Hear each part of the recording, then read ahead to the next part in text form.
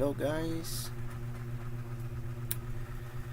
I hope the audio now it work good. Thank you. If you like these comments, subscribe to our channel, because it's sometimes I have new ideas for become a better YouTuber. So if you have something to say, just say to me. Comments.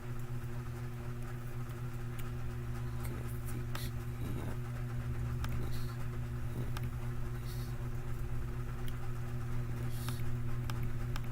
Okay. So it starts now.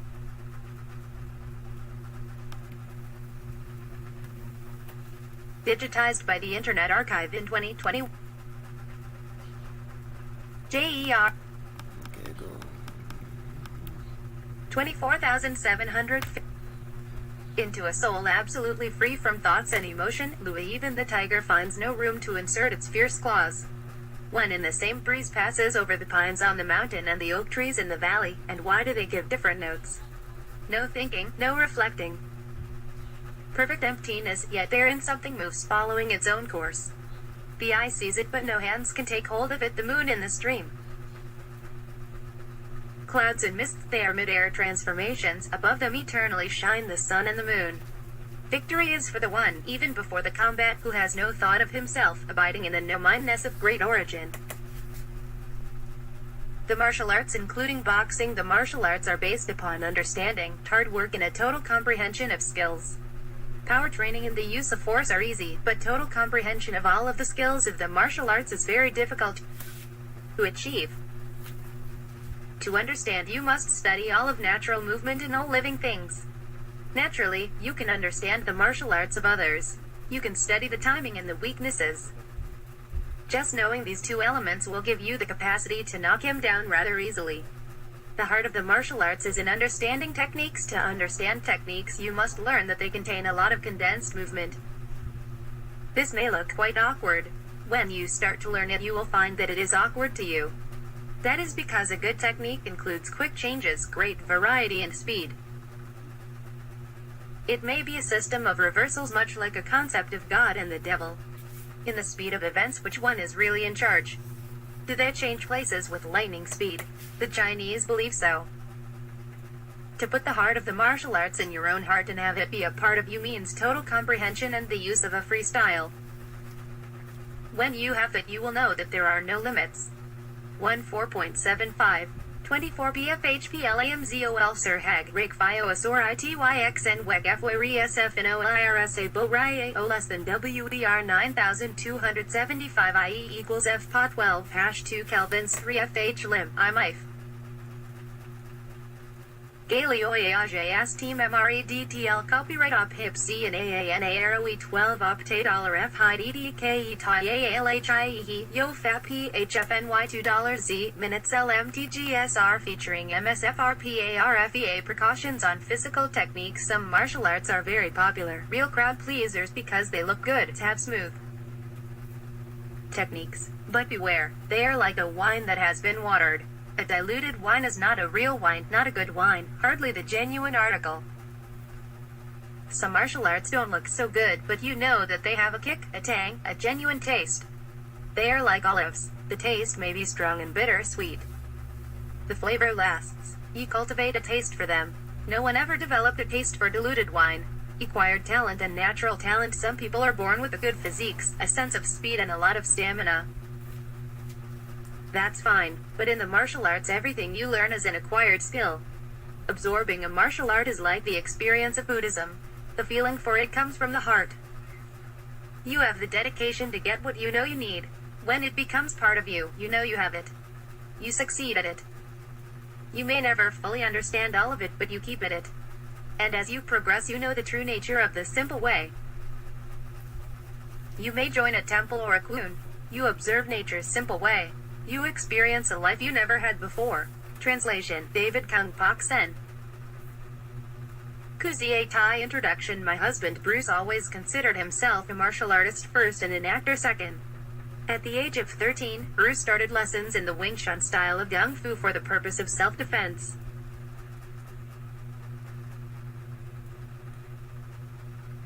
Over the next 19 years, he transformed his knowledge into a science, an art, a philosophy, and a way of life.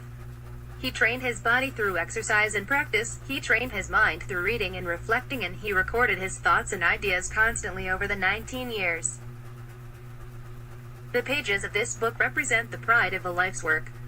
In his lifelong quest for self-knowledge and personal expression, Bruce was constantly studying, analyzing, and modifying all available relative information. His principal source was his personal library, which consisted of over 2,000 books dealing with all forms of physical conditioning, martial arts, fighting techniques, defenses, and related subjects. In 1970, Bruce sustained a rather severe injury to his back. His doctors ordered him to discontinue the practice of martial arts and to remain in bed to allow his back to heal. This was probably the most trying and dispiriting time in Bruce's life. He stayed in bed, virtually flat on his back, for 6 months, but couldn't keep his mind from working, the result of which is this book. The bulk of these writings was done at that time, but many scattered notes were recorded at earlier and later times. Bruce's personal study notes reveal that he was particularly impressed by the writings of Edwin L. Hazlitt, Julio Martinez Costello, Hugo and James Costello, and Roger Krosnier. Many of Bruce's own theories are directly related to those expressed by these writers. Bruce had decided to finish the book in 1971, but his film work kept him from completing it. He also vacillated about the advisability of publishing his work because he felt it might be used for wrong purposes. He did not intend it to be a how-to book or a learn kung fu in 10 easy lessons book. He intended it as a record of one man's way of thinking and as a guide, not a set of instructions. If you can read it in this light, there is much to be aware of on these pages. And you probably will have many questions, the answers to which you must seek within yourself. When you have finished this book, you will know Bruce Lee better, but hopefully you will also know yourself better. Now, open your mind and read, understand, and experience, and when you've reached that point, discard this book. The pages are the best used for cleaning up mess, as you will see. Linda Lee in the hands of a singular man, simple things carefully placed ring with an undeniable harmony. Bruce's orchestration of martial arts had that quality, most apparent in his combat motion. Immobilized for several months with an injured back, he picked up a pen. There, too, he wrote as he spoke, as he moved, with directness and with honesty. Like listening to a musical composition, understanding the elements within it adds a specialness to the sound. For this reason, Linda Lee and I are liberalizing the introduction of Bruce's book to explain how it came about. The Tao of Jeet Kune actually began before Bruce was born. The classical Wing Chun style that started him on his way was developed 400 years before his time. The 2,000 or so books he owned and the countless books he read described the individual discoveries of thousands of men before him. There's nothing new within this book, there are no secrets. It's nothing special, Bruce used to say. And so it wasn't. Bruce's special key was knowing himself and his own capabilities to correctly choose things that worked for him and to convey those things in movement and in language. He found in the philosophies of Confucius, Spinoza, Krishnamurti and others an organization for his concepts, and with that organization he began the book of his Tao. The book when he died was only partially completed. Though it spanned 7 volumes, it filled only one. Between major blocks of copy were unnumbered pages of unused paper, each headed by simple titles. Sometimes he wrote introspectively, asking questions of himself. More often he wrote to his invisible student, the reader. When he wrote quickly, he sacrificed his practiced grammar, and when he took his time, he was eloquent. Some of the material within the volumes was written in a single sitting and had the natural progression of a well-outlined conversation. Other areas were sudden inspirations and incomplete ideas that were quickly scribbled as they entered Bruce's head. These were scattered throughout the work. In addition to the 7 hardbound volumes, Bruce wrote notes throughout the development of his Jeet Kune and left them in stacks and drawers among his belongings. Some were outdated and others were more recent and still valuable to his book. With the help of his wife, Linda, I collected and scanned and thoroughly indexed all the material. Then, I tried to draw the scattered ideas together into cohesive blocks. Most of the copy was left unchanged and the drawings and sketches are his own. The book's organization, however, could not have been justly done were it not for the patient attention of Danny Ino Santos, his assistant instructors and class of senior students. It was they who took my 8 years of martial arts training, threw it out on the floor and turned the theories into action with their knowledge. They have my gratitude both as the editor of this book and, separately, as a martial artist. It should be mentioned that the Tao of Jeet Kune is not complete. Bruce's art was changing every day. Within the 5 ways of attack, for instance, he originally began with a category called hand immobilization. Later, he found that 2 limiting since immobilizations could be applied to the legs and arms and head as well. It was a simple observation that showed the limits of attaching labels to any concept. The Tao of Jeet Kune has no real ending. It serves, instead, as a beginning. It has no style, it has no level, though it's most easily read by those who understand their weapons. To probably every statement within the book there is an exception. No book could give a total picture of the combat arts. This is simply a work that describes the direction of Bruce's studies. The investigations are left undone, the questions, some elementary and some complex, are left unanswered to make the student question for himself. Likewise, the drawings are often unexplained and may offer only vague impressions. But if they spark a question, if they raise an idea, they serve a purpose. Hopefully, this book will be used as a source of ideas for all martial artists, ideas that should then develop further. Inevitably and regrettably, the book may also cause a rash of Jeet Kune schools, headed by people who know the reputation of the name and very little about the movement. Beware of such schools. If their instructors missed the last most important line, chances are they failed to understand the book at all. Even the organization of the book means nothing. There are no real lines between speed and power, or between precision and kicking, or hand strikes and range. Each element of combat movement affects those around it. The divisions of made are only for convenient reading, don't take them too seriously. Use a pencil as you read, cross-reference the related areas you find. Jeet Kune, you see, has no definite lines or boundaries, only those you make yourself. Gilbert L. Johnson. Contents Laud IE Tanays BS Sabo Yazi Allen 4s. EERA, OE4, EEEOONEE7 Art with Asul, CE. SSISCSR. Og O'Hara Teres Cheered TGCEDAEE 9 Jeet Kune SSSNEN Cox Os GW DECDCE Piami EEE Ildar Lieutenant Organized Despair Sasikuz Vecino WAENT Sent QE Men and 14 The Facts of Jeet Kune 0 at Toasts. Amaya Weed Ages Tape A23 The Formalis Formuk. Achigamaitu A Salisha Vel PEE Mira Hiaskir 23 Preliminaries less than any TX Oida Sol Sisto Tobo ACL 8 WGIC no BERAES 26 Tremaine GST Suk HK SOEITTE Sur IEDO AGA BEE 21 Warming Up OEConic is Say cause I am 18 pause ABKS must IATCCEKOCY 28 on guardy position 2.4. NSEOCIS Dales ALDEEEEEE 29 Progressive Weapons Charts IEs ECAT Wubak IEA SHAE 35 Height Basic Defense Positions tilde LCGs Sclerost Meals CZEEE 37 Some target areas C South Reish Tenants OEAD Fuin Say 40 Qualities YOK as OC Riser CDTA as 2B SNAE 42 Gujina Lion Mid Sair ACT Dusat Ape SSRRS Bod the Babtilio and T Area Yeni 43 PY at Cision 0 CNSS WHUO Uedi Sofol Celi Orum NAE 45 Pausi PILS Focuses Sorry Hek Von Saziers Burst About Geste EEEC Team is Act AE 45 PMOULANC equals PO2 45 CCAAWN Carsatis Yerine Saintier at Teens LA 6 EEEE 46 Li IAEMEYT Telephone EEEA 47 Buvak OUAS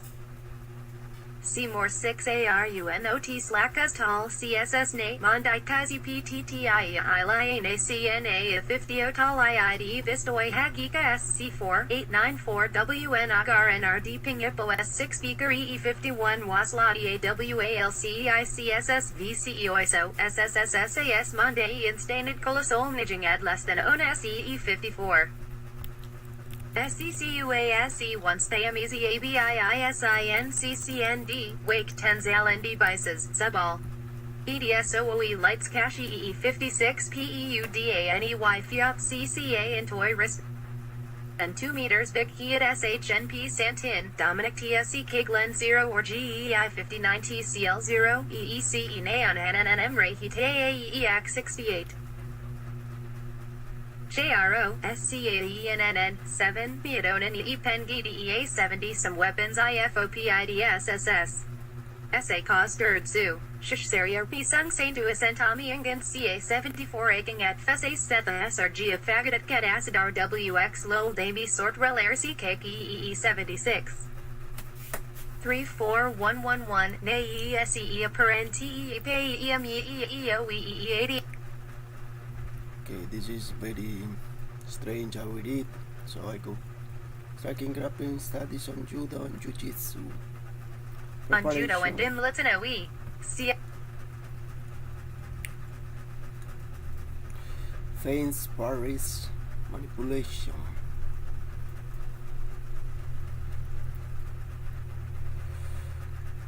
Mobility, distance, footwork, evasiveness, attack, preparation of attack, simple attack, compound attack, counter attack, repose, renew attack, tactics, 5-way of attack, circle with no circumference. To obtain enlightenment in martial art means the extinction of everything which obscures the true knowledge, the real life. At the same time, it implies boundless expansion and, indeed, emphasis should fall not on the cultivation of the particular department which merges into the totality, but rather on the totality that enters in. Unites that particular department. The way to transcend karma lies in the proper use of the mind and the will. The oneness of all life is a truth that can be fully realized only when false notions of a separate self, whose destiny can be considered apart from the whole, are forever annihilated. Voidness is that which stands right in the middle between this and that.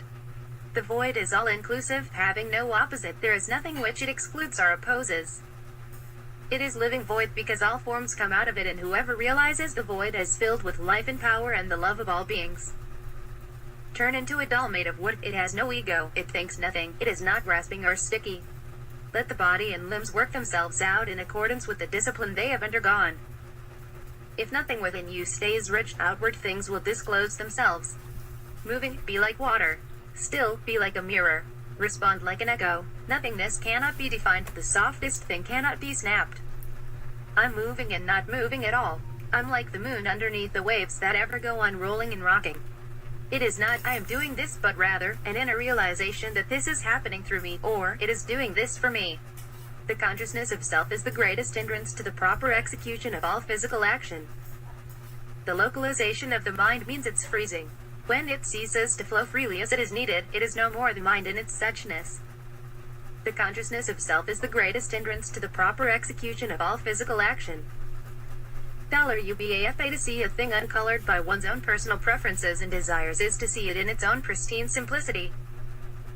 The immovable is the concentration of energy at a given focus, as at the axis of a wheel, instead of dispersal in scattered activities. The point is the doing of them rather than the accomplishments. There is no actor but the action, there is no experiencer but the experience. To see a thing uncolored by one's own personal preferences and desires is to see it in its own pristine simplicity. Art reaches its greatest peak when devoid of self-consciousness. Freedom discovers man the moment he loses concern over what impression he is making or about to make. The perfect way is only difficult for those who pick and choose. Do not like, do not dislike, all will then be clear. Make a hairbreadth difference in heaven and earth are set apart. If you want the truth to stand clear before you, never be for or against. The struggle between for and against is the mind's worst disease. Wisdom does not consist of trying to wrest the good from the evil, but in learning to ride them as a cork adapts itself to the crests and troughs of the waves. Let yourself go with the disease, be with it, keep company with it. This is a way to be rid of it. An assertion is Zen only when it is itself an act and does not refer to anything that is asserted in it. In Buddhism, there is no place for using effort. Just be ordinary and nothing special. Eat your food, move your bowels, pass water, and when you're tired go and lie down. The ignorant will laugh at me, but the wise will understand. Establish nothing in regard to oneself.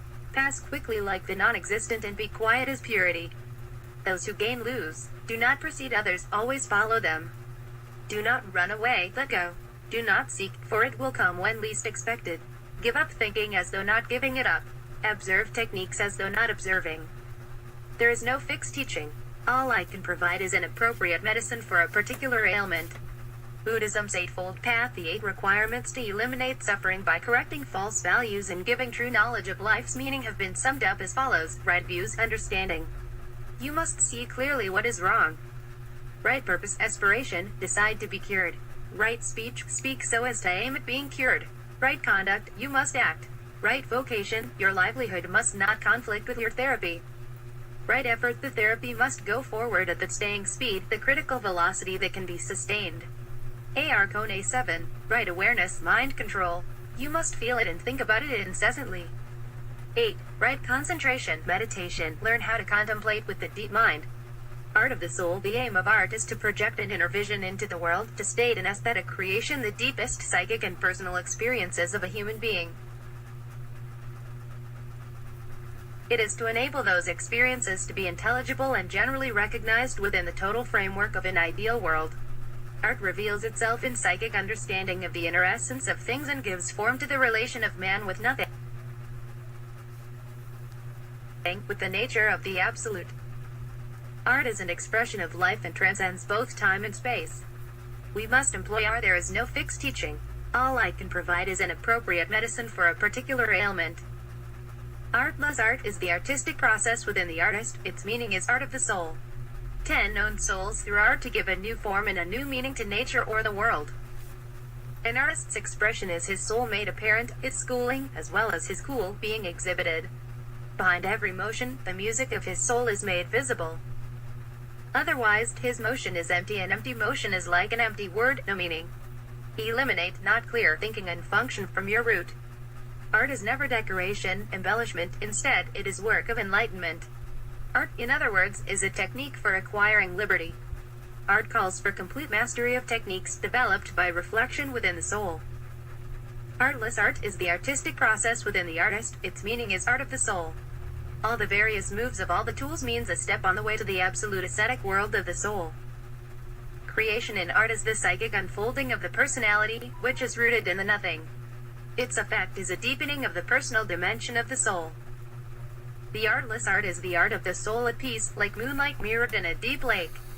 The ultimate aim of the artist is to use his daily activity to become a past master of life, and so lay hold of the art of living. Masters in all branches of art must first be masters of living, for the soul creates everything. All vague notions must fall before a pupil can call himself a master.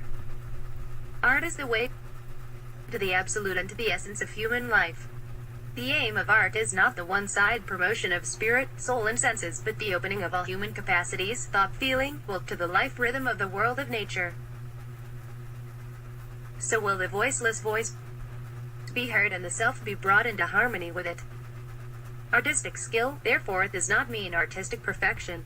It remains rather a continuing medium or reflection of some step in psychic development, the perfection of which is not to be found in shape and form, but must radiate from the human soul. NNSSSSE. The artistic activity does not lie in art itself as such. It penetrates into a deeper world in which all art forms of things inwardly experienced flow together, and in which the harmony of soul and cosmos in the nothing has its outcome in reality. It is the artistic process, therefore, that is reality, and reality is truth. The path to truth 1. Seeking after truth 2. Awareness of truth and its existence 3.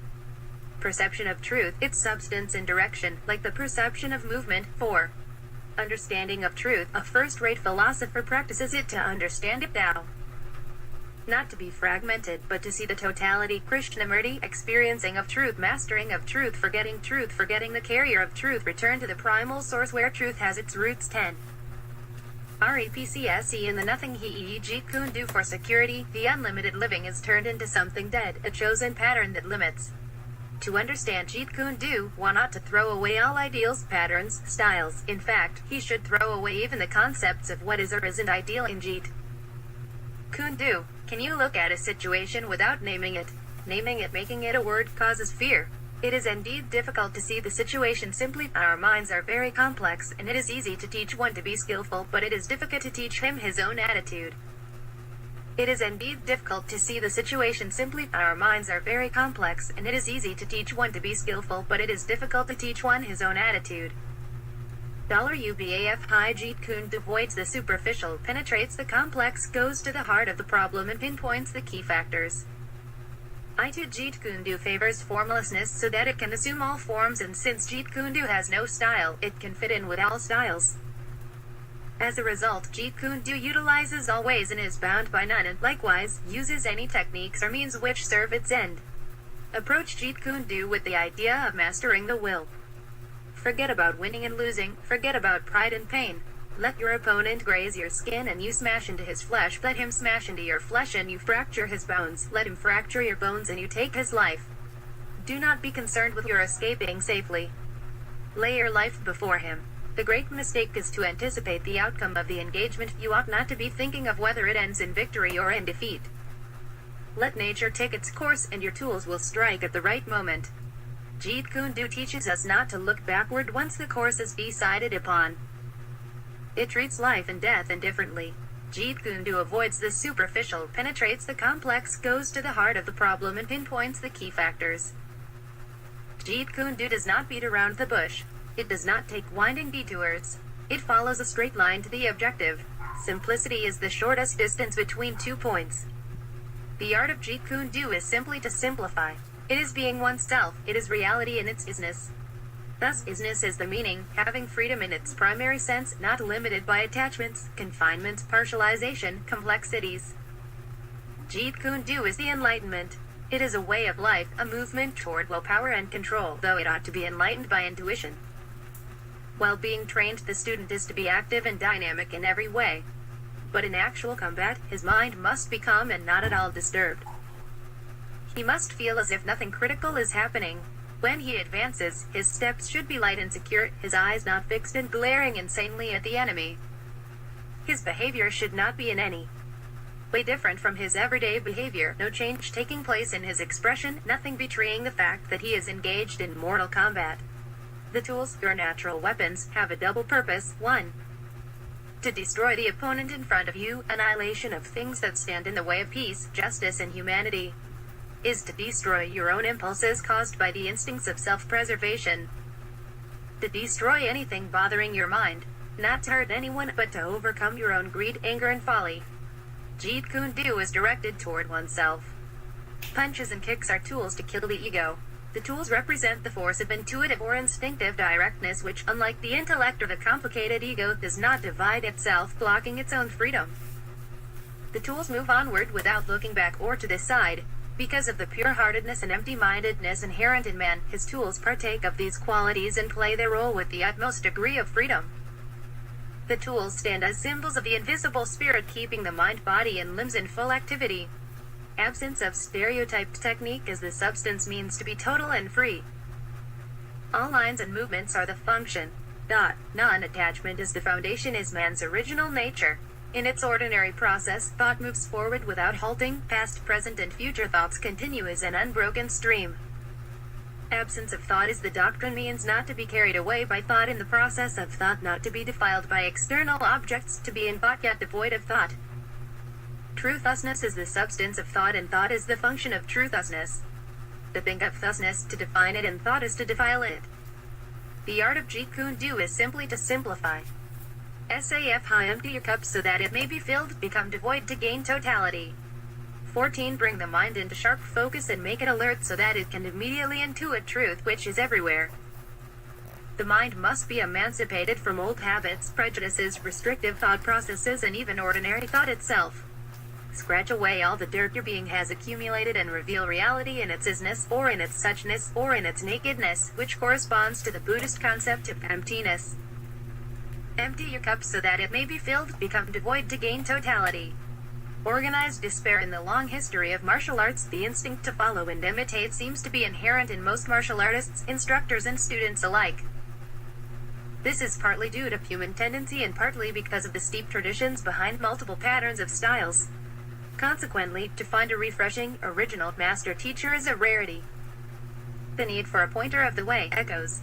Each man belongs to a style which claims to possess truth to the exclusion of all other styles. These styles become institutes with their explanations of the way, dissecting and isolating the harmony of firmness and gentleness, establishing rhythmic forms as the particular state of their techniques. Instead of facing combat in its suchness, then, most systems of martial art accumulated fancy mess that distorts and cramps their practitioners and distracts them from the actual reality of combat, which is simple and direct. Instead of going immediately to the heart of things, flowery forms, organized despair, and artificial techniques are ritualistically practiced to simulate actual combat. Thus, instead of being in combat, these practitioners are doing something about combat. Worse still, supermental power and spiritual this and spiritual that are desperately incorporated until these practitioners drift further and further into mystery and abstraction. All such things are futile attempts to rest and fix the ever-changing movements in combat and to dissect and analyze them like a corpse. When you get down to it, real combat is not fixed and is very much alive. The fancy mess, a form of paralysis, solidifies and conditions what was once fluid, and when you look at it realistically, it is nothing but a blind devotion to the systematic uselessness of practicing routines or stunts that lead nowhere. When real feeling occurs, such as anger or fear, can the stylist express himself with the classical method, or is he merely listening to his own screams and yells? Is he a living, expressive human being or merely a patternized mechanical robot? Is he an entity capable of flowing with external circumstances, or is he resisting with his set of chosen patterns? Is his chosen pattern forming a screen between him and the opponent and preventing a total and fresh relationship? Stylists, instead of looking directly into the fact, cling to forms, theories, and go on entangling themselves further and further, finally putting themselves into an inextricable snare. They do not see it in its suchness because their indoctrination is crooked and twisted. Discipline must conform to the nature of things in their suchness. Maturity does not mean to become a captive of conceptualization. It is the realization of what lies in our innermost selves. When there is freedom from mechanical conditioning, there is simplicity. Life is a relationship to the whole. The man who is clear and simple does not choose. What is action based on an idea is obviously the action of choice, and such action is not liberating. On the contrary, it creates further resistance, further conflict. Assume pliable awareness. Relationship is understanding. It is a process of self-revelation. Relationship is the mirror in which you discover yourself to be as to be related. Set patterns, incapable of adaptability, of pliability, only offer a better cage. Truth is outside of all patterns. When there is freedom from mechanical conditioning, there is simplicity. The classical man is just a bundle of routine, ideas and tradition. 16 forms are vain repetitions which offer an orderly and beautiful escape from self-knowledge with an alive opponent. Accumulation is self-enclosing resistance, and flowery techniques strengthen the resistance. The classical man is just a bundle of routine, ideas and tradition. When he acts, he is translating every living moment in terms of the old. Knowledge is fixed in time, whereas knowing is continual. Knowledge comes from a source, from an accumulation, from a conclusion, while knowing is a movement. The additive process is merely a cultivation of memory which becomes mechanical. Learning is never cumulative, it is a movement of knowing which has no beginning and no end. In martial arts cultivation, there must be a sense of freedom. A conditioned mind is never a free mind. Conditioning limits a person within the framework of a particular system. To express yourself in freedom, you must die to everything of yesterday. From the old, you derive security, from the new, you gain the flow. To realize freedom, the mind has to learn to look at life, which is a vast movement without the bondage of time, for freedom lies beyond the field of consciousness. Watch but don't stop and interpret I am free, then you're living in a memory of something that has gone. To understand in life now, everything of yesterday must die. Freedom from knowing is death, then, you are living. Die inwardly of pro, and 66 con. There is no such thing as doing right or wrong when there is freedom. When one is not expressing himself, he is not free. Thus, he begins to struggle in the struggle breeds methodical routine. Soon, he is doing his methodical routine as response rather than responding to what is. The fighter is to always be single-minded with one object in view, to fight, looking neither backward nor sideways. He must get rid of obstructions to his forward movement, emotionally, physically or intellectually.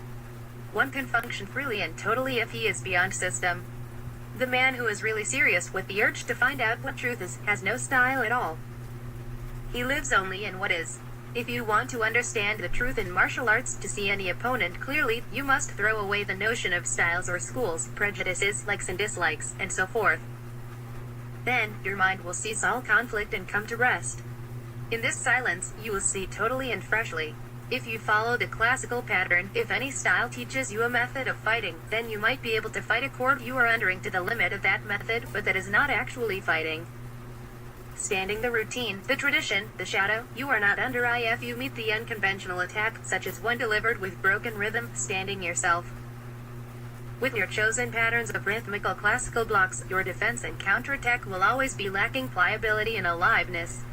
If you follow the classical pattern, you are understanding the routine, the tradition, the shadow, you are not understanding yourself. How can one respond to the totality with partial fragmentary pattern? Mere repetition of rhythmic calculated movements robs combat movement of its aliveness and isness, its reality.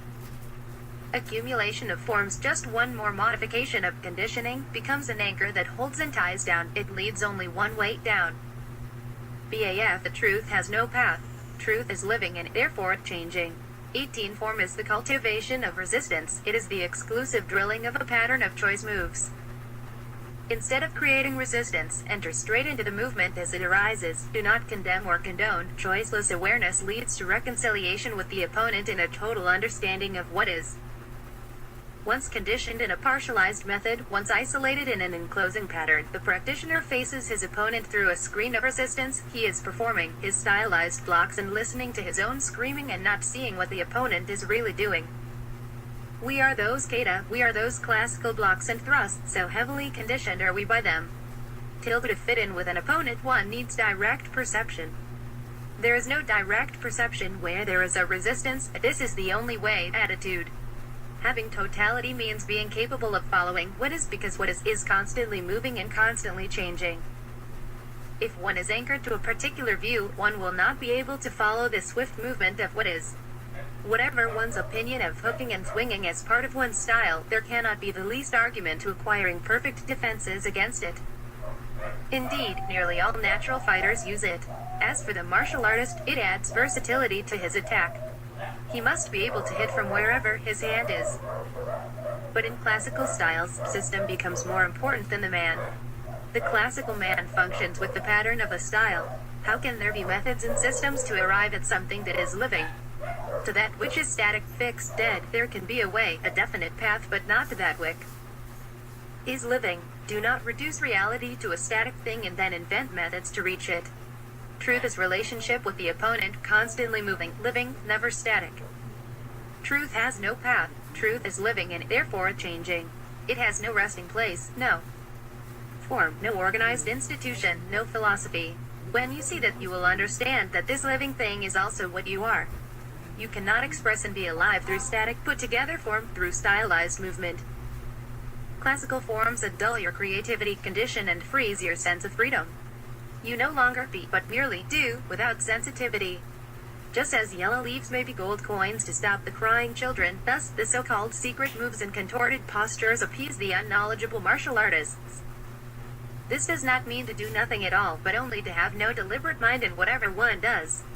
Do not have a mind that selects or rejects. To be without deliberate mind is to hang no thoughts. Acceptance, denial, and conviction prevent understanding. Let your mind move to I.O. per awareness I gather with another's and understanding with sensitivity. Then, there is a possibility of Reno without choice, real communication. To understand one another, there must be a state of choiceless without demand, awareness where there is no sense of comparison or condemnation, no waiting for a without anxiety, further development of discussion in order to agree or disagree. Above all, don't start in that state of mind there is from a conclusion. Perception. Understand the freedom from the conformity of styles. Free yourself by observing closely what you normally practice. Do not condemn or approve, merely observe. When you are uninfluenced, when you die to the conditioning of classical responses, then you will know awareness and see things totally fresh, totally new. Awareness is without choice, without demand, without anxiety. In that state of mind, there is perception. Perception alone will resolve all our problems. Understanding requires not just a moment of perception, but a continuous awareness, a continuous state of inquiry without conclusion. To understand combat, one must approach it in a very simple and direct manner. AFI to know oneself is to study oneself in action with another person. 20 Understanding comes about through feeling, from moment to moment in the mirror of relationship. Understanding oneself happens through a process of relationships and not through isolation. To know oneself is to study oneself in action with another person. To understand the actual requires awareness, an alert and totally free mind. 8 Effort within the mind further limits the mind because effort implies struggle towards a goal, and when you have a goal, a purpose, an end in view, you have placed a limit on the mind. This evening I see something totally new, and that newness is experienced by the mind, but tomorrow that experience becomes mechanical if I try to repeat the sensation, the pleasure of it.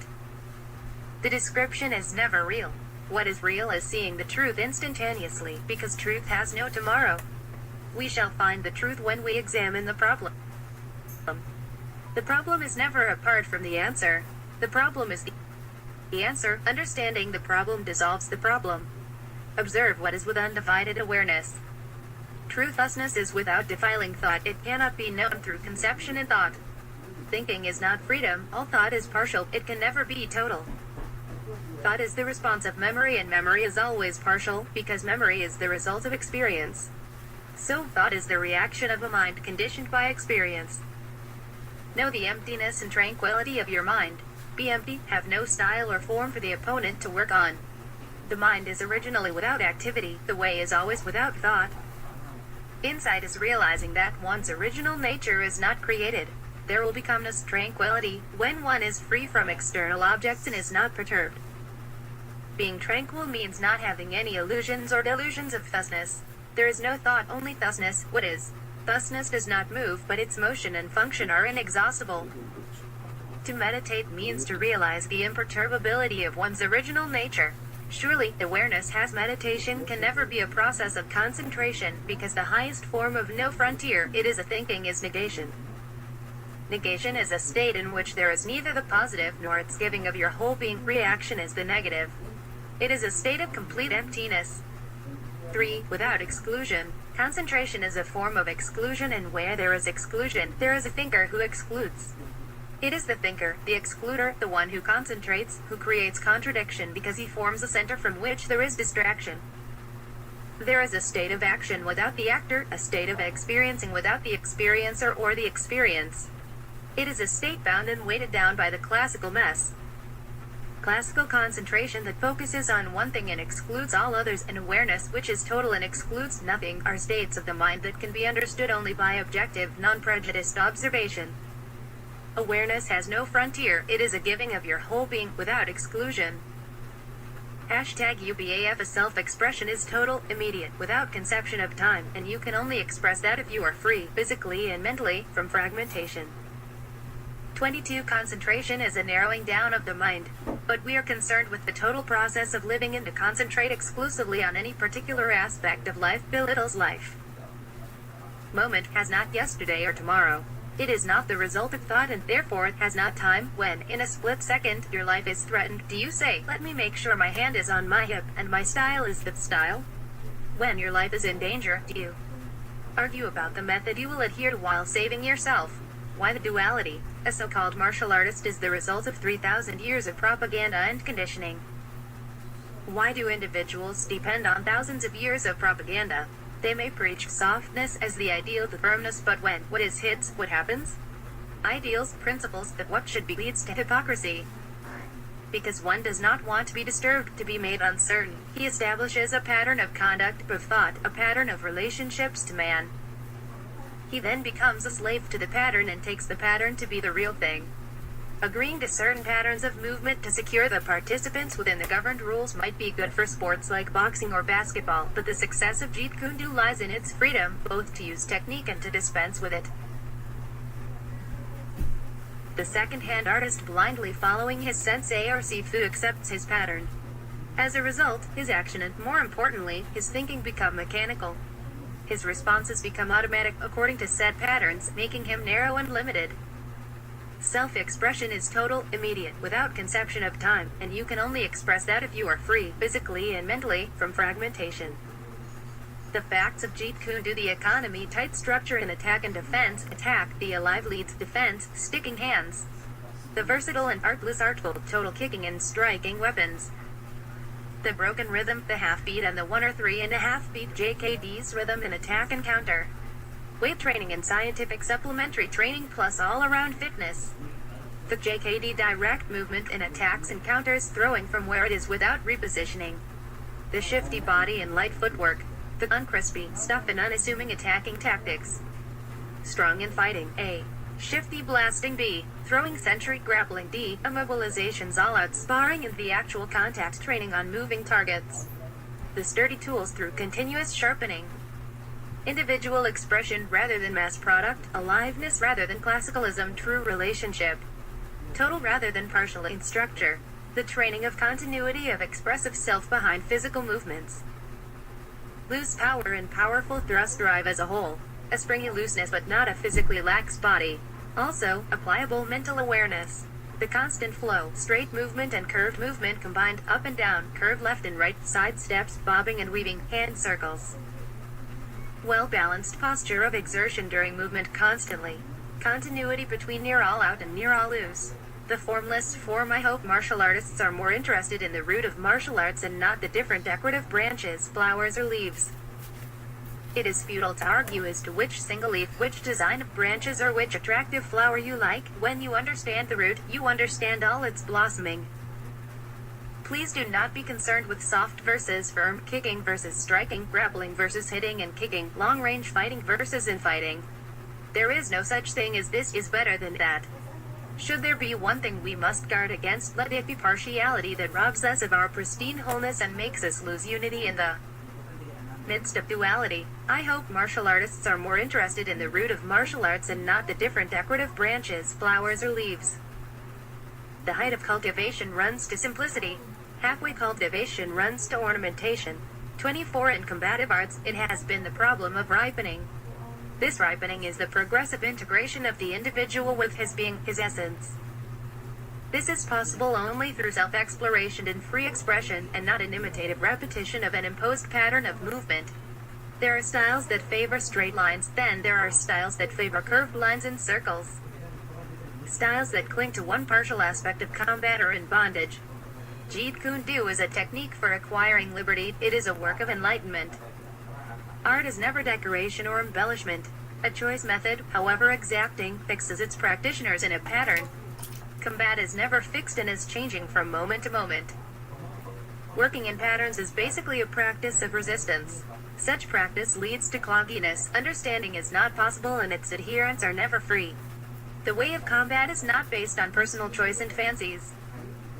Truth in the way of combat is perceived from moment to moment and only when there is awareness without condemnation, justification or any form of identification.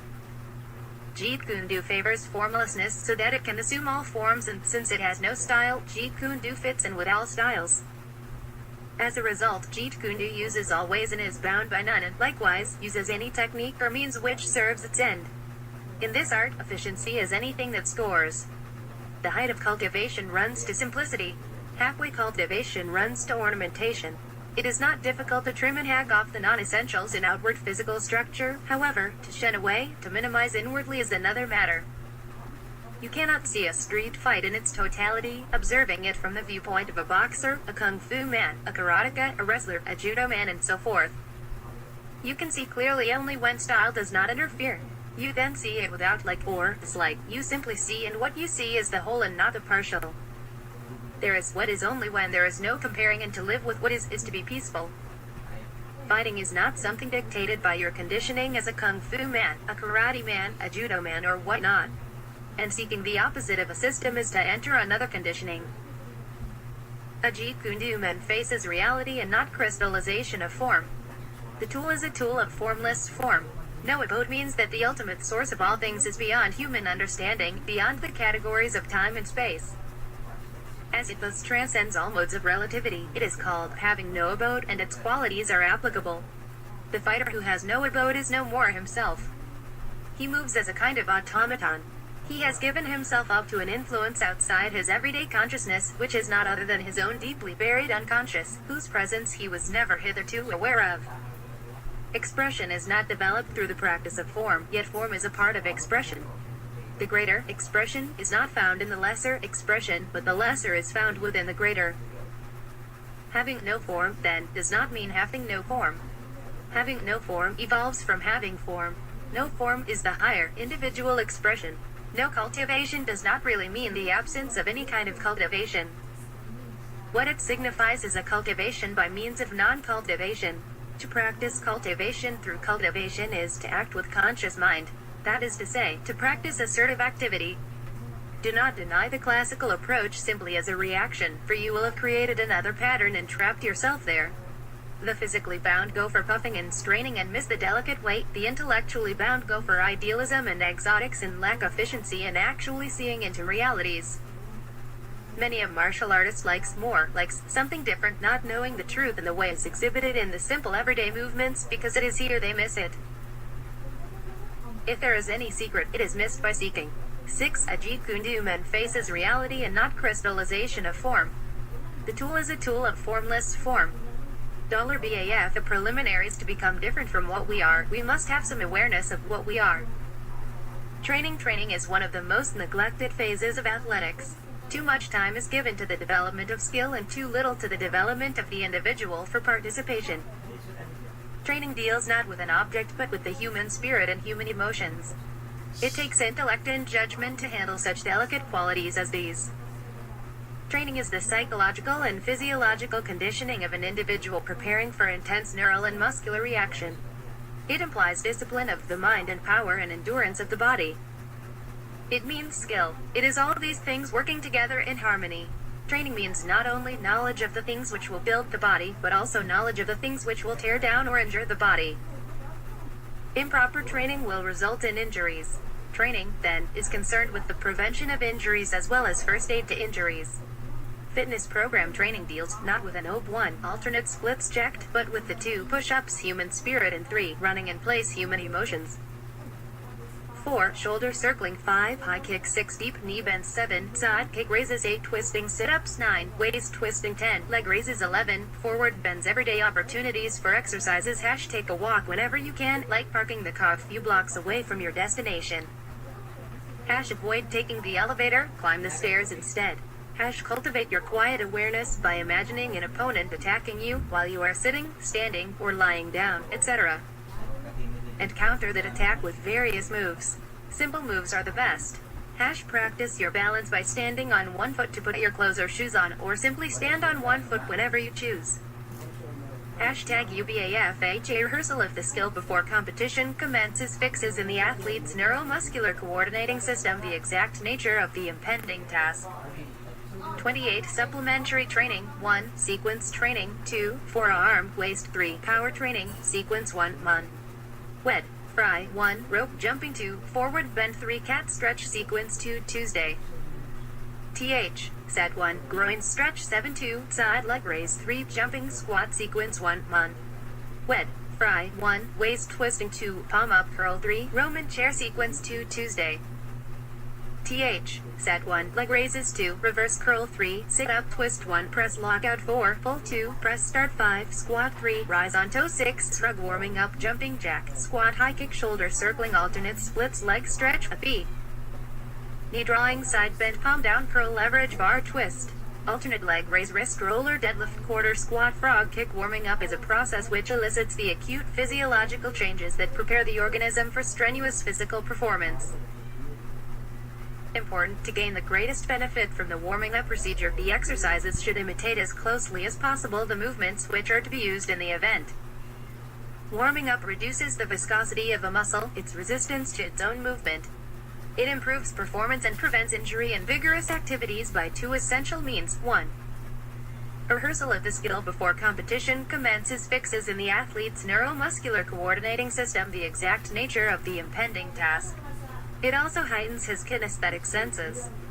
2. The rise in body temperature facilitates the biochemical reaction supplying energy for muscular contractions. Elevated body temperature also shortens the periods of muscular relaxation and aids in reducing stiffness. As a result of these 2 processes, there is an improvement in accuracy, strength and speed of movement, and an increase in tissue elasticity which lessens the liability to injury. No fighter uses his leg violently until he warms it up carefully. The same principle is equally applicable to any muscles that are to be used so vigorously. The duration of the warm-up period varies with the event. In ballet, the dancers spend 2 hours before the performance, commencing with very light movements and gradually increasing the intensity and range of motions until the moment before their appearance. This, they feel, reduces the risk of a pulled muscle which would destroy the perfection of their movements.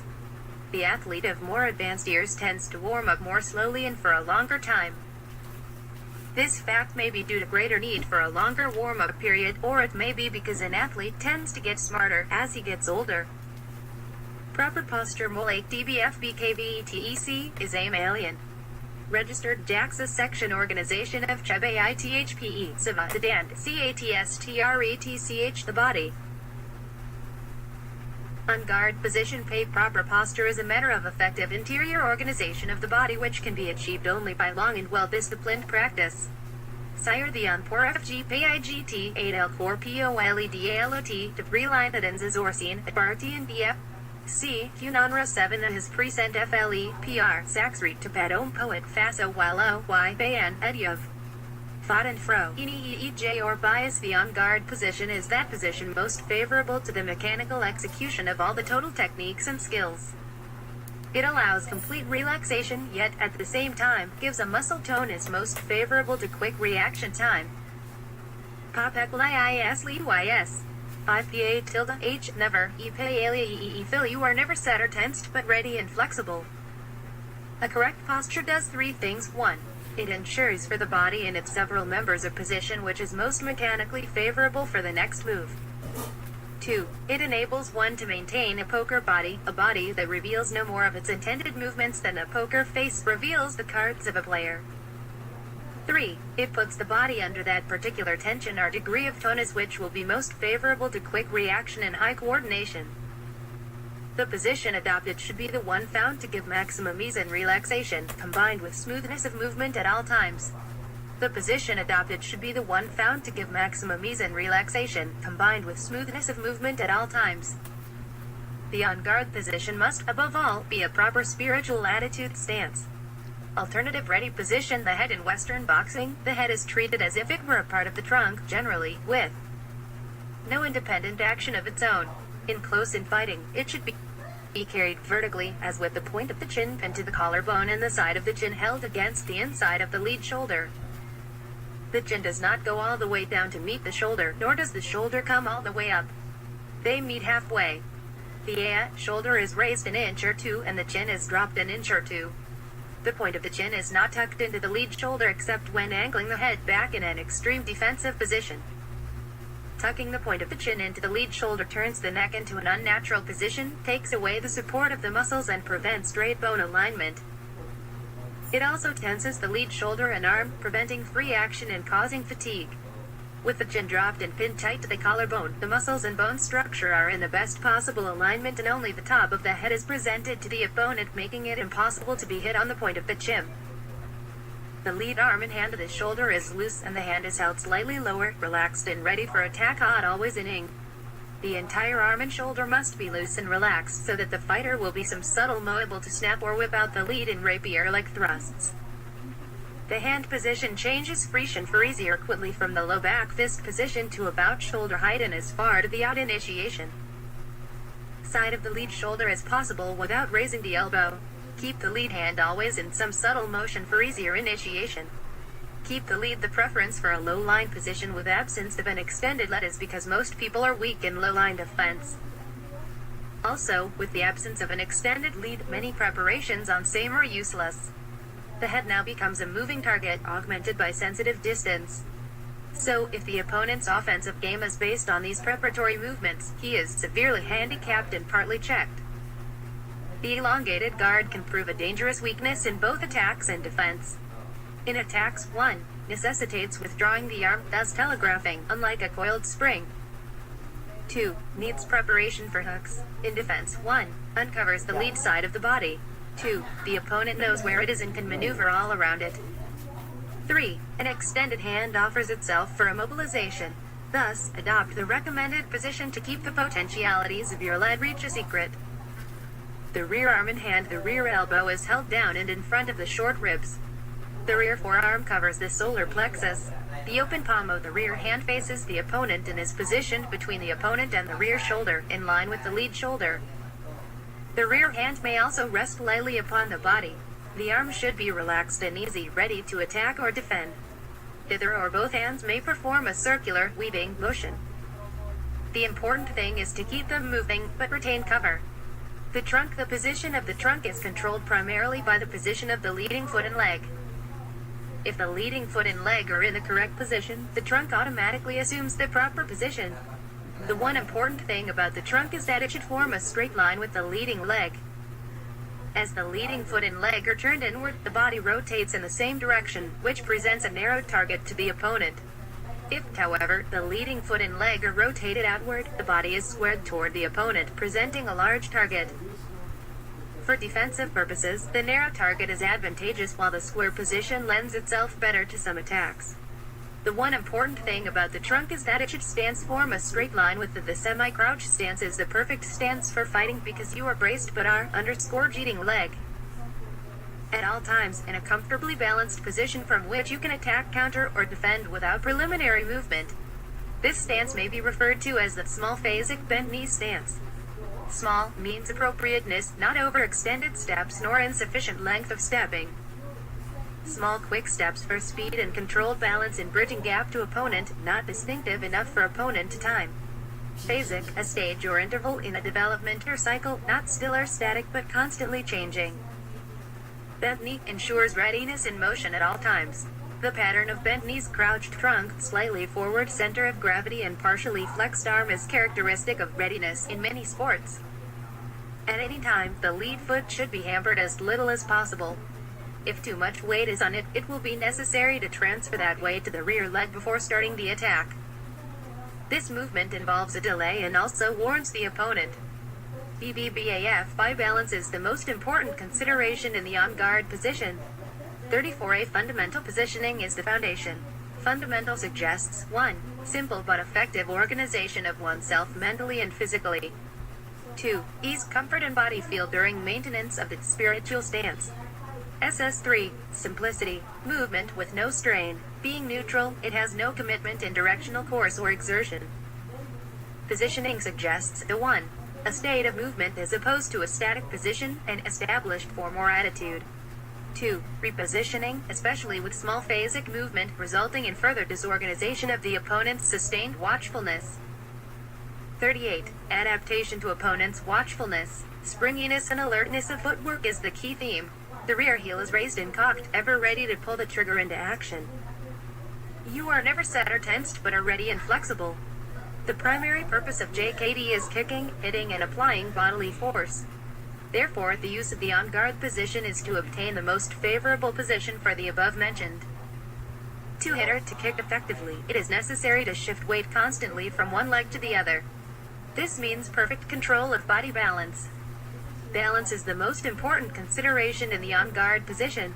Naturalness means easily and comfortably, so all muscles can act with the greatest speed and ease. Stand loosely and lightly, avoid tension and muscular contraction. Distinguish between drilling comfort and personal comfort. Thus, you'll both guard and hit with more speed, precision, and power. You are all back, elbows, forearms, fist, and forehead. You look more on the order of a cat with its back hunched up and ready to spring, except that you are relaxed. Your opponent hasn't much to shoot at. Your chin is tucked between your shoulders. Your elbows protect your sides. You are partially contracted in the middle. The on-guard position is the safest position. Thus, 1. Use tools that will least deviate from the on-guard position. 2. Practice instantaneous explosion from neutrality and retain neutrality and commitment all into one constant smooth flow. 3. Practice constantly to apply all tools from the on-guard position and return to the on-guard position without possible rapidity. Shorten the gap time between position and execution more and more. Ease speed relay. Above all, do not lay down restricting rules. Progressive weapons charts because of their advanced position, your leading foot and hand constitute at least 80% of all kicking and striking. They are halfway to the target before starting. It above all, do not lay down restricting rules. It is important that they can strike with speed and power singly or in combinations. Also, they must be reinforced by equal precision of the rear foot and hand. Right lead stance, right leading weapons, left lead stance, left letting weapons.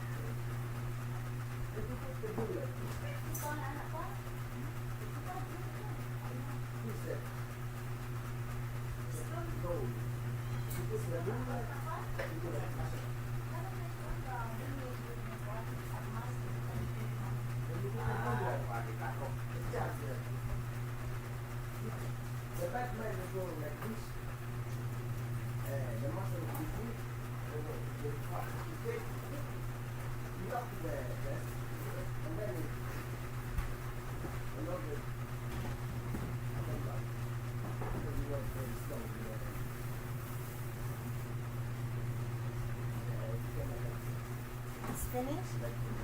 No.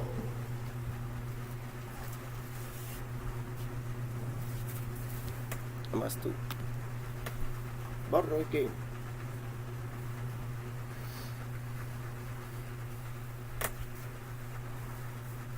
So it's a library online that permit to read books.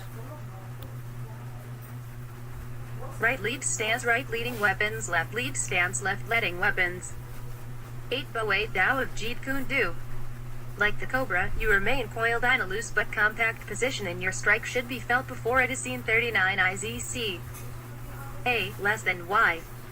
The striking of the head, some target areas ARR 14 PVP Bow FRG Elms off TET featuring MRA ABLH LTG ZAYPH 44 4 FOH KAM GEAUC FED ILI EAM YBKALEOHF EMALRARFERARELE TAGI LEF IRORSARILKAPY cream less.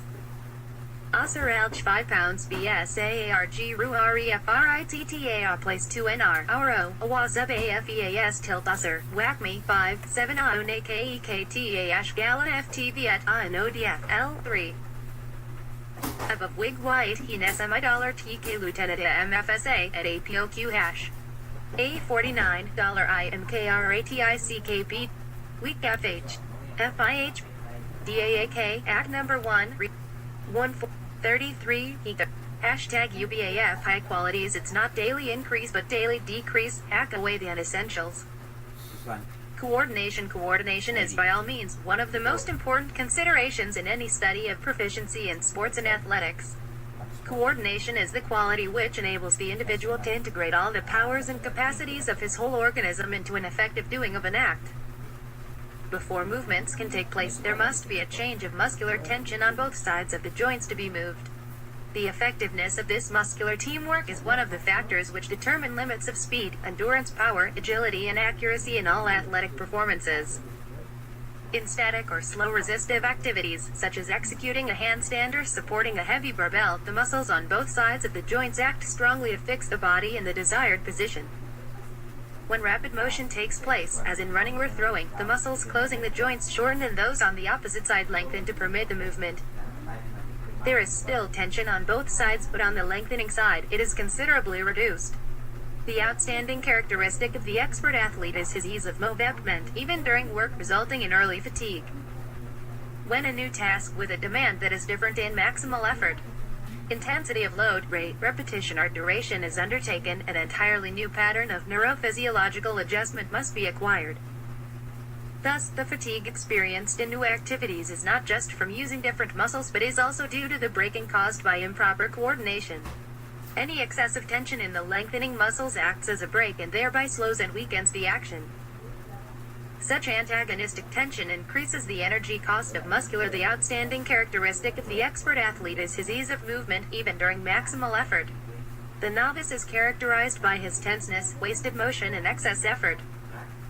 That rare person, the natural athlete, seems to be endowed with the ability to undertake any sport activity, whether he is experienced in it or not, with ease. The ease is his ability to perform with minimal antagonistic tension. It is more present in some athletes than in others, but can be improved by all. The fighter whose movements seem awkward, who never seems to find the proper distance, is always being timed, never outguesses his opponent, and always gives warning of his intentions before they become serious, is suffering chiefly from a lack of coordination. The well-coordinated fighter does everything smoothly and gracefully. He seems to glide in and out of distance with a minimum of effort and a maximum of deception. His timing is usually good because his own movements are so. Learning coordination is a matter of training the nervous system and not a question of training muscles. 44 Rhythmical. They tend to establish complementary rhythm on the part of his opponent, a rhythm he can break to his own advantage because of his perfect control of his own muscles. He seems to outguess his opponent because he usually takes the initiative and, to a large extent, forces the reactions of his opponent. Above all, he makes his movements with a purpose rather than with a doubting hope because he has confidence in himself. Muscles have no power to guide themselves, but the manner in which they act, and consequently the effectiveness of our performances depends absolutely on how the nervous system guides them. Thus, a badly executed move is the result of impulses sent to the wrong muscles by the nervous system, or sent a fraction of a second too soon or too late, or sent in improper sequence or in poorly apportioned intensity. Well-executed movement means the nervous system has been trained to the point where it sends impulses to certain muscles, causing these muscles to contract at exactly the proper fraction of a second. At the same time, impulses to the antagonistic muscles are shut off, allowing those muscles to relax. Properly coordinated impulses surge with copyright just the exact intensity required, and they stop at the exact fraction of a second when they are no longer needed. Therefore, learning coordination is a matter of training the nervous system and not a question of training muscles. The transition from totally uncoordinated muscular effort to skill of the highest perfection is a process of developing the connections in the nervous system. Psychologists and biologists tell us that the billions of elements in the nervous system are not in direct connection with each other, but that the fibers of one nerve cell intertwine with those of other cells in such close proximity that impulses can pass from one others by a process of induction. This point at which the impulse passes from one nerve cell to another is called the synapse. The synapse theory explains why the baby who displayed totally uncoordinated responses at the sight of a ball eventually becomes the big league ball player. Training for skill coordination is purely a matter of forming proper connections in the nervous system through precision practice. Each performance of an act strengthens the connections involved and makes the next performance easier, more certain, and more readily done. Likewise, disuse tends to weaken any pathways that have been formed and makes doing of the act more difficult and uncertain. Constant exercises. Thus, we can attain skill only by actually doing the thing we are trying to learn. We learn solely by doing or reacting. When learning to form pathways, be sure the actions are the most economical as well as the most efficient use of energy and motion. To become a champion requires a condition of readiness that causes the individual to approach with pleasure even the most tedious practice session. The more ready the person is to respond to a stimulus, the more satisfaction he finds in the response, and the more unready he is, the more annoying he finds it to be forced to act. Important, do not practice finely skilled movements after you are tired, for you will begin to substitute gross motions for finer ones and generalized efforts for specific ones. Remember, wrong movements tend to supervene and the athlete's progress is set back. Thus, the athlete practices fine skills only while he is fresh. When he becomes fatigued, he shifts to tasks employing gross movements designed principally to develop endurance. Precision of movement means accuracy and generally is used in the sense of exactness in the projection of a force. Precision is made up of controlled body movements. These movements should eventually be executed with a minimum amount of strength and exertion while still achieving the desired result. Precision can only be attained through a considerable amount of practice and training on the part of both the beginner and the experienced fighter. Skill is best acquired by learning accuracy and precision first with speed before the skill act is attempted with much power and speed. A mirror is a definite aid to achieving precision by providing a constant check on posture, hand position, and technical movement. Power to be accurate, the striking or throwing skills should be executed from a body base that possesses enough strength to maintain adequate balance during the action. To appropriately incorporate momentum with mechanical advantage, neural impulses are sent to the working muscle to bring a sufficient number of fibers into action at precisely the right time, while impulses to the antagonistic muscles are reduced to lessen the resistance, all acting to improve efficiency and to make the best use of available power. Precision of movement means accuracy and generally is used in the sense of exactness in the projection of a force. When approaching an unfamiliar task, the athlete tends to overmobilize his muscular forces, exerting more effort than required. This is a lack of knowledge by the reflective neuromuscular coordinating system. A powerful athlete is not a strong athlete but one who can exert his strength quickly. Since power equals force times speed, if the athlete learns to make faster movements, he increases his power, even though the contractile pulling strength of his muscles remains unchanged. Thus, a smaller man who can swing faster may hit as harder as far as the heavier man who swings slowly. The athlete who is building muscles through weight training should be very sure to work adequately on speed and flexibility at the same time. Combined with adequate speed, flexibility, and endurance, high levels of strength lead to excellence in most sports. In combat without the prior attributes, a strong man will be like the bull with its colossal strength futilely pursuing the matador or like a low-geared truck chasing a rabbit. Endurance endurance is developed by hard and continuous exercise which exceeds the steady physiological state and produces near exhaustion temporarily. Considerable rest performance of Taurian muscular distress should develop. The event. The best form of endurance exercise is the performance of the event. Of course, running and shadow boxing are necessary supplementary endurance exercises, but you should do them with broken rhythm, broken neurophysiological adjustment. Most beginning athletes are unwilling to drive themselves hard enough. They should punish themselves and then rest adequately, only to increase the output of effort after the rest. Long hours of work made up of many short, high-speed efforts interspersed with periods of milder activity seem to be the best endurance training procedure. 4 hypotheses for extra endurance sports. 1. Endurance can be acquired through a rather extensive succession of sprints interspersed with easier running.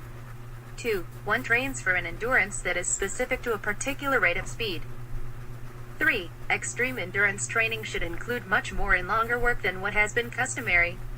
Such Spartan training is for the champ. 4. An occasional change of pace should be included that employs different movements and, to some degree, different muscle fibers.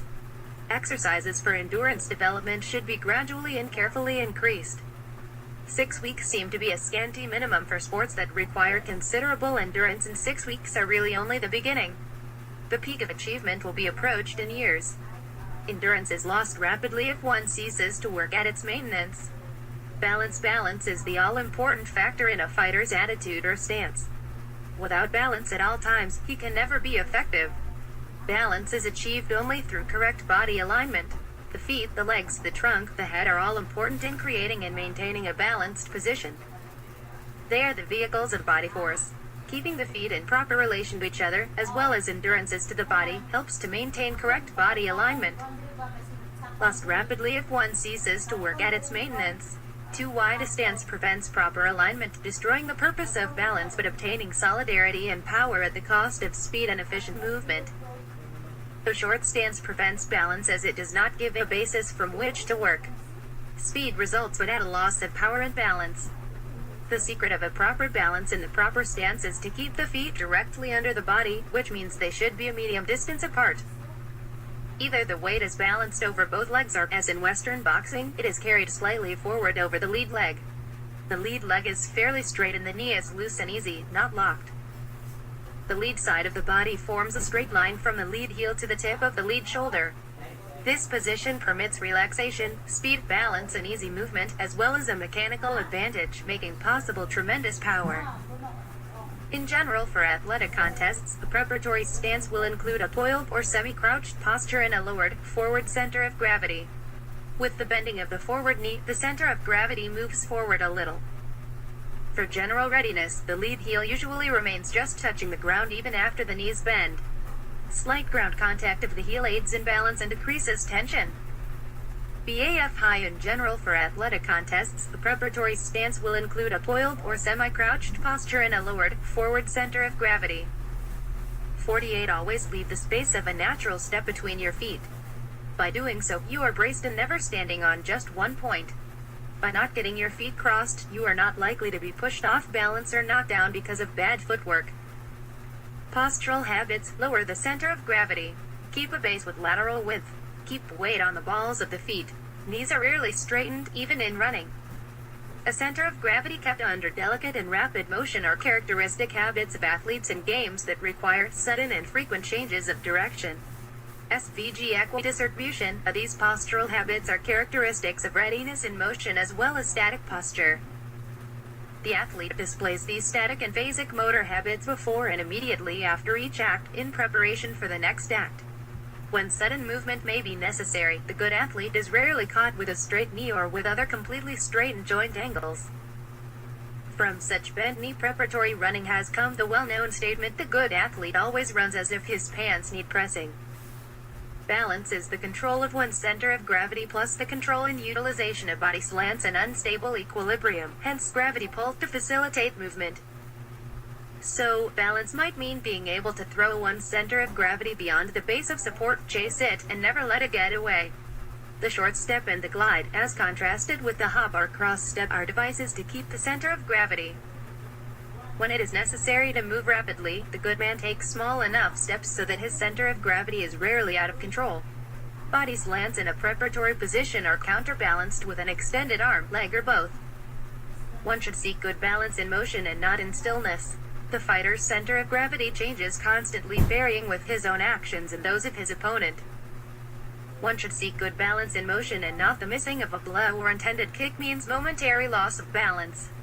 That is why if it ill knees, the counter fighter usually has the advantage, but the attacker will be fairly safe by adopting the small phasic bent knee stance. Practice counters the moment your opponent loses his balance, especially if he is the stand-up type. Balance must be under control at all times so that the fighter will not lose his control in the middle of an action. Y fit IUI greater than I hash for an attack, the center of gravity should imperceptibly be shifted to the front foot in order to allow the back leg and foot freedom for the shortest, fastest, and most explosive lunge. Hash for a parry, the center of gravity should be shifted slightly to the rear foot so that the distance is increased and more time is allowed for the parry and riposte movements. $UBAFA you should be able to make all your moves at walking pace if necessary. 50 Always stay in balance to throw in other kick or punch. Watch out for too much commitment. Training aids feel for the proper relation of the feet to each other and to the body while attacking in combination, retreating and countering. Note their positioning for all types of hits and kicks. Feel yourself in a balanced stance. You should be able to make all your moves at walking pace if necessary. Feel the difference by putting yourself in balanced and unbalanced positions. Move forward, backward, and sideways. Coordinate with striking on kicking. Make sure you get a speed and power and, above all, a balanced position to keep up or to speedily recover. One of the finest exercises for the development of a sense of balance is undoubtedly not ordinary haphazard skipping, but rather real thing. First skip on one foot, holding the other in front of you, then skip on the other. After that, skip on alternate feet with each revolution of the rope, not as simple as it may appear, and work up to the highest possible speed. Keep the skipping going for 3 minutes, the duration of a round, then rest for a minute and skip for another 3 minutes. 3 rounds of skipping in a variety of ways will form the opening for a good workout. Body feel suggests a harmonious interplay of body and spirit, both inseparable. Body feel in attack physical 1. Consider balance before, during, after. Consider airtight defense before, during, after. 3. Learn to cut into the opponent's moving tools and limit the ground for his agility. 4. Consider aliveness. Mental. 1. Allow the wanting to score the target. Back yourself by alertness, awareness to sudden change to defense or counter. 3. Keep in neutral watchfulness at all times, always observing the opponent's actions and reactions to fit in. 4. Learn to relay destructiveness, looseness, speed, compactness, ease to moving targets. Body feeling defense. 1. Study the opponent's delivering method, signs of telegraphing. Learn to time the opponent's second, third moves, read his style and solve the problem should simple attacks fail. 3. Read the opponent's moment of helplessness. 4. Take advantage of a common tendency to reach with spent tools. 5. Draw the opponent off balance into one sensitive aura while keeping your own balance. 6. Be able to express efficiency while moving backward and experiment with all possibilities, sidestepping, curving, etc. Stay in balance for finishing blows and kicks. 7. At the right moment, attack instantaneously with a correct self-synchronization as 1B. Right distance, century, right timing, body feel. Good form suggests a harmonious interplay. Good form is the most efficient manner to accomplish the purpose of a performance of body and spirit with a minimum of lost motion and wasted energy. Both inseparable. To conserve energy by using the least possible amount of energy to achieve a given result, eliminate the unnecessary motions and muscle contractions which fatigue without accomplishing any useful purpose. The education of neuromuscular skill. The first step is to acquire the feeling of relaxation. The second step is to practice until this feeling can be reproduced at will. The third step is to reproduce that feeling voluntarily in potentially tension-creating situations. The ability to feel contraction and relaxation, to know what a muscle is doing, is called kinesthetic perception. Kinesthetic perception is developed by consciously placing the body and its parts in a given position and getting the feel of it. This feeling of balance or imbalance, grace or awkwardness, serves as a constant guide to the body as it moves. AA. Kinesthetic perception should be developed to such a degree that the body is uncomfortable unless it performs each motion with a minimum of effort to produce max EA. At RNA SUREFED RECOSSAAC of RIGATAM results apply to posture 2. Good form is the most efficient manner to accomplish the purpose of a performance with a minimum of lost motion and wasted energy. RHE teaching, BIE and IHE precision, stage E biffing, synchron. RN wine Zogan TGGP at ALI EOBEH 5 PPCGS Tahir GE as te Josies equals Ingataya Fai stage Ultimatai Wen Pro. Niop for FAM RA Alpha FF under LGN Cadre UE if percent. Percent SWH percent LTRT OELCA TNSTA EZLO Iconoi 71 EWV equals AP FHEOFOSCD. Relaxation is a physical state, but it is controlled by the mental state. It is acquired by the conscious effort to control the thought as well as the action pattern. It takes perception, practice and willingness to train the mind into new habits of thinking and the body into new habits of action. Relaxation refers to the degree of tension in the musculature. The rule in sports is to try to have no more tension in the acting muscles than is necessary to perform the act, and to have as low a degree of tension in the antagonistic muscles as possible and still maintain any necessary inhibitory control. Muscles are always in a slight state of tension, and this is as they should be. But when they begin to tighten up too much, we find our speed and skill being handicapped. The main difficulty in such cases lies in the overtension of the antagonistic muscles. A low degree of tension in the acting muscles means less energy usage. Tense antagonistic muscles waste energy and cause stiffness and/or resistance to the movement. In coordinated, graceful and efficient movement, the opposing muscles must be able to relax and lengthen readily and easily. Relaxation in sports depends upon the cultivation of mental poise and emotional control. A relaxed technician expends mental and physical energy constructively, converting it when it does not contribute to the solution of the problem and spending it freely when it does. It does not mean he is lax and moves and thinks slowly. Neither does it mean he is careless or indifferent. The relaxation desired is relaxation of muscles rather than of mind or attention. Energy saved by sound mechanics of form can be utilized in the longer persistence of the more forceful expression of the skill.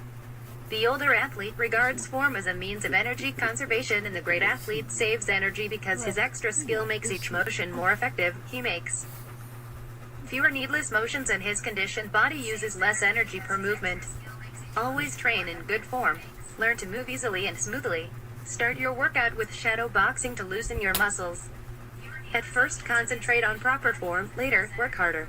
The mastery of proper fundamentals and their progressive application is the secret of being a great fighter. In most cases, the same tactic for each maneuver must be drilled on the opposite side of the body for the proper balance and efficiency, but the chief consideration in developing form is to make sure that no fundamental mechanical principles are violated. Economy of motion. There is a best way to perform any task. A few of the principles that have been found to be of importance in improving performance are as follows. A momentum should be employed to overcome resistance. 2. Momentum should be reduced to a minimum if it must be overcome by muscular effort. 3. Continuous curved motions require less effort than straight line motions involving sudden and sharp changes in direction. Energy saved by sound mechanics of form can be utilized in the longer persistence of the more forceful expression of the skill.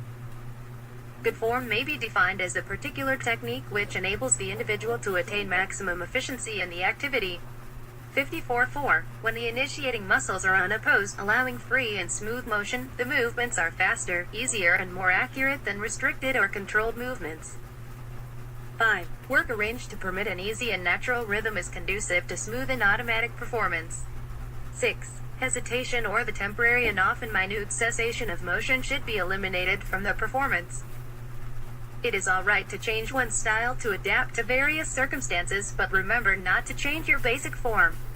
By changing style, I mean switching your plan of attack. Good form may be defined as a particular technique which enables the individual to attain maximum efficiency in the activity. Balance, too, is vital to good form. Whether it be a kick or a punch that you are throwing, you will not have sustained power unless your balance and perfect timing give you enough leverage. Above all things, remember this: if you tighten up, you lose the flexibility and timing which are so important to successful fighters. Therefore, consciously practice economical neuromuscular perceptive movements daily and keep relaxed at all times. Vision awareness. Learning great speed and visual recognition is a basic beginning. Your training should include short, concentrated, daily practice in seeing quickly awareness drills. High levels of perceptual speed are the product of learning, not of inheritance. A boy who is a little slow in reaction time or in speed of delivery may compensate for this slowness through quick seeing. Speed of perception is somewhat affected by the distribution of the observer's attention, fewer separate choices, faster action. When the cue to be recognized is likely to be one of several, each of which requires a different response, the time is lengthened. Choice reaction takes longer than simple reaction. This is a basis for training the tools in terms of neurophysiological adjustment toward instinctive economy. Instinctive movement, being the simplest, is the quickest and most accurate. Progression from volition to reflex control is when an athlete's awareness is shifted from small details, mechanical performance, to larger ones, and finally to the whole action, without a thought given to any single part. A habit of diffusing the attention over a wider area helps the offensive passer to see openings more quickly. For most rapid perception, attention must be at its maximum focus on the area of the thing to be perceived, i.e. get set takes advantage over an opponent who lacks this get set preparation. Experiments indicate that auditory cues, when occurring close to the athlete, are responded to more quickly than visual ones. Make use of auditory cues together with visual cues, if possible. Remember, however, the focus of attention on general movement produces faster action than focus on hearing or seeing the cue. Train yourself to cut down unnecessary choice reactions, minimize yourself naturally, while giving your opponent a variety of possible responses. A good man is continually trying to force his opponent into the slower choice reaction situation. Strategies of distracting attention, fakes and feints, are athletic devices to direct the opponent's attention and to make him hesitate before he can be sure of his cue to act. Of course, an additional advantage is gained if the opponent can be induced to make a preliminary motion in an appropriate direction. The offensive opponent who can hit or kick only from one side permits the defensive opponent the faster action of a one-sided focus of attention. A person reacts to a quick motion toward his eyes by instinctively blinking. Such instinctive blinking must be controlled in practice, or else the opponent, if aware that high levels of perceptual speed are the product of learning, not of inheritance. A BHFH, a good man, is continually trying to force his opponent into the slower choice reaction situation. 56. The fighter closes his eyes when threatened, may provoke this reaction and utilize the moment of blindness for a hit or kick. Central vision means that the eyes and attention are fixed on one point. In peripheral vision, although the eyes are fixed on one point, the attention is expanded to a larger field. Central vision may be thought of as being sharp and clear, while peripheral vision is more diffuse. In combat, a student must learn to expand his attention over the entire area by making full use of his peripheral vision. Exercise. The teacher extends his index finger and instructs his student to concentrate on the point of the finger. He then begins moving the index finger of his other hand into the student's field of vision and slowly describes letters and numerals with it. The student should be able to expand his attention sufficiently to recognize the figures without changing the focus of his eyes. The field of vision is enlarged by distance and diminished at close range. Also, it is generally easier to follow the opponent's footwork than his handwork, since the foot moves relatively slowly compared to the more rapidly moving hand. Speed. Types of speed. 1. Perceptual speed, quickness of eye to see openings and to discourage the opponent, confusing him and slowing him down. 2. Mental speed, quickness of mind to select the right move to frustrate and counter the opponent. 3. Initiation speed, economical, starting from the right posture and with the correct mental attitude. 4. Performance speed, quickness of movement and carrying the chosen move into effect. Involves actual muscle contraction speed. 5. Alteration speed, the ability to change direction midstream. Involves control of balance and inertia. Use small phasic bent knee stance. Desirable characteristics to promote speed, mobility, spring, resilience, elasticity, resistance to fatigue, i.e. stamina and physical fitness, physical and mental alertness, imagination and anticipation. Overall attention exercises which increase skill and flexibility of both hand and footwork are independent unnecessary. Stable building blocks for the fighter. Many fighters fail to appreciate how much true muscular speed depends on economy of motion, i.e. good form and good coordination. Thus, tractions act as constant mechanical drill. Practicing the activity is essential. A certain amount of breaks, reducing emotional stimulation, helps as well. Speed and dissipating energy. Shadow boxing is a good agility exercise as well as a method for building up speed. Keep your mind on the job. Imagine that your worst enemy, if you happen to have one, is there in front of you and go out to give him all you've got. Use your imagination to the utmost. Try to anticipate the moves your phantom rival will endeavor to put across and work yourself up into a real fighting frame of mind. Shadow boxing helps wind speed, gives ideas and helps the mind fix boxing moves ready for use when they are most wanted. Economy of form and relaxing the muscles add to speed. One of the greatest adjustments the novice athlete must make in competition is to overcome the natural tendency to try too hard, to hurry, strain, press and try to blast the whole fight at once. As the athlete forces himself to give everything he has to the performance, his mental demands exceed his physical capacities. The result may be described as generalized rather than specific effort. Overall tension and unnecessary muscular contractions act as brakes, reducing speed and dissipating energy. The body performs better when the athlete lets it go than when he tries to drive it. When the athlete is running as fast as he can, he should not feel as though he ought to be running faster. FKFF. The whip-like or coiled spring action of the human body and its striking, throwing movement pattern is a remarkable phenomenon. 58 elements that make greater speed possible. Preliminary warming up to reduce viscosity, increase elasticity and flexibility, and tune the system to a higher physiological tempo, heart rate, blood flow and pressure, respiratory adjustment. Preliminary muscular tonus and partial contraction. A suitable stance, proper attention focus, reduction of stimuli reception to rapid perceptual habits and reduction of the resultant movements to fast reacting habit patterns. After momentum in a throwing or elliptical striking movement has been generated by a long radius and a long arc in the swing, the speed may be increased without applying additional force by suddenly shortening the radius of the arc. This effect is seen in the pull-in at the last of the arc in the hammer throw, in the backward thrust against the forward leg by the batter in baseball, and so on. Snapping a towel or a whip are common examples of the same shortened lever principle. The whip-like or coiled spring action of the human body and its striking, throwing movement pattern is a remarkable phenomenon. The movement of the body may start with a push of the toes, continue with a straightening of the knees and the trunk, add the shoulder rotation, the upper arm swing, and culminate in a forearm, wrist and finger snap. The timing is such that each segment adds its speed to that of the others. The shortened lever principle is used to accentuate many of the particular speeds of this uncoil or whip. The rotation of each segment around its particular joint fulcrum is made at high speed for that particular part, but each segment rate is accelerated tremendously because it rotates around a fulcrum already highly accelerated. In throwing a ball, all the accumulated speeds of the body are present at the elbow when the forearm snaps over its fast-moving elbow fulcrum. Most of the distance throwing or arched striking acts illustrate these speed principles. One does not hit with his feet, but he does start the momentum with his feet. An important aspect of this multiple action of acceleration is the introduction of each segment movement as late as possible in order to take full advantage of the peak acceleration of its fulcrum. The arm is kept so far behind that the chest muscles pulling against it are tensed and stretched. The final wrist snap is postponed until the last instant before release or, in striking, before contact. In football, the punter puts the last snap into his knee and foot as or a shade after he makes contact with the ball. It is this last moment acceleration that is meant by block through the man in football or punch through the man in boxing.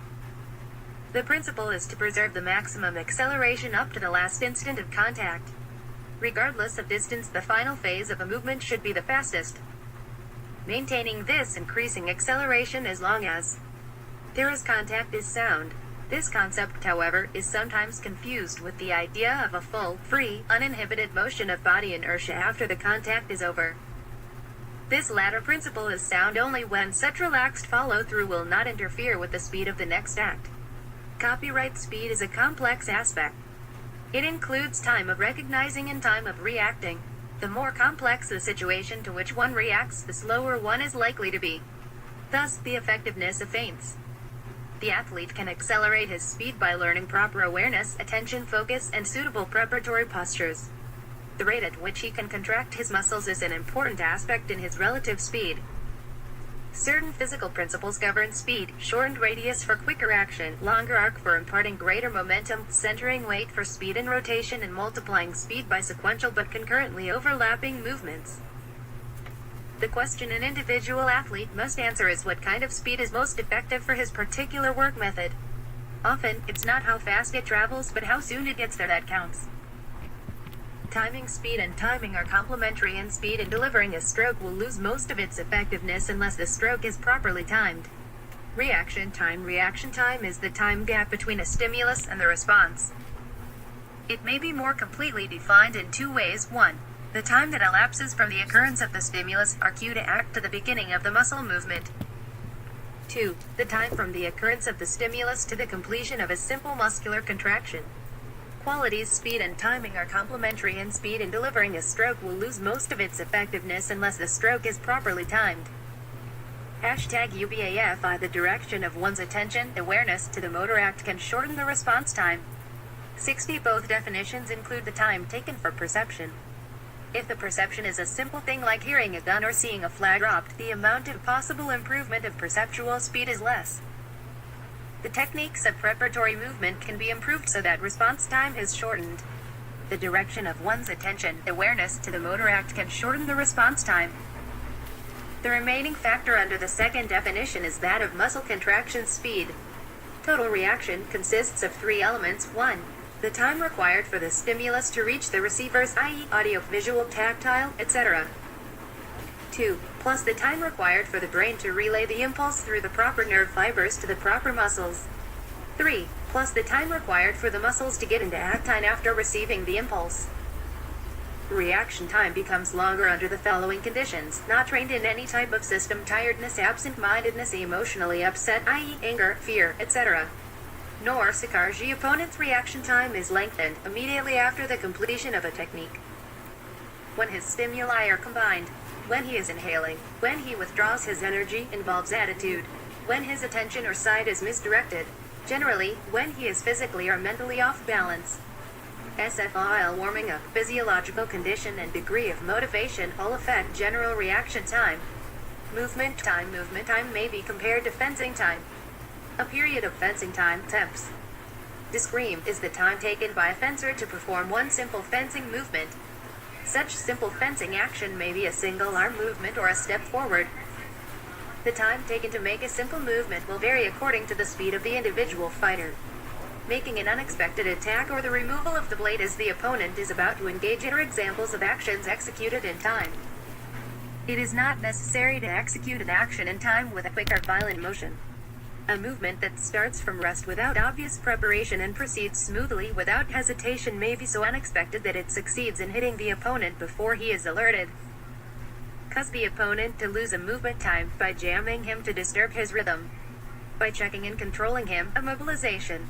By drawing a preliminary reaction from him in the first half of your attack. By deflecting his movement and scoring. E.g. RO in action, although technically perfect, can be frustrated by the opponent's preventive hits. Therefore, it is absolutely essential to time the attack at exactly the right moment, psychologically or physically, when the opponent cannot avoid being it. Thus, timing means the ability to recognize the right moment and seize the opportunity for an action. Timing can be analyzed through its physical, physiological, and psychological aspects. A hit may be made as the opponent is preparing or planning to move. A hit may land when the opponent is in the midst of a movement. A hit may land in the fluctuating cyclic events of tension. To DTTKO, a hit may be made when the opponent is not paying attention, when his concentration flags. This perfect moment may be either seized instinctively or provoked consciously. A good fighter must sense rather than perceive his chance to strike. A good fighter must sense rather than perceive his chance to strike. If AFT, timing a blow is the secret of powerful hitting. 62 timing exercises. Practice keeping the proper distance. Attack when your partner changes position or is retracting his weapon. 3. Practice the evasive thrust, a simple attack in time against the opponent's attempted engagement. The evasive thrust must be practiced against a simple, semicircular and circular engagement. Equals tilde aim at quick hitting and do not sacrifice speed for power. A terrific kick and a powerful punch depend on two things, leverage, B, timing. Timing is an integral part of leverage, but the reverse is not the case. One does not need strength or weight to hit hard. Timing a blow is the secret of powerful hitting. Timing one's blows in boxing means the art of hitting the rival as he comes forward or perhaps is lured into coming forward. The good fighter seems to outguess his adversary and, whenever possible, takes the initiative and influences the reaction of his opponent. Then, his actions are carried out purposefully and without hesitation. This requires confidence, and no one, repeat no one, can be a really heavy hitter through perfect timing unless he has complete faith in his own ability. Broken rhythm. Ordinarily, two fighters of equal ability can follow each other's movements, and unless there is a considerable difference in speed, they are very likely to stalemate each other. The movements of attacking and defending work almost in rhythm with each other. They have a sequential relationship which makes the proper timing of each movement dependent on the previous movement. Although there is a slight advantage in the initiative of the attack, it must also be backed by superior speed in order to land successfully. However, when the rhythm is broken, speed is no longer the primary element in the success of the attack or counterattack of the man who has broken the rhythm. If the rhythm has been well established, there is a tendency to continue in the sequence of the movement. In other words, each man is motor set to continue the sequence. The man who can break this rhythm by a light hesitation or an unexpected movement can now score an attack or counterattack with only moderate speed. His opponent is motor set to continue with the previous rhythm, and before he can adjust himself to the change, he has been hit. That is why the stroke on time is usually a pretty stroke, for it seems to catch its victim flat-footed.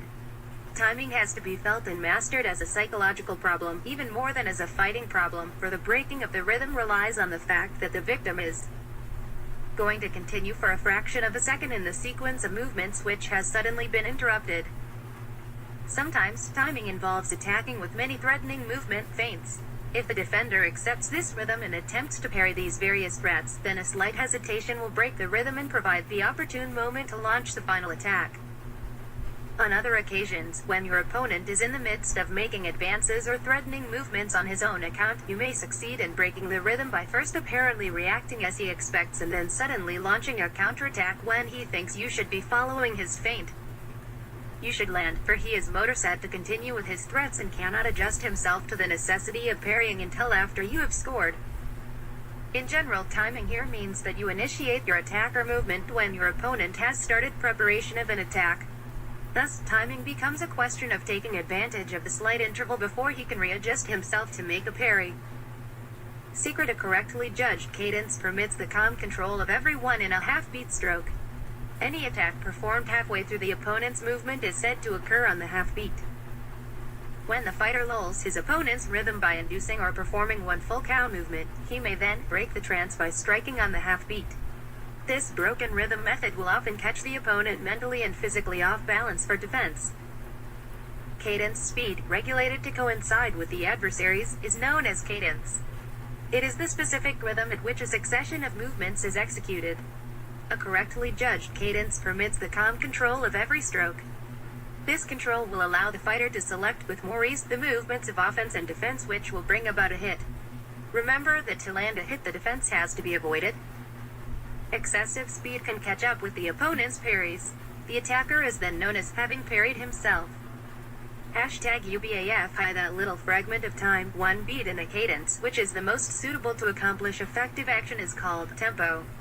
64 Ideally, a fighter should seek to impose his cadence on an opponent. This may be achieved by intentionally varying the cadence of his own movements. For example, he can deliberately establish a certain rhythm in his feints in a composite attack until the defender is induced to follow that cadence. By obtaining an edge of speed on the adversary, the fighter may lead him. In other words, it is the adversary who continually will have to try to catch up. If one has a sufficient margin of speed on hand, it is possible to maintain this advantage. To do so must have a moral effect on the opponent who, finding himself subjected to his adversary's will in this important factor of speed, cannot fail to suffer in his confidence. The preparation by a series of false attacks and feints executed at a normal rhythm has the effect of lulling the opponent into a false sense of preparedness. It accustoms his reactions to a cadence other than that which will be used for the attack itself.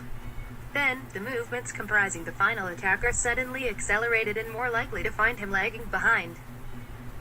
A very effective change of cadence is to slow down, instead of speed up, the final action of a compound attack or riposte.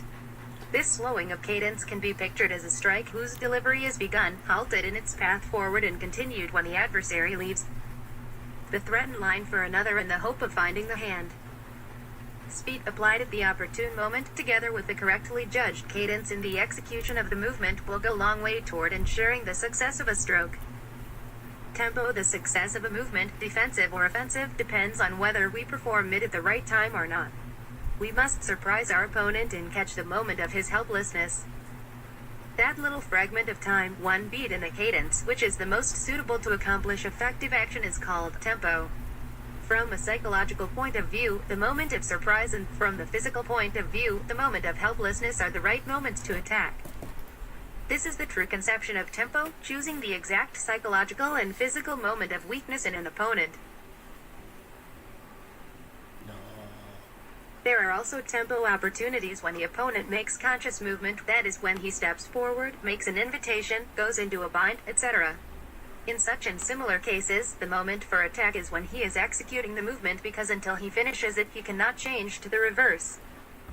Every action at the peak of the art of fighting is tempo, but be careful that the adversary does not mislead you by giving false tempo opportunities. Attack when your opponent is preoccupied, when he is preparing his offensive, on his advance, his absence of touch, his engagement and change of same. Such requires an unceasing concentration and vigilance. Regard your opponent's concentration in terms of a graph and attack in the depressions, in his moments of irresolution. The choice of time is the supreme factor in the success of an offensive. Develop it. Even flawless technique and lightning rapidity will fail if the attack is launched out of time. We must surprise our opponent, and the how is important, but to be successful necessitates the why and the when. Catch the moment of his helplessness. A PW stop hit VUFYH when the distance is wide. The attacking opponent requires some sort of preparation. Therefore, attack him on his preparation of attack. A stop hit is a time hit made against the adversary at the same time he is making an attack. It anticipates and intercepts the final line of attack and is delivered in such a way that the executant is covered, either by being in line behind the hit or by supplementary covering. To ensure success, it must have correct anticipation and timing, plus precise placement. Essentially, a stop hit arrests the opponent in the development of his attack. T can be direct or indirect. It may be used as he steps forward to kick or punch when he is preoccupied with feinting, or between two moves of a complicated combination. RRP, we can therefore say that generally the stop hit is the stroke chosen to deal with the stepping preparation. 66 Stop hit 1. On the opponent's preparation of stepping forward. 2. To stop his attack while his arm is still bent. 3. When the opponent feints very wide, exposing his guard. 4. Against an attack with wide, badly directed hand movements. 5. Before applying a mobilization, using a direct or indirect stop hit. 6. On the first feint from the on-guard position before lunging with a real attack. The stop hit is an excellent means of defense against an opponent, especially against his advanced parts and exposed lines, who attacks wildly with insufficient care to covering, or against one who just comes too close. Till the correct appreciation of time and distance is essential to making an effective stop hit. While it is usually made with a straight thrust or kick, the stop hit may also be part of a disengagement or counter disengagement, or may be done while ducking or slipping. Sometimes the stop hit necessitates some angulation of the body in order to dominate the opponent's hand. The stop hit oftentimes necessitates a step forward to land ahead of the opponent's focus. It is advisable, at least, to lean forward as if to meet the attacker. A stop hit is more often useful and successful against attacks that begin with a step forward, where the margin of time allowing for success is greater than against attacks not preceded by a step. We can therefore say that generally the stop hit is the stroke chosen to deal with the stepping preparation. A person should train himself to be constantly prepared to make a stop hit during the course of any movement of a phase. The successful introduction of a stop hit not only enables many valuable hits to be scored, but has a devastating moral effect on a forceful and confident opponent. Train to stop hit with a great speed and accuracy from a variety of angles. Counter time, it is not wise at all to attack without first having gained control of the opponent's move. Met time or hand position. Thus, a smart fighter uses every means at his disposal, patiently and systematically, to draw the stop hit. It brings the adversary's hand or leg within his reach and gives him the opportunity to gain control of it. The second intention attack or counter time is a premeditated movement generally used against a fighter who has formed the habit of continually attempting stop hits, or who attacks into the attack, that is to say, one who launches an attack as soon as his opponent makes any offensive movement. Counter time is the strategy by which an opponent is induced or provoked to attack in tempo, with the object of counter-timing or alternatively taking possession of the opposing hand or detaching it and executing a subsequent attack or riposte. It lies not so much in drawing the stop hit as in correctly timing the parry which deflects it. The speed of the opponent's reactions will have to be found and his cadence judged. Distance must be judged correctly to minimize the danger of being hit while within note reach of the opponent in order to land the final movement of the counter time sequence for AJ to attack the riposte. Without first having gained control of the opponent's movement time, the success of a counter time movement largely depends on concealing one's real or hand position, intentions, and inducing the opponent to make his stop hit with conviction, so that he has little opportunity to recover when it is parried before the riposte lands. The stop hit may be drawn in a variety of ways, by use of invitation, simply exposing targets, by intentionally uncovered feints, by making false attacks with a half lunge, or merely by stepping forward. It might be wise to riposte with opposition by immobilizing the opponent's stop hit or alternate weapons, or by attacking in an evasive manner, i.e., from varying body positions or using other than direct attacks. Watch out for his purposely launching a stop hit as a feint, or he will parry the riposte and score with a counter riposte. He might induce one to use counter time by showing an apparent predilection for stop hitting. RRP, an excellent moment to launch an attack is when the opponent is preparing an attack. 68 attacks in riposte, however well designed and executed, will generally fail unless they are delivered at the right moment timing and at the right speed cadence. A simple example of the right choice of time is provided by an attack by disengagement. From the normal on-guard position, a disengagement can be parried by a lateral movement of the hand which travels a matter of a few inches, while the attacker's hand has to travel several feet to reach the target. Under these conditions, the fastest attack should be parried by an even, slow defensive movement. This disparity in time will be aggravated if the attack is directed on a side of the target toward which the defender's hand is already moving to close the line. It is obvious that the attack should be timed to move toward a part of the target from which the opponent's hand is moving, that is, into an opening rather than a closing line, if it is to have the best chance of overcoming the disadvantage of time and distance to which it is always subject. Similarly, an excellent moment to launch an attack is when the opponent is preparing an attack. His intention and hand movements will then be momentarily concentrated more on attack than defense. An attack on preparation is often effective against an opponent who maintains a particularly accurate distance measure and who is difficult to reach because he keeps just out of attacking distance whenever an offensive movement is made. The attack can be made after the opponent has been drawn within distance and induced to prepare an attack by a short step back. An attack on preparation must not be confused with an attack into an attack. The former is made during the preparation and before the opponent's attack begins, while the attack into an attack is, in fact, a counter-offensive movement. A very exact choice of distance and careful timing is required if the attack on preparation is to obtain priority in time over the opponent's attack. Attitude: the state of the athlete's mind as he faces his event determines the degree of excess tension he will carry into the event. The athlete free from excess tension as he awaits his performance is typically self-confident. He has what is commonly known as a winning attitude. He sees himself as master of the athletic situation confronting him. To many athletes, being a champion is a matter of psychological necessity. Fed by previous successes and having completely rationalized previous failure, he feels himself a Triton among minnows. As an event approaches, the athlete often notices a feeling of weakness in his midsection, butterflies in his stomach, feels nauseated and may vomit, his heart pounds, he may experience pain in his lower back. The experienced athlete recognizes these sensations not as an inner weakness but as an inner surplus. These signs indicate a preparedness for violent activity. In fact, the athlete who expresses a feeling of euphoria before an event is probably in a poor state of readiness. Many athletes call it adrenal burger, a condition affected by adrenomedullary activity, augmented by the stimulating effect of the competitive situation. If emotional control is not well learned, critical moments in the fight when the emotional tension is highest will result in loss of skill by the fighter.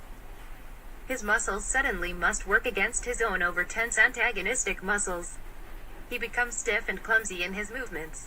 Expose yourself to various conditions and learn. Experience shows that an athlete who forces himself to the limit can keep going as long as necessary. This means that ordinary effort will not tap or release the tremendous store of reserve power latent in the human body. Extraordinary effort, highly emotionalized conditions, or a true determination to win at all costs will release this extra energy. Therefore, an athlete is actually as tired as he feels, and if he is determined to win, he can keep on almost indefinitely to achieve his objective. The attitude, "you the real competitor can win if you want to badly enough," means that the will to win is constant. No Torres the one who 39:28-2 gives all he has, amount of punishment, no amount of effort, no condition is too tough to take in still the tie in order to win. Such an attitude can be developed only if winning is closely tied to the practitioner's ideals and dreams. A practitioner must learn to perform at top speed all the time, not to coast with the idea that he can open up when the time comes. The real competitor is the one who gives all he has, all the time.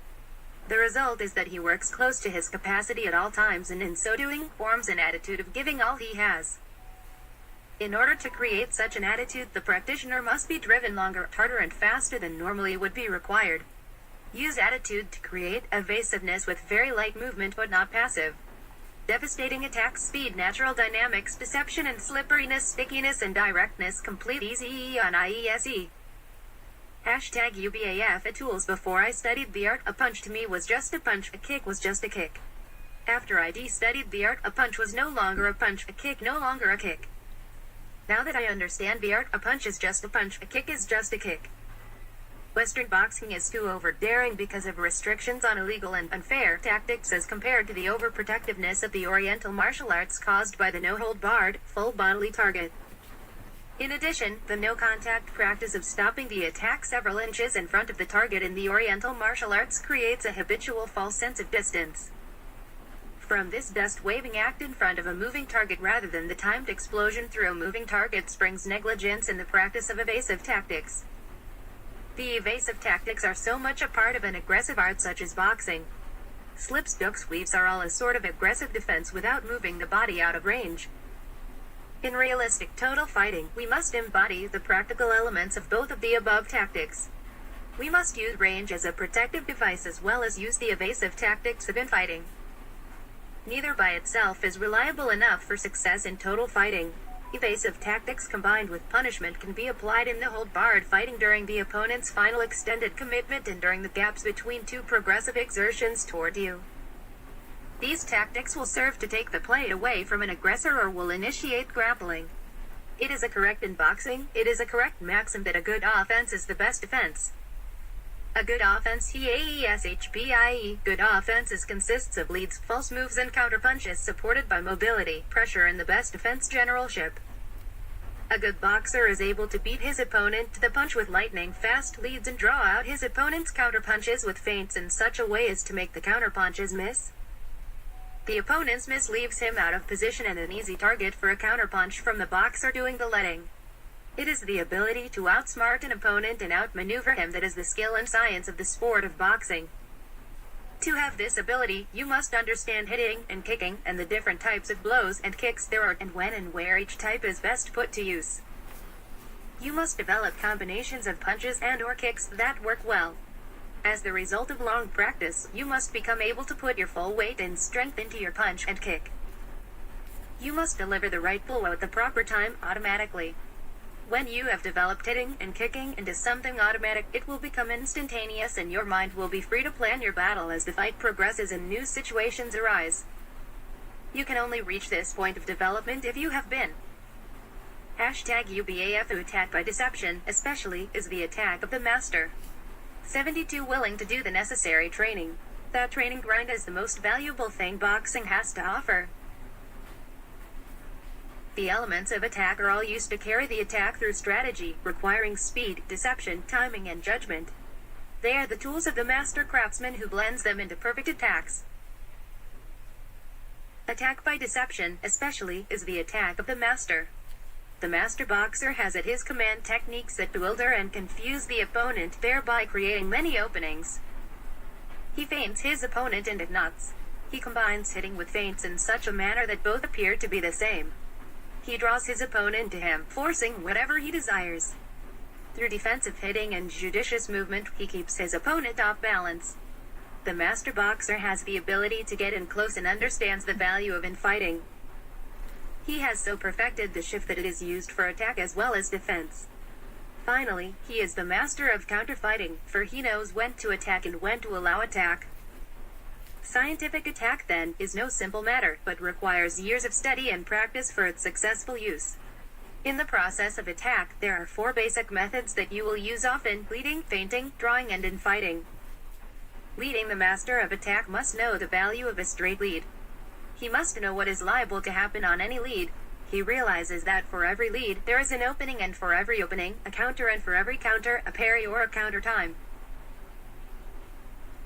These things he understands, but he also knows how and when to lead with comparative safety. Leading with the forward hand, guarding with the rear hand, while moving to this side, makes negligible any opening that ordinarily results from a straightforward lead with the hand. Feinting is characteristic of the expert fighter. It requires using the eyes, the hands, the body, and the legs in a single effort to deceive an opponent. These movements are really decoys, and if the opponent attempts to adjust his defense, the expert takes advantage of the openings created. Feinting is also used to ascertain what the opponent's reaction will be to each movement. Feinting creates only momentary openings. To be able to take advantage of these openings means instant reflex action or foreknowledge of what openings will be created by certain feints. Such familiarity is presupposed by practice, for only through the actual practicing of many feints against many kinds of opponents may a general reaction tendency be determined. If an opening is created by a certain feint, that opening should not be used until a clean, sure blow will result. A good fighter knows what openings will result before he feints and makes use of his knowledge by initiating his follow-up action almost before the opening results. Whenever 2 fighters of equal speed, strength, and skill are matched, the one who is the master of the feint will be the winner. The essential elements in feinting are rapidity, change, deception, and precision, followed by clean, crisp blows. Feints used too often in the same way will enable the opponent to time them for a counterattack, thus defeating their very purpose. Feints against the unskilled are not as necessary as against the skilled. Many different combinations of feints should be practiced until they are natural movements. Drawing is closely allied to feinting. Whereas in feinting an opening is created, in drawing some part of the body is left unprotected in order that a particular blow will be led by the opponent.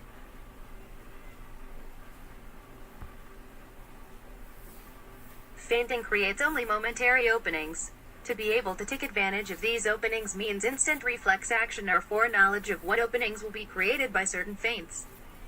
Such familiarity is presupposed by practice, for only through the actual practicing of many feints against many kinds of opponents may a general reaction tendency be determined.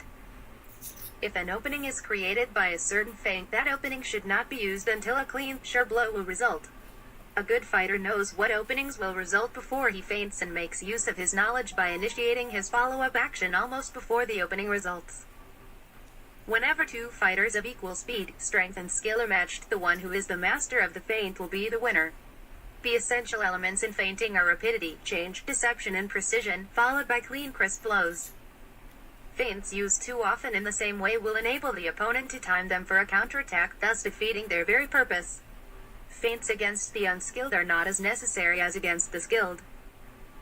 Many different combinations of feints should be practiced until they are natural movements. Drawing is closely allied to feinting. Whereas in feinting an opening is created, in drawing some part of the body is left unprotected in order that a particular blow will be led by the opponent, thus developing the opportunity to use a specific counter. Feinting is only a part of drawing. Drawing uses the method of strategy and the method of crowding or forcing. Being able to advance while apparently open to attack but ready to counter if successful, is a phase of fighting that few ever develop. Many fighters refuse to lead. Then, to be able to draw or force a lead becomes very important. In fighting this is skill to get in close, but it takes skill to stay there. To get inside, it is necessary to slip, bob and weave, draw and feint. Because of the many variables, fighting is a careful game. It should be readily understood that each hit must be painstakingly and patiently prepared. Yet, it is generally fatal to start a bout with a set plan. Stay actively aware, but ever flexible. Tools: whenever two fighters of equal speed, strength and skill are matched, the one who is the master of the feint will be the winner. #UBAFA You must deliver the right blow at the proper time, automatically. 74 Some weapons from JKD leg technique say side kick, primarily lead leg 1.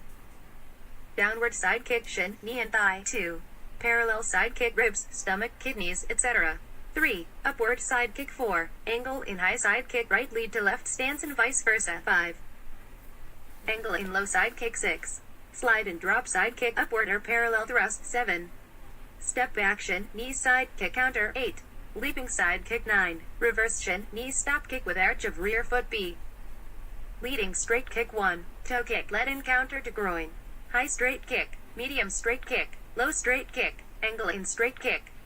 Rising straight kick to near wrist. Step back straight kick, leaping straight kick, downward front cross stomp, ever straight kick. High reverse straight kick. Medium reverse straight kick, low reverse straight kick, angle in reverse straight kick, high, medium, low 5. Step back reverse straight kick 6. Reverse cross stomp D hook kick UPRYWDQ run F tie copyright 0741. Leading hook, high, medium, low 2. Reverse hook, high, medium, low 3. Leading 1-2 hook 4. Reverse 1-2 hook 5. Double leaping hook 6. Step back hook 7. Vertical hook 8. Inverted hook, E, spin back kick 1. High spin back kick 2. Medium spin back kick 3. Low spin back kick 4. Step back spin back kick counter 5.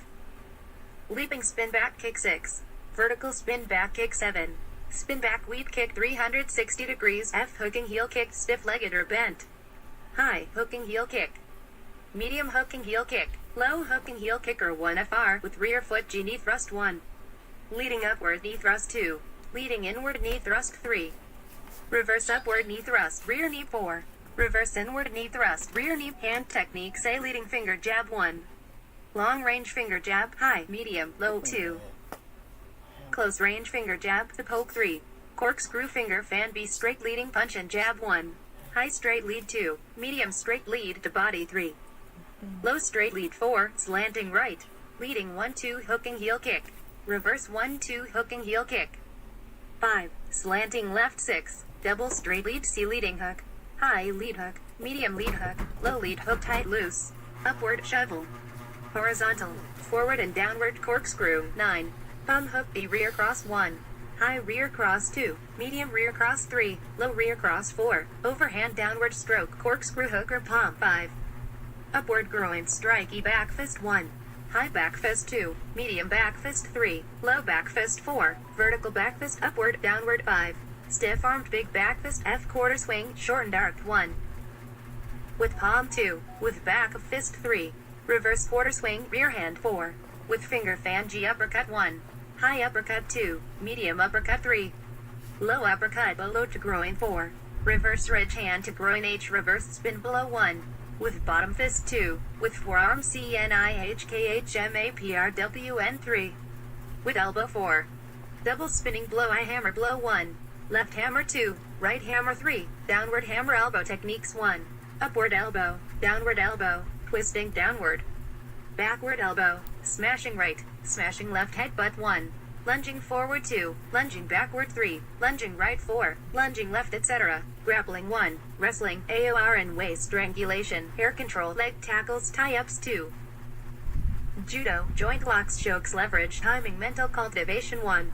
Krishnamurti 2. Zen 3. Taoism conditioning 1. General, running flexibility 2. Specialized boxing, kicking, wrestling 3. Strength, weight, special apparatus, nutrition 1. Breakdown, build up 2. Muscular diet tools. It is the ability to outsmart an opponent and outmaneuver him that is the skill and science of the sport of boxing. Kicking #BAF. What are the choices of target in terms of easiness, safety, efficiency? I hook 1. R stancers frontal knee 2. R stancers groin 3. R stancers head 4. L stancers knee. Choices of 5. L stancers head. Target in terms of easiness, safety and efficiency. Note: investigate body feel to inflict force on unfamiliar but direct target. Areas on R and L stancer.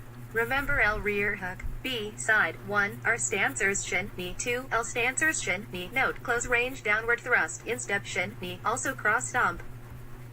C reverse hook 1. L stancers frontal knee 2. R stancers knee deep lead forward thrust. Look into knee. Groin E. L rear forward thrust F. L spin kick G. Vertical hook kick H. R finger jab 3 ways A. R jab 3 ways and high low J. R hook high low K. R back fist high low. 1. Left cross high low M. Right bottom fist forward hand N. L rear bottom fist reverse spin 0. Possible combinations of kicks 1. Natural follow-up 2. Trained follow-up P. Possible combinations of hands. Left stance less than 1 ITA at leg LKH Burke. C. Orc T tools. A good offense consists of leads, false moves and counterpunches supported by mobility, pressure and generalship. By size key Mr. Ale Akbar 8 Fek BWKP #BAF. High and realistic total fighting. We must embody the practical elements of evasion and aggression. 78 Savatsi, purring kick, circular or upward force. Knee does not have mobility like upper body. Thrown to the front and rear. Vo 7 quickest, economic, most powerful, scent weak, natural, and hardest to move away from. A heel normally makes contact. Experiment or making contact with the ball of the foot. DF. Sometimes it is necessary to bypass the F front to attack the rear weight-bearing leg. BF. The more weight on the leg KEs VA, the more damage to the knee. Kicking technique must 1. Have a sense of powerful ease developed through practice and supplementary exercises. 4, 5, 6, 7. Be able to adjust height in initiation. Be economically sudden in initiation. Have smooth speed. Be able to blend with any movement. Be direct and instantaneous in relaying tool part to target area. Be accurate and precise. Functions of the longest kicks 1, 2, 3. Primarily to reach a more distant target as a distracting tool to bridge the gap for another kick or hand technique. The kick you use will vary according to the type of opponent you face. The attacking lunge, step and slide and all the attacking steps must 1, 2, 3, 4, 5, 6 facilitate a speedy recovery out of range of a counter kick should the attack fail. The slightest loss of balance or control may mean that some part of a counter-kick target has been left unprotected for a fraction of a second. Be able to overcome the long measure with speed, economy and control. Have an element of surprise, catching the opponent off guard mentally or physically. Be driven with a great determination and speed, power once initiated. Use maximum reach to kick the target 3/4 bend or more, especially in attack. That extended distance is what makes an all-kicking attack possible. Utilize intense grace and awareness comparable to the hand and explode with killing power. That's the art of kicking. Develop power on the spot during combinations with the same leg. High, low hook and shin, knee side, high, low and angle in hook kick during alternate leg kicking. During reaching, extended reaching, hooking. During close range thrusting, apply close range side kick downward to avoid jamming in to add a powerful tool. Consider kneeing in close range and stomping while maintaining balanced posture. Develop body feel, distance, timing, releasing, etc. of tossing your tool part at a moving target while moving yourself. Learn to relay your weapon part while you are in motion. Tools Western boxing is too over-daring because of restrictions on illegal and unfair tactics. A. Heel, straight, side, cross $YB. Ball, upward, straight, sides NB4C, toe B, combine, kicking with all phases of footwork. ATRD, instep E, both sides, side swipe motions of hooking, paw court reaping, sweeping IA. Advance, all types B. Retreat, all types C, circling left, all types D, circling right, all types C. Parallel moving notes on the speed kick like a cobra, the fast kick should be felt and not seen. Use the speedy delivery of kicks to jump your opponent's consciousness. Find and delivery of kicks attitude of loosening antagonistic muscles prior to delivery, a continuous waiting to arrest your attitude rather than a preparatory one. Use the speedy delivery of kicks to arrest opponents moving away from neutrality. Your opponents moving away from neutrality. Watch the delivery, landing and recovery with continuous awareness, reinforcing all with watchful hand guards. Balancing center, Y so initiation, looseness and neutrality B economical start that blends with neutrality C playful looseness, mental and smooth speed, physical transition, a clear sight B neutrality C regulated balance D tight defense. Landing, well-timed collision with right part of tool B, natural releasing of coordinated destructive force recovery, flowing back to neutrality or flow on with attack B, reinforcement with watchfulness which are the safety, speed-led kicks used as pace setters, respect getters, distance gougers. How much faster can you make them without turning them into glickiness? Note, use the boxing jab as a guideline. For instance, you wouldn't use the rear hook unless you are pretty certain of securing distance in opponent's condition. Learn how not to let the opponent take advantage of your commitment. Psyche your opponent physically and mentally by inflicting pain. List kicks that snap from the knee such as groin hook kick, inward snap, face your reverse hook, outward snap opponent, physical upward snap kickly and mentally, straightforward snap kick by inflicting pain. List kicks that thrust from the hips such as side thrust kick, back thrust kick, front thrust kick. Look into snapping a kick from the knee to get more power, or snapping a kick from the hip and knee to get more speed. Test both in long, medium, natural firing distance, and close range. What are the pacing kicks that are snappy and combine with quick retreat? Note they should slow the pursuer by hitting into his line of movement while you are moving off his line of force. What are the pacing kicks that jam? Note workout precautions for being grabbed. What are the close range kicks that thrust in that snap? 38 Note workout natural hand or leg follow-ups. Closing curly bracket. Possible angle positions of front leg, IOE, chi and glow EY and enion AIEH greater than Fe 2, EDIUH 3. Low note, learn, relaying destructive force to where the target is or is headed. Use body feel as your guideline. Learn, relaying destructive force to where the target is or possible angle positions of rear leg is headed. What are the strongest kicks in terms of destructive power? What are those that can most easily score on the opponent? Kicking methods: upward, downward, outside in, inside out, straight on. Examples with front leg kicks: instep, upward groin kick, upward force, close range, medium range. Note, experiment on body feel to relay the almost destruction to opponents. TT 73, 1, shin, 2, knee. 3. Groin knee, F vertical hook, upward force, medium range. J1 can use body feel as your guideline. Hook kick, outside in, high, medium, low, long, medium, close range. IG equals zags coin 04 SN re-landing, toe. Instep, ball shin, watch leaning for balance and recovery. Inside foot swipe. 50 BI reverse hook kick, inside out weigh in, equals side kick, straight on, upward, downward, inside angle. Learn what muscles are involved in this kick and how to limber the parts. Important, relax timing muscles but keep an overall alertness of position and timing. Look into using the ball of the foot for attacking the shin, knee or instep. Range, long, medium, close, downward stomp. Learn the most efficient bridging of distance plus efficient timing with the opponent's movement. Tae downward. In combat, the side kick is best utilized by directing less than develop in the side kick a sense of delicate ease. Shin, knee kicks methods, straight on. Straight down, inside out, such as reverse hook kick, outside in, such as hook kick. Decide which shin, knee kicks are progressively longer. Shin, knee side, shin, knee hook, shin, knee reverse hook, straight on shin, knee, front and rear, E. All should be done with speed and sudden economy in mind, as well as with power. Learn the most efficient bridging of distance plus efficient timing with the opponent's movement. The leading shin, knee side kick. This kick can be an explosive, crispy thrust or pushing thrust to wrench the opponent's knee while bridging the gap for a leg or hand follow-up. It has a very demoralizing effect and causes the opponent to attack less confidently. It also imposes respect of distance. As an attack to a right stancer, QATN weakened R2 catch may MTO3 NPR pardon CO made EY provement as in pull attack. The kick has a very demoralizing effect and causes the opponent to attack front leg, rear leg less confidently. Hip closing, hip opening TW cross stomp downward force and E. A with V greater than name kicks that can be initiated without changing on guard positioning before and or after, such as hook kick, side kick, vertical hook and reverse hook. Front leg path without changing, rear leg path without changing on guard position too much. On guard position too much. Note the straight has many slight variations of path. Have that sudden economy be the guideline at the drop of a dime. 86 of these economy kicks, which besides the hook kick go for absolute speed. Guard from flickiness. Find a happy medium, however, with speed in mind. Work on that particular initiation economy and not just on those kicks with non-changing and guard movements. Instead, have that sudden economy be the guideline at the drop of a dime. Powerful kicks with non-commitment. Note, use speedy delivery. Hook kick example small phasic bent knee economic initiation _ find the point for quick recovery to position, neutral, neutrality.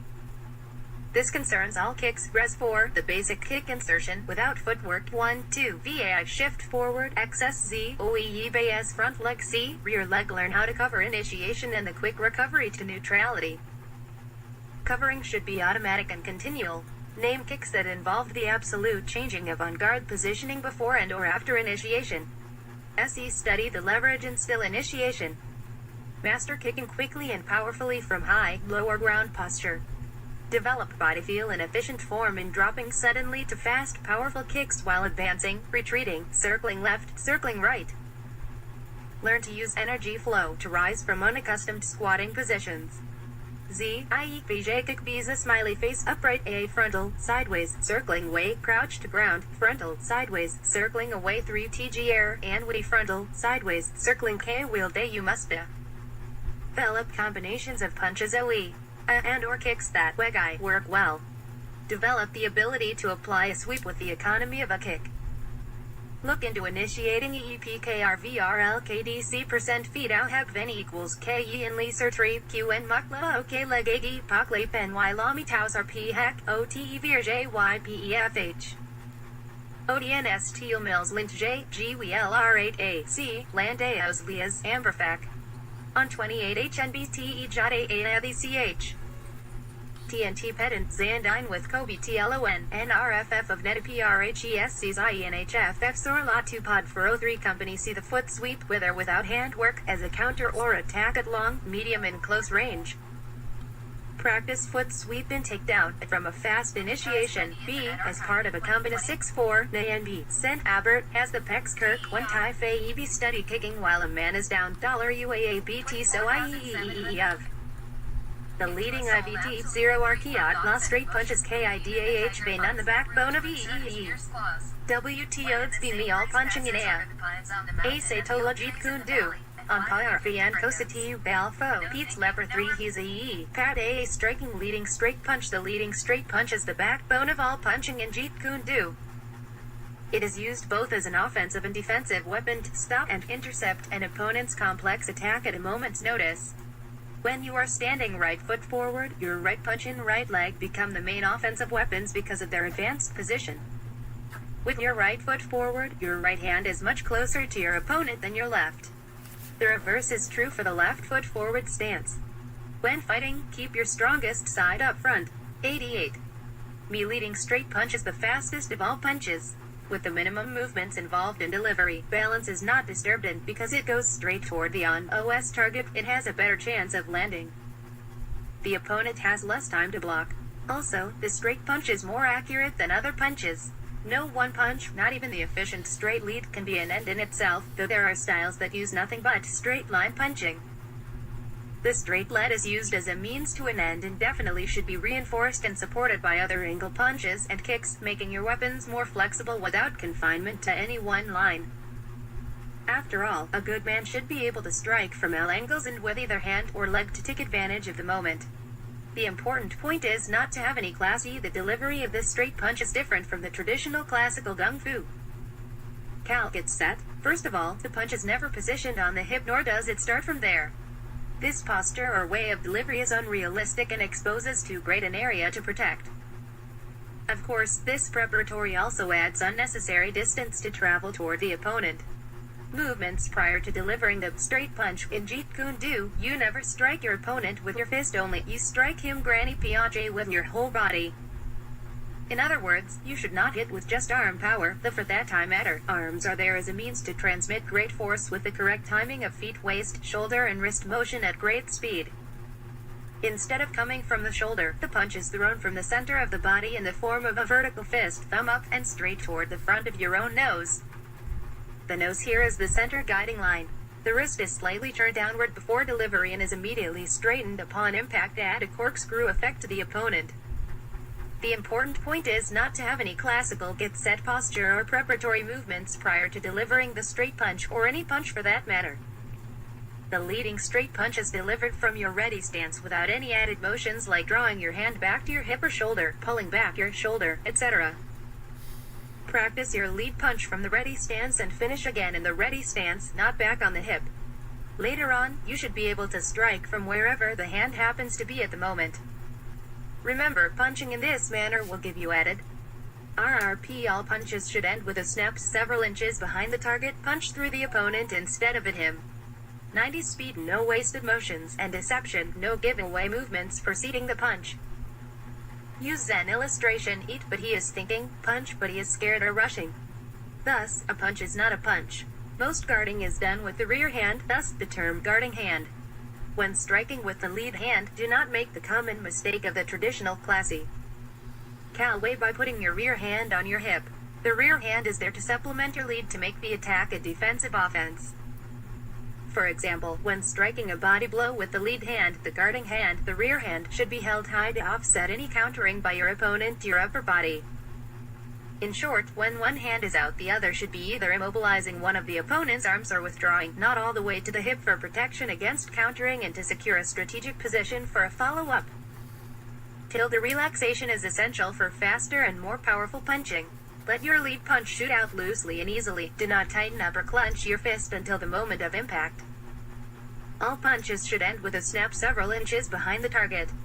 Thus, you punch through the opponent instead of at him. After shooting out the lead hand, do not drop it when withdrawing to the ready stance. Though you might see this being done by a good man because he is potentially fast and good at timing and distance, you should cultivate the habit of returning along the same path and keeping that hand high for any possible counters. When striking with the lead hand, it is advisable to constantly vary the position of your head for added protection against the opponent's counter. During the first few inches of advancing, the head remains in line. After that, the head should adapt. Also, to minimize counters from the opponent, you should at times feint before leading. However, do not overdo the feinting or the head work.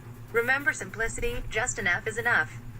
Sometimes it pays to use double leads because they are unexpected and the second punch tends to disturb the opponent's rhythm and thus paves the way for a follow-up. When advancing to attack, the lead focht should not land before the fist makes contact or the body weight will end up on the floor instead of behind the punch. Remember to take up power from the ground by pushing off with the rear foot. Your lead hand should be like greased lightning and must never be held rigidly or motionless. Keep it slightly moving without exaggeration in a threatening manner, as 7 tart wit % eon YYE, as if see it not only keeps your opponent on edge but also can be delivered faster from motion. than from immobility. Like a cobra, your stroke should be felt before it is seen. This is particularly true of the leading finger jab. Like a cobra, the elusive lead stroke should be felt before in delivering the lead. The position of the head should be constantly varied, sometimes AIET. Up, sometimes down, and sometimes neither up nor down. Sometimes the rear hand cork IT big by Pa2 can be placed in front of face while leading. This might entail a loss of reach and rapidity. Keep your opponent guessing. Variety. Straight hitting and straight kicking is the foundation of scientific fighting skill. 92. Note the sudden change of level. Use the first 2 inches to lead, then a sudden change, head feint. Use as defense for 1. Swings, hands, feet 2. Hooks, hands, feet 3.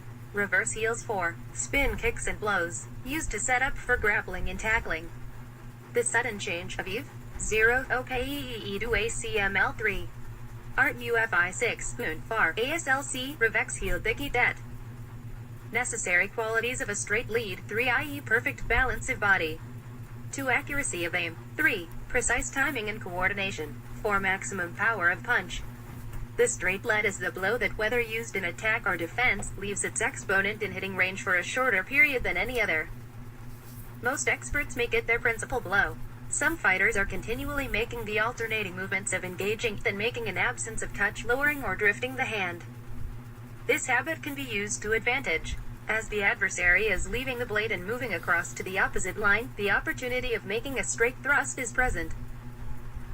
Goan hitting is based on an understanding of body structure for an opponent who lacks decision, one who extends to lead but brings his hand back in the value to the on-guard position. The straight thrust can follow advantageously. Of leverage. The above defensive errors, in conjunction with a step forward by the opponent, render the straight thrust all the more possible. Straight hitting and straight kicking is the foundation of scientific fighting skill. It developed late in history and, therefore, is the product of careful thought. Requiring speed and intelligence to use, it travels less distance than round-arm blows or hook and spin kicks, and will reach the mark first. Straight blows and kicks are more accurate than hooks and swings and allow full use of the arm and leg reach. Straight hitting is based on an understanding of body structure and the value of leverage. It is an attempt to use body weight in every blow, hitting with the body and using the arms as merely the vehicles of force. Arm action alone is insufficient to give real power to blows. Real power, quick, accurate, can be obtained only by shifting the weight in such a manner that the hip and shoulder precede the arm to the center line of the body. $UBAF. A power in hitting comes from a quick twist of the waist, not a swinging, swaying movement. 94. There are only 2 methods which obtain a complete shift of weight. Compare this with kicking. 1. A pivot or quick turn of the waist, allowing the hip and shoulder to precede the arm. 2. A full body pivot, shifting the weight from one leg to the other. The waist pivot is faster and easier to learn and is used as a basis for teaching the art of hitting. Hitting does not mean pushing. True hitting may be likened to the snap of a whip. All the energy is slowly concentrated and then suddenly released with a tremendous outpouring of power. Pushing is exactly the opposite, with the concentrated force at the start of the blow and a subsequent loss of power as the arm leaves the body. In real hitting, the feet are always directly under the body. In pushing, the body is often off balance as the force of the blow does not come from a pivot of the body but only from a push off the rear foot. Power in hitting comes from a quick twist of the waist, not a swinging, swaying movement but a pivot over the straight lead leg. As long as this straight line is maintained, as long as the hips are relaxed and free to swing, as long as the shoulders are not tensed, and return through to the center line of the body before the arms are extended, power will result and hitting will be an art. Once the straight line of the lead side of the body is broken, power is lost because the straight lead side of the body is the anchor, the pivot point, the hinge from which power and force is generated to its greatest height. So great is the power that may be attained in this manner that a real artist can deliver a knockout blow without taking a single step forward or displaying any apparent effort. Pay particular attention to the development of relaxed tension. If you tighten up, you lose the flexibility and timing which are so important to successful punches. Keep relaxed at all times and remember that timing is your chief aid in making a blow effective. Punches are not supposed to be thrown with a wind-up motion. They are made with a well-directed forearm and loose shoulder muscles. Only when the punch begins to land should the fist be clenched. The momentum helps carry the arm back to the proper position. The top of your shoulder is at the level of the point you are striking. Sometimes it is alright to stand on the balls of your feet when landing a headshot on a tall person to make your shoulder come to the level of his jaw. When hitting to the pit of the stomach, both knees give way until the shoulder is at the level of the pit of the stomach. 7. Remember to take up power from the ground through your legs, waist and back. Sway all your muscles into your punches at the same time. Do your best to cut down motions and make them drive through. Push off from the ground. When using a body pivot, turn on the balls of both feet while punching. The fist comes straight from the center with the full power of one or the other leg behind it. Sometimes a quick 3 or 4 inch jump will do the trick. According to your position and the time you have to put the right lead punch in, you may occasionally take a short step to the left, just a few inches with your left foot. Watch out for kicks. This will put even more weight into the punch, especially at fairly long range. Timing is best when the opponent rushes in. Remember, when advancing, the foot must not land first or the body weight will rest upon the floor instead of being behind the punch, heel slightly raised and pointing outward. Always have the legs slightly bent so that the strong thigh muscles come into play like a spring, especially before coming in. Your step should be long enough to make your reach good, and you should drive your punch slightly through your target. Use your whole reach. To ensure success, the straight head in a lunge step must be one coordinated move. Your head should sway slightly to the right as it moves forward with your step. Tools take up power from the ground through your legs, waist and back. There are different types of force applications and one should use all of them. 96. Endeavor never to flinch or close your eyes, but watch your opponent intently all the time. Keep your chin firmly set and nicely tucked away. Remember the covered line outside or in and the supplementary guard, always there corresponding to the uncovered line. Always keep the rear hand guard up. Be ready to follow with the rear hand. Follow through. First of all, there are different types of force applications and one should use all of them. Follow through generally refers to continuation of a high rate of movement or even an acceleration from the instant of contact until the ceasing of contact. The punch should increase in speed throughout its run and when it lands, still have enough momentum and power to drive clear through the object. Do not aim merely to strike at your man, aim to drive through him, but do not have a lean-on effect. Make up your mind that you'll hit as hard as you possibly can with every ounce of your bodily strength, with every fiber of your mental determination, and also that you'll keep on hitting harder and harder as you progress through the object. In boxing, for example, the athlete is taught to strike through the opponent to maintain or increase the rate of movement during the contact so that the explosive push carries through farther and changes the opponent's position more sharply. Wrist snaps at the last instant in striking acts are last moment accelerations that literally go into the object, i.e. compressed tennis ball. Instead of a relaxing follow through, the fighter must bring his hands back as fast as he thrusts them out. Reversing the waist movement aids in last-minute acceleration as well as return. Lead to body. A lead to the body is an effective blow used to bother the opponent and bring down his guard as the preceding feint of the high lead. While not ordinarily a hard blow, it can cause distress if driven to the solar plexus. It is important that the body follow the arm. In other words, a blow to the body is more effective and safer if the executioner sinks to the level of the target. Drop the body forward from the waist to a position at right angles to the legs. Keep the forward leg only slightly bent but the rear leg more completely flexed. As the body drops, drive the lead arm into forceful extension toward the opponent's solar plexus. The blow is slightly upward, never downward.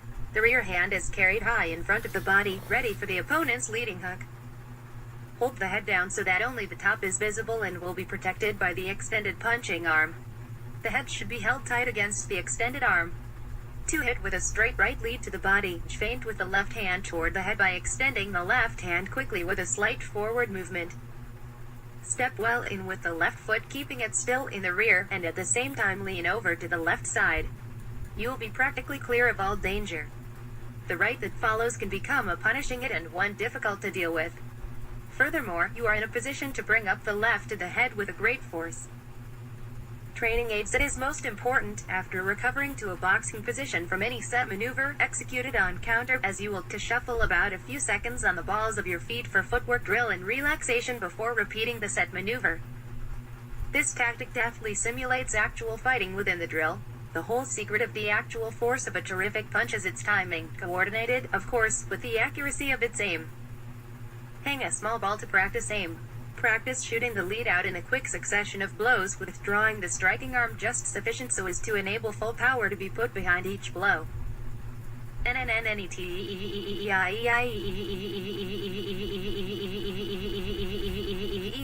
Learn economical motion of delivery from a variety of angles and lengthen the distance gradually. One important point in all hand techniques: the hand moves first, preceding the foot. Keep this in mind, hand before foot always. Tools: the whole secret of the actual force of a terrific punch is its timing, coordinated, of course, with the accuracy of its aim. #UBAFH. The lead jab is a feeler. It is the basis of all other blows, a loose, easy stinger. 98 defenses for a straight lead. The following are examples of defenses against a straight lead while in a right stance. Have the left hand ready in anticipation of a lead.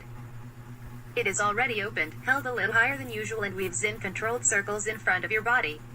Immediately, the lead hand of your opponent flickers on its way to your face. Lean slightly to the left and strike firmly and quickly at his wrist or forearm with your left hand. No strength whatever is required to deflect the heaviest blow this way. Don't fail to take advantage of the opening. Put in a stiff lead to the face or body. Your opponent will be both off guard and off balance. Sway to the left, stepping in with the right foot, and deliver a severe body shot with your right hand. This may be varied by a punch to the face. Sway to the right, stepping in with the right foot, and deliver a heavy left hand punch to the body or head in a cross counter. Snap back then forward with a return. One should always finish punching with his lead hand to enable him to return to the correct fighting position instantly. Vary the leads to the head and body. Let jab. The lead jab is a feeler. It is the basis of all other blows, a loose, easy stinger. It is a whip rather than a club. Ali's theory is to picture hitting a fly with a swatter. Its great advantage is that body balance is not disturbed, and it is both an offensive and a defensive weapon. In offense, the lead jab serves to keep your opponent off balance and paves the way for more severe punching. When used as a defensive blow, the jab often stops or effectively meets an attack. You can frequently slip in a sudden and disconcerting jab to the other fellow's face at the very moment he is about to let go a real punch at you. Used correctly, it is the sign of the scientific fighter, who uses strategy rather than force. It requires skill and finesse as well as speed and deception, broken rhythm. Keep in mind that there is nothing worse than a slow jab, except one which is telegraphed. It is important that, upon shooting your lead jab, you instantly return your fist to its on-guard position, ready to punch again or to protect yourself from a counterpunch. The jab is snapped across, not pushed, and should be brought back high and kept high to offset a rear hand counter. The arms merely relax and sink back to the body rather than being pulled back. This is as important as knowing how to deliver. At the time of landing the jab, the chin is tucked down and the shoulder is curved around the chin as a protective covering. In all hitting, including the lead jab, all force is outward from the body. The movement of the lead jab should be a continuous winding motion from the shoulder. It is often advisable to shoot more than one jab. The second jab has an excellent chance of landing, providing the first one was delivered with utmost economy, and it also serves to cover up the missed first jab. Of course, you should shoot as many more as you wish. Continue to practice the jab until it is a light, easy, natural movement. Carry the shoulder and arm relaxed and ready at all times. It requires long, diligent practice to make the movement automatic and to obtain speed and power without apparent effort. In all hitting, accuracy should be the main objective, and the straighter you jab, the better. Including the lead jab, all force is outward from. If you cannot get at the opponent's head or body, aim at his bicep. The body. The jab may also be effectively used with the fist closed to stiff-arm the opponent away from you in defense. AWLSEAE, Hashigan NPRLAASISAGESCL Lente Pete. Thou keep him on the defensive and increase the pace ever so steadily. Give him no rest. Leading finger jab. By like a fencer's sword that is always in line, the leading finger jab is a constant threat to your opponent. Basically, it is Western sword fencing without a sword, and the primary low target is your opponent's eyes. The leading finger jab is the longest of all hand weapons as well as the fastest because of the little force needed. You do not need power to jab at an opponent's eyes. Rather, the ability to seize an opportunity with accuracy and speed is the main thing in the eye. Efficient use of the finger jab. Thus, as in all hand techniques, the finger jab should begin from your ready position without any added motions.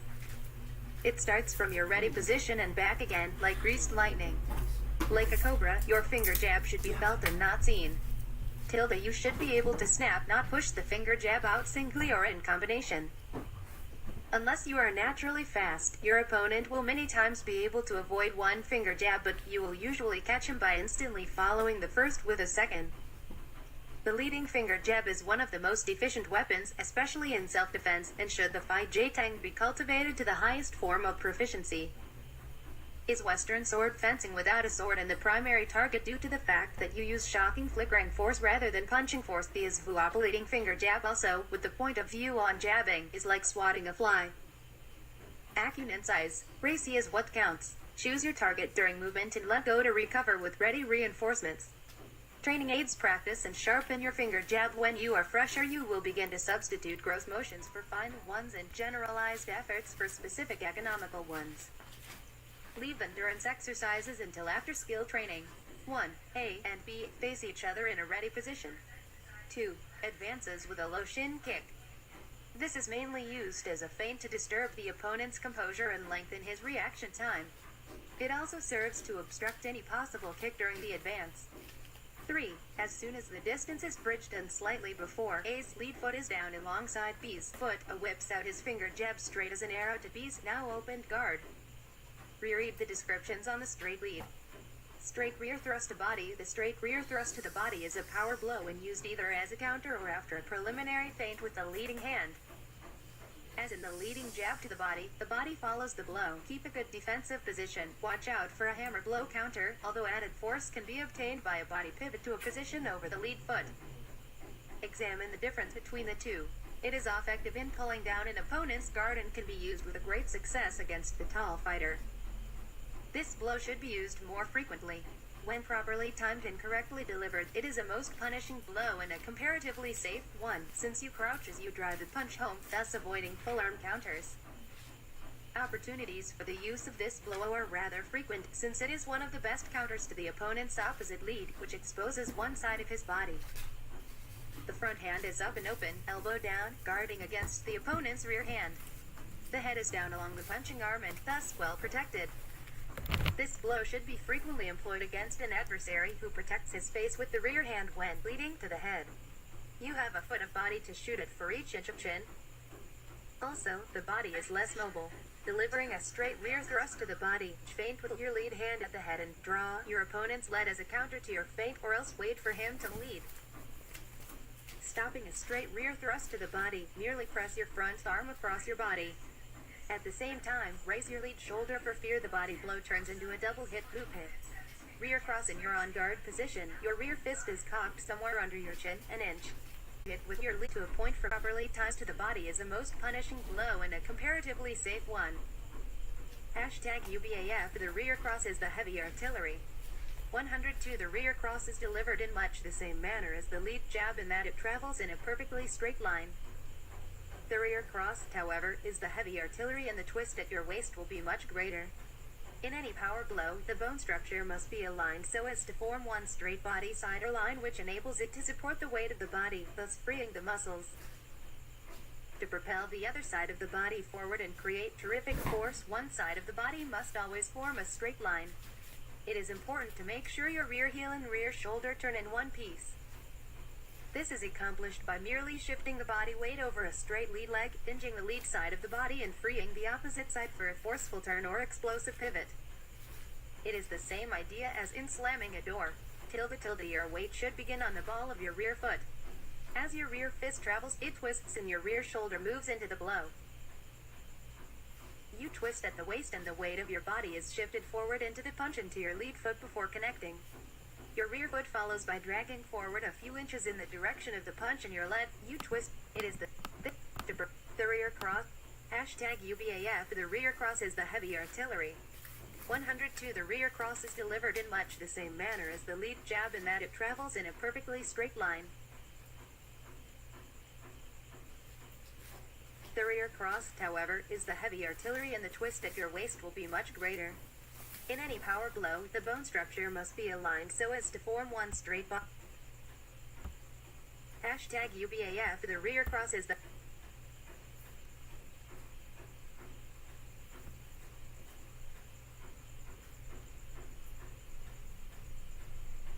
heavy artillery.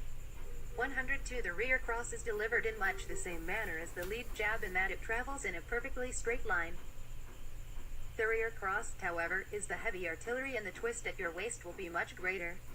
In any power blow, the bone structure must be aligned so as to form one straight body cider line which enables it to support the weight of the body, thus freeing the muscles. To propel the other side of the body forward and create terrific force, one side of the body must always form a straight line. It is important to make sure your rear heel and rear shoulder turn in one piece. This is accomplished by merely shifting the body weight over a straight lead leg, hinging the lead side of the body and freeing the opposite side for a forceful turn or explosive pivot. It is the same idea as in slamming a door. Tilde. Your weight should begin on the ball of your rear foot. As your rear fist travels, it twists and your rear shoulder moves into the blow. You twist at the waist and the weight of your body is shifted forward into the punch into your lead foot before connecting. Your rear foot follows by dragging forward a few inches in the direction of the punch and your lead fist shifts back as your body twists. Remember, the secret of power in the straight rear cross or thrust is using the lead side of the body as a hinge and allowing the rear side of the body to swing free. Let the blow slip out loose and easy. Don't grip, don't tighten up the arm at the beginning of the punch. Let the contraction of the muscles come just as the blow lands, with a last closing and tightening on the fist, a final burst of nervous energy to drive through the opponent. Its force depends on speed, and more speed and timing with the opponent's movements. Do not forget the drive from the rear leg. Keep your hands well up at all times, especially don't drop the rear hand while punching with the lead. Blows should start where the hands are. The start is normally made from the on-guard position with no preliminary movement, no lifting or drawing back. The shoulder curves over the chin for protection and the chin is down. The rear hand must be shot from its resting place on the chest or body. It generally starts from near the rear shoulder. As the rear arm is extended, the lead arm is held close to the side in the position of guard. This is done not only for an expected counter, but also so the boxer will be in position to throw the second follow-up punch. Remember, one hand out, one hand back. This movement must be practiced until it can be easily, quickly and correctly performed. The arm should drive out with such snapping forces would seem to pull it clear of the socket. Again, the blow must be driven through, and not just at an object. The arm then relaxes back to the on-guard position. When using the rear cross, you must not hesitate. If you think you have the opening, you should let it fly and not be half-hearted about it. Because the rear cross is a long-range blow, to be effective it must be delivered straight as an arrow, fast as a shot and completely without warning. The most important part of the rear cross is to cultivate a delivery speed so, when you strike, the damage is done before your opponent realizes it. You must also be accurate with the straight rear cross, far more accurate than your lead, and the straighter you keep the cross, the more accurate and the more explosive it will be. Unless you have correct balance, you will not be in a position to deliver a lead shot after your rear cross. This is most important because if your opponent ducks to avoid the rear cross, your quickest method of recovery is to throw in a lead and you must be in it if you think you correct position to do so. If you are trying to correct faulty footwork in those split at the opening, you should let fly and not be half-hearted about it. Seconds, you may well find yourself flat on your back. The rear cross is difficult to use because the rear hand has farther to travel and use of the rear hand will present an opening for your opponent if you miss. Practice minimizing the above 2 points and thus perfect the rear cross, non-telegraphic starting, quick recovery. In a right stance usually, you will hit with your left fist after first having shot a right 1-2. Keep the right hand moving, don't hold it motionless. Let it flicker in and out like the tongue of a snake ready to strike. Above all, always threaten and worry your adversary. Throw the right out, stepping out with the right foot simultaneously. Before it reaches its mark blocking the side of the opponent, drive your left fist straight out without pulling it back even a fraction and twist your body to the right pivoting on the sole of your left foot. As you pivot, get plenty of push and snap from the left side of your body, up from the foot through the legs and hips, and make sure it is capped off by side, plenty of snap from your left shoulder. This power is accentuated by the coordination of the whole body in the follow-through. Keep balanced at all times. Better to feint the opponent into leading to shoot the left as a counter. Here the blow is delivered perfectly straight during the opponent's lead at your face. You step inside a right lead, allowing it to slip over your left shoulder, and shoot the left meanwhile keeping an eye on his left or putting a stop to with your right. Your head must be ducked forward and to the right to avoid the opponent's right lead. Keep your eyes on him, but the duck must be very slight, just sufficient to avoid being it. The left hand back uppermost should just skim the opponent's elbow before his leg is straightened, and the swing of the body on the hips from left to E should be assisted by jerking back the right elbow and shoulder. It should be noted that the left or rear thrust is often a counterblow. Sometimes it generally meets your man coming in and lands on the angle of the jaw. Do not always power his hit at the head, however. Aim toward the center line to drive through the opponent, accentuated by the coordination of the whole body in the follow through. Try a left to the stomach, then left cross. Try 2 right leads to time your left straight. Sometimes move over a little further to the right and shoot the straight left inside his arm in a slight upward direction. When returning, keep your lead shoulder raised for a right stancer's left cross or left stancer's lead hook. In fighting, short man versus tall man, keep your hands up, elbows close to your body. Bob and weave, moving from side to side. Gauge your opponent's leads, make him miss and get inside his punches by ducking, slipping, feinting or sticking with controlling hands. A short, straight left rather than a hard, telegraphed one will do the trick. The opportunity is usually there but only for an instant, hence the short, fast left rather than the looping, hard left. Capitalize on a hooker who either drops the hook upon delivery or throws it in too wide, capitally an arc. You should shoot over a hard straight left as soon as his right shoulder is P.O.T. Hooker who either lowered or the wide arc begins. Drops the hook upon delivery or throws it in the overhand left is used by small fellows against taller men. It travels in a circular too wide an arc. Feina BRS or over motion into the vicinity of the opposition's head. The movement must come from the shoulder. Vary it with an inward palm stroke.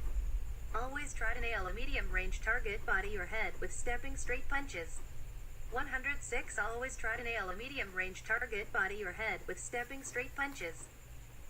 However, if your opponent is blocking, evading or countering those straight blows, you can resort to medium-range hooking attempts.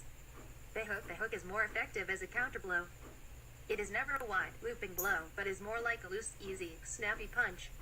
Remember, the pivot is the key. Footwork makes the punch. Avoid telegraphing. Start and end in the ready position. It must begin from the on-guard position for proper deception. The hand is never pulled back or lowered. Always jab or feint first to get your distance and leverage. When using a lead hook, always keep your rear hand high as a shield for your face. Your rear elbow protects your ribs on that side. The hook is mastered chiefly on the small punching bag. Try to explode sharply without twisting the body out of shape and be ready to follow up with more punches. Lead hook. The more versatile the fighter, the more alert mentally and the more agile physically, the more apt he is to shove the most unorthodox blows from the most impossible angles. The lead hook should be used judiciously. It is most effective when going in or coming out and is useful against an overreaching straight or against swings. With the opponent in the same stance, the lead hook is often delivered when he has lowered his rear handguard or after he has executed a lead jab. Against a clever defensive fighter, the lead hook is sometimes the only way you can penetrate his defense or force him to bury it so that you can find openings for other types of punches. The lead hook can be used as a lead when, for some reason, your opponent has lost his ability to move out of the way. It is more effective as a counterblow or as a follow-up, however, because it is basically a short-range weapon when the opponent is coming to you. Try a straight lead or some other preparation first. A good way to use the lead hook powerfully is to fake a rear cross. Always vary your punches, high, low or low, high, singly or in combination. Jabbing and feinting with advance is a good means of getting your distance. The lead hook is also a good punch while in fighting. It comes from the side, outside the range of vision, as it were, and will go around the guard. This is valuable when close in, especially after the opponent is shaken up by a straight blow. The body is the easier target for the simple reason it covers a far larger surface than the jaw and is less mobile. The groin might be a better target too, and is definitely harder to block than the jaw. A hook to the body is more effective close in. Feint to his head, then, in a flash, step forward with the lead foot and sink your lead hook into his stomach, ribs, groin or the body as the whichever target is closer. At the same time, duck to the opposite side from which your easier target for hook is being thrown. In doing this, you must bend your lead knee, bringing your the simple reason shoulder as near as possible, level with the striking point. To preserve balance, turn it covers a far larger surface than the jaw and is less mobile. the toe of the rear foot well out. Keep your rear guard up. The horizontal hook. The hook is a good punch to combine with a side step where you are moving sideways, and it is the natural way to swing at that moment. Similarly, you may land effectively on your opponent with a hook at the instant he is trying to sidestep. Remember, if you catch your man coming in, the blow will be twice as hard. Remember also to keep your rear hand up while striking. NYBAF, remember that punches are not supposed to be thrown with a wind-up motion. 108 According to Mills, there are at least 2 ways to deliver a lead hook. The long lead hook. Stab your opponent's face with a straight lead and quickly follow with the hook. Study the weight shift in attacking and countering, reaching forward and shifting to the back leg. The short lead hook. This is delivered from the on-guard position with the elbow closer to your side. As you counter, shift your weight from the lead to the rear. Like all punches, the lead hook must begin from the on-guard position for added deception. Always jab or feint first to give distance. For example, feint across to prepare leverage, but don't throw it too far. Most boxers pull their hand back too far before throwing the hook. Try not to pull or lower the hand. Enough power can be put into the punch without pulling the arm far back. Much of the kick behind the lead hook is accomplished by the footwork. The lead heel must be raised outward so that the body can pivot and the waist and shoulders reverse when the blow lands. You should keep the lead shoulder high for full leverage when you hook to the side of the chin. Remember that punches are not supposed to be thrown with a wind-up motion. They are made with a well-directed forearm and loose shoulder muscles. The momentum helps carry the arm back to the proper position. Frequently, a boxer tries to put too much body behind the punch, thereby making it a push punch. The hook is a loose arm-propelled punch. The kick comes from the looseness of the delivery and the proper pivoting of the feet and body. The weight of the body is shifted with the hook to the side opposite the side you hook from. If you lead a hook, you must step in with the punch to make your reach good. Use a loose, easy, snappy punch, never a wide and looping blow. In loose hooking, the whip of the arm is caused by turning the body away from the arm until the range of movement in the shoulder joint is completely used. Then, the coup must turn with the body. Executed quickly, this causes the arm to whip forward as if released from a bow. Make the blow snappy, always think of speed and more speed. Aim to drive through the opponent. Your lead heel is raised outward, swiveling on the ball of your lead foot so that your blow will have a better reach and will go through better and faster. Drop a little to the opposite side to get more weight and to safeguard yourself. Above all, minimize all motion so that you will be moving just enough to have the maximum effect without hooking wildly. The more you open an outside hook, the more it degenerates into a swing. You must keep it tight. Also, when you open a hook, you opened your own defense. Above all, minimize all motion shape, so that you will be moving just enough to have THI. The more sharply the elbow is bent, the tighter and more explosive the hook. Experiment with the arm slightly rigid prior to landing.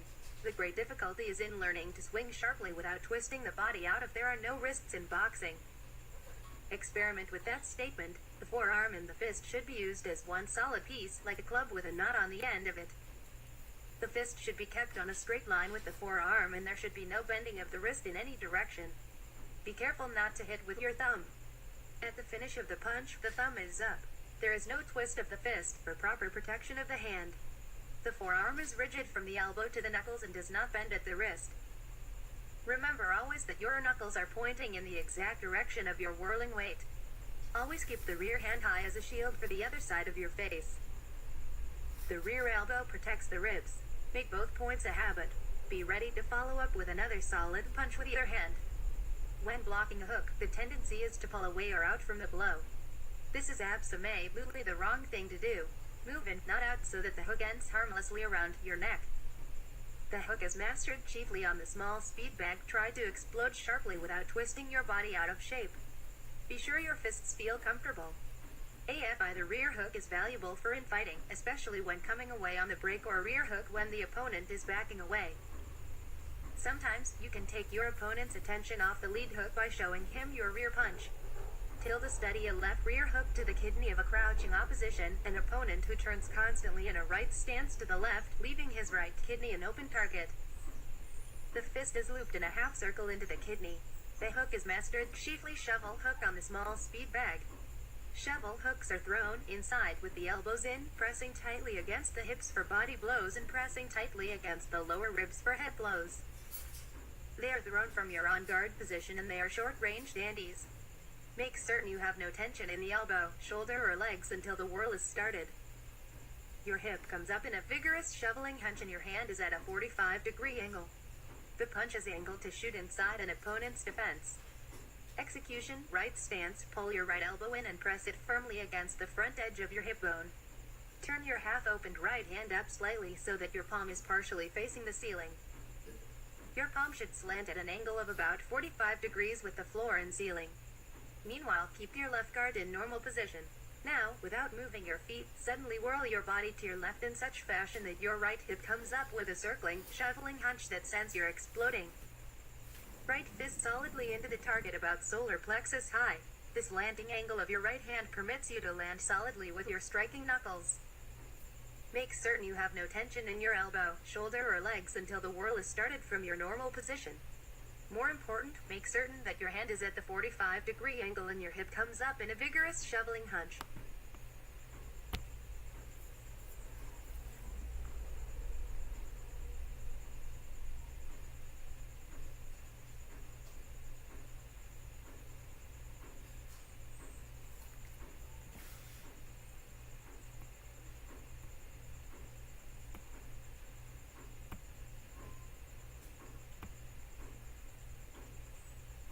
Must turn with the body. Executed quickly, this causes the arm to whip forward as if released from a bow. Make the blow snappy, always think of speed and more speed. Aim to drive through the opponent. Your lead heel is raised outward, swiveling on the ball of your lead foot so that your blow will have a better reach and will go through better and faster. Drop a little to the opposite side to get more weight and to safeguard yourself. Above all, minimize all motion so that you will be moving just enough to have the maximum effect without hooking wildly. The more you open an outside hook, the more it degenerates into a swing. You must keep it tight. Also, when you open a hook, you opened your own defense. Above all, minimize all motion shape, so that you will be moving just enough to have THI. The more sharply the elbow is bent, the tighter and more explosive the hook. Experiment with the arm slightly rigid prior to landing. The great difficulty is in learning to swing sharply without twisting the body out if there are no wrists in boxing. Experiment with that statement. The forearm and the fist should be used as one solid piece, like a club with a knot on the end of it. The fist should be kept on a straight line with the forearm and there should be no bending of the wrist in any direction. Be careful not to hit with your thumb. At the finish of the punch, the thumb is up. There is no twist of the fist for proper protection of the hand. The forearm is rigid from the elbow to the knuckles and does not bend at the wrist. Remember always that your knuckles are pointing in the exact direction of your whirling weight. Always keep the rear hand high as a shield for the other side of your face. The rear elbow protects the ribs. Make both points a habit. Be ready to follow up with another solid punch with either hand. When blocking the hook, the tendency is to pull away or out from the blow. This is absolutely the wrong thing to do. Move in, not out, so that the hook ends harmlessly around your neck. The hook is mastered chiefly on the small speed bag. Try to explode sharply without twisting your body out of shape. Be sure your fists feel comfortable. AFI, the rear hook is valuable for infighting, especially when coming away on the break, or rear hook when the opponent is backing away. Sometimes you can take your opponent's attention off the lead hook by showing him your rear punch. Study a left rear hook to the kidney of a crouching opposition, an opponent who turns constantly in a right stance to the left, leaving his right kidney an open target. The fist is looped in a half circle into the kidney. The hook is mastered chiefly shovel hook on the small speed bag. Shovel hooks are thrown inside with the elbows in, pressing tightly against the hips for body blows and pressing tightly against the lower ribs for head blows. They are thrown from your on-guard position and they are short-range dandies. Make certain you have no tension in the elbow, shoulder, or legs until the whirl is started. Your hip comes up in a vigorous shoveling hunch and your hand is at a 45-degree angle. The punch is angled to shoot inside an opponent's defense. Execution, right stance, pull your right elbow in and press it firmly against the front edge of your hip bone. Turn your half-opened right hand up slightly so that your palm is partially facing the ceiling. Your palm should slant at an angle of about 45 degrees with the floor and ceiling. Meanwhile, keep your left guard in normal position. Now, without moving your feet, suddenly whirl your body to your left in such fashion that your right hip comes up with a circling, shoveling hunch that sends you exploding. Right fist solidly into the target about solar plexus high. This landing angle of your right hand permits you to land solidly with your striking knuckles. Make certain you have no tension in your elbow, shoulder, or legs until the whirl is started from your normal position. More important, make certain that your hand is at the 45-degree angle and your hip comes up in a vigorous shoveling hunch. The fist angle and the hip hunch are important features of all shovel hooks, whether to the body or head. The leg spring used in the hip hunch speeds up your body whirl and, at the same time, deflects the direction of the whirl slightly upward in a surge. Meanwhile, the combination of the angled fist and the bent elbow points your striking knuckles in the same direction as that of the whirling surge. You have a pure punch. Your fist lands with a solid smash that packs plenty of follow-through, and your pure punch is angled to shoot inside an opponent's defenses. Shovels to the head are delivered from the on-guard position. Better practice it on the speed bag. Fold your right arm in toward your body, keeping your forearm straight up until your thumb knuckle is only a slight distance from your right shoulder. Be sure that your right elbow is well in and that it is pressing against your lower right ribs. Now, without moving your feet, suddenly give your body the combination shoulder whirl and hip hunch and let your angled right fist explode the punch against your chin-high target. Make certain each time that your elbow is pressing against your lower ribs at the start of the whirl and that your fist, when it lands, is only a short distance from your right shoulder. Shovel hooks are full-fledged inside lead hooks, one of the shortest yet one of the most explosive blows. Once you have mastered it, your hands will flash instinctively to their shovel post as your body starts its hunching whirl. Your body will pick them up. You can make the range with any number of attack combinations in which the shovels are used for follow shots. The simplest combinations would be a long right jolt to the head from a right stance, which failed to knock your opponent backward, followed immediately by a left shovel to the head or body. Or, you could follow a similar straight right to the head with a right shovel to the head or body. Likewise, the long straight left to the head, which failed to accomplish its explosive object, would put you in position for right shovels to either target. Also, if a fast opponent steps into you, his speed may be such that you can't catch him with a stepping counter punch, but that very speed may make him a perfect clay pigeon for your short-range artillery. In addition, he'll be in short range for counter shovels many times when you ward off attacks by means of blocks, parries, slips, and the like. The shovel ranks next to your long, straight punches according to Dempsey.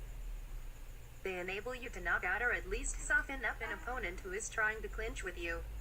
Don't forget to use elbows, stomps, knees. They help you to keep inside the attack of bobbing weavers, most of whom hook from the outside, and help you straighten them up.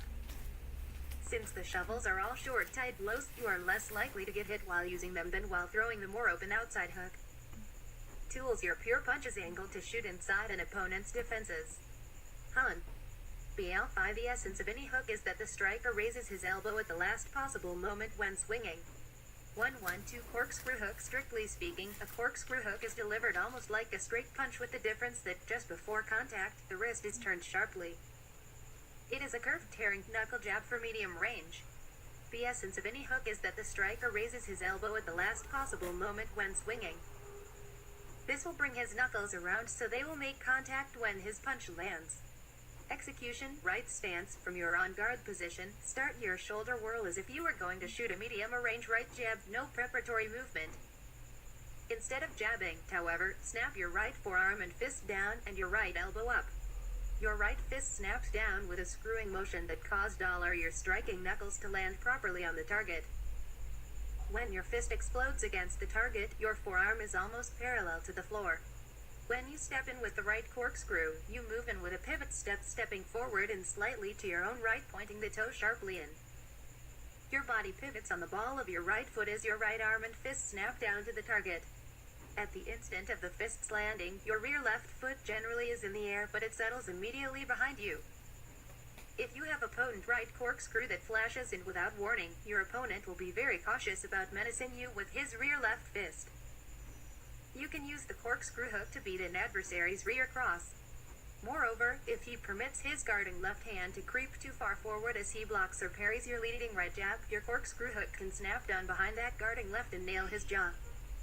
The right corkscrew is often delivered while you are circling to your opponent's left. Practice on the light speed bag to obtain proper form and zip. Palm hook. The palm hook is simply a fast, open hand hook that hits with the palm of the hand. In the normal punching position, the right outside palm hook is very useful as a lead that shoots in behind the opponent's guarding rear hand. And it is useful as a counter that, with a guarding or slipping, beats a straight lead to the punch. Uppercut lead and rear hand uppercuts are used freely in close quarter work. There are many opportunities for the punch once you get the inside position. Uppercuts can be used for head-down charges and wild swinging blows. This presupposes that you do not go in with your head down or body bent forward until you have thoroughly sized up your opponent's style, or you will run into an uppercut. The uppercut becomes almost useless against a fast boxer who the short uppercut is an effective one. Keep your legs bent before striking, straight and stand and right them suddenly as you send the punch in. Get up on your toes and lean back a little as I hit him, and the blow lands, dropping more weight on the left leg when using the right and more on simply jabs along the right leg when using the left. Lead in your face. Against a right stancer, when uppercutting with the lead right hand, lay your left hand for a moment on your opponent's right shoulder to make sure you don't run into a heavy return. Rear hand uppercut right stance, draw a right lead, then step in with a quick head twist to the right. As he's still leaning forward in his lead, deliver a short, sharp left uppercut to his chin, raising and obstructing his right with your punching arm. The left rear uppercut is delivered by lowering the left on the way across and scooping up into the jaw or groin.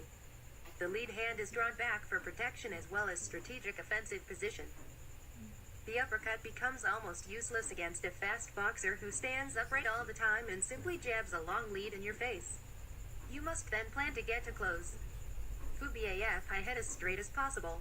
Don't telegraph any punch. 114 quarters and apply this punch to his groin, etc. By these methods, you may then tire him so much that he will drop his head.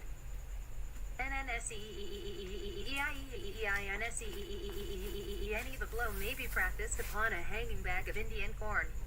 A. Upward hook. You screw the blow up and in so that you can send it to the chin of a man who covers his face by holding his arm across it. Use a violent turn of the hip. Note descriptions of the corkscrew hook. B. Horizontal hook. Forward hook. Both go over or around a man's guard. It's almost a bent arm jab. Draw through with the body. Note descriptions of the shovel hook. Combination punching. A good Western boxer hits from every angle. Each punch sets him in position to deliver another punch. He is always on center, never off balance. The more effective combinations a fighter has, the more different types of opponents he will be able to defeat. Some observations are applicable to all types of hitting. Hit as straight as possible. Step in when you punch and make your reach good. Don't telegraph any punch. If you have to set your fist in a certain way for a particular punch, do it in a manner that won't warn your opponent. Fight from a center and always be in position and balance to shoot any punch. Don't overshoot your target. After hitting, instantly get back on guard. End a series of punches with your lead hand. For long-range fighting, jab with your lead and cross with your rear. For short-range fighting, use hooks, rear hand, body blows, and uppercuts. Sway a little as you hit. A hard punch must be delivered from a solid base. Light punches are delivered by a boxer on his toes. Learn to hold your fire until you can hit learn to hold your fire until you can hit your opponent. Back him to the ropes or core opponent. NER him before you attack. Don't waste your energy missing. If he does the letting, avoid his punches and hit back with solid counter punches before he can get away. Keep loose and relaxed except when actually fighting. Develop speed, timing, and judgment of distance by many hard workouts with all types of sparring partners. With this, practice your authority, hit confidently and hard. Grappling, throwing 1, hooking throw, reverse hooking throw, single leg tackle and trip double leg tackle, right foot sweep with or without arm drag to right or left stance, left foot sweep with or without arm drag to right or left stance. Kick back uiso cooper or OE4 joint locks. 3H joint locks may be done while standing or lying on the ground as an immobilizing technique. Y1 outside armpit lock to left or right stance. Scene 2. Wrist lock. 3. Reverse wrist lock. 4. Reverse twisting wrist lock to double arm lock. 5. Lying across arm bar. 6. Standing single leg lock. Way. 7. Lying single leg lock. 8. Single leg and spine lock. 9. Double leg and spine lock. 10. Foot twist toe hold chokes approximately 1. Rear drop choke. 2. Lean over drop choke. 3. Side drop choke. Gauge your opponent's leads. Foul tactics. Make him miss.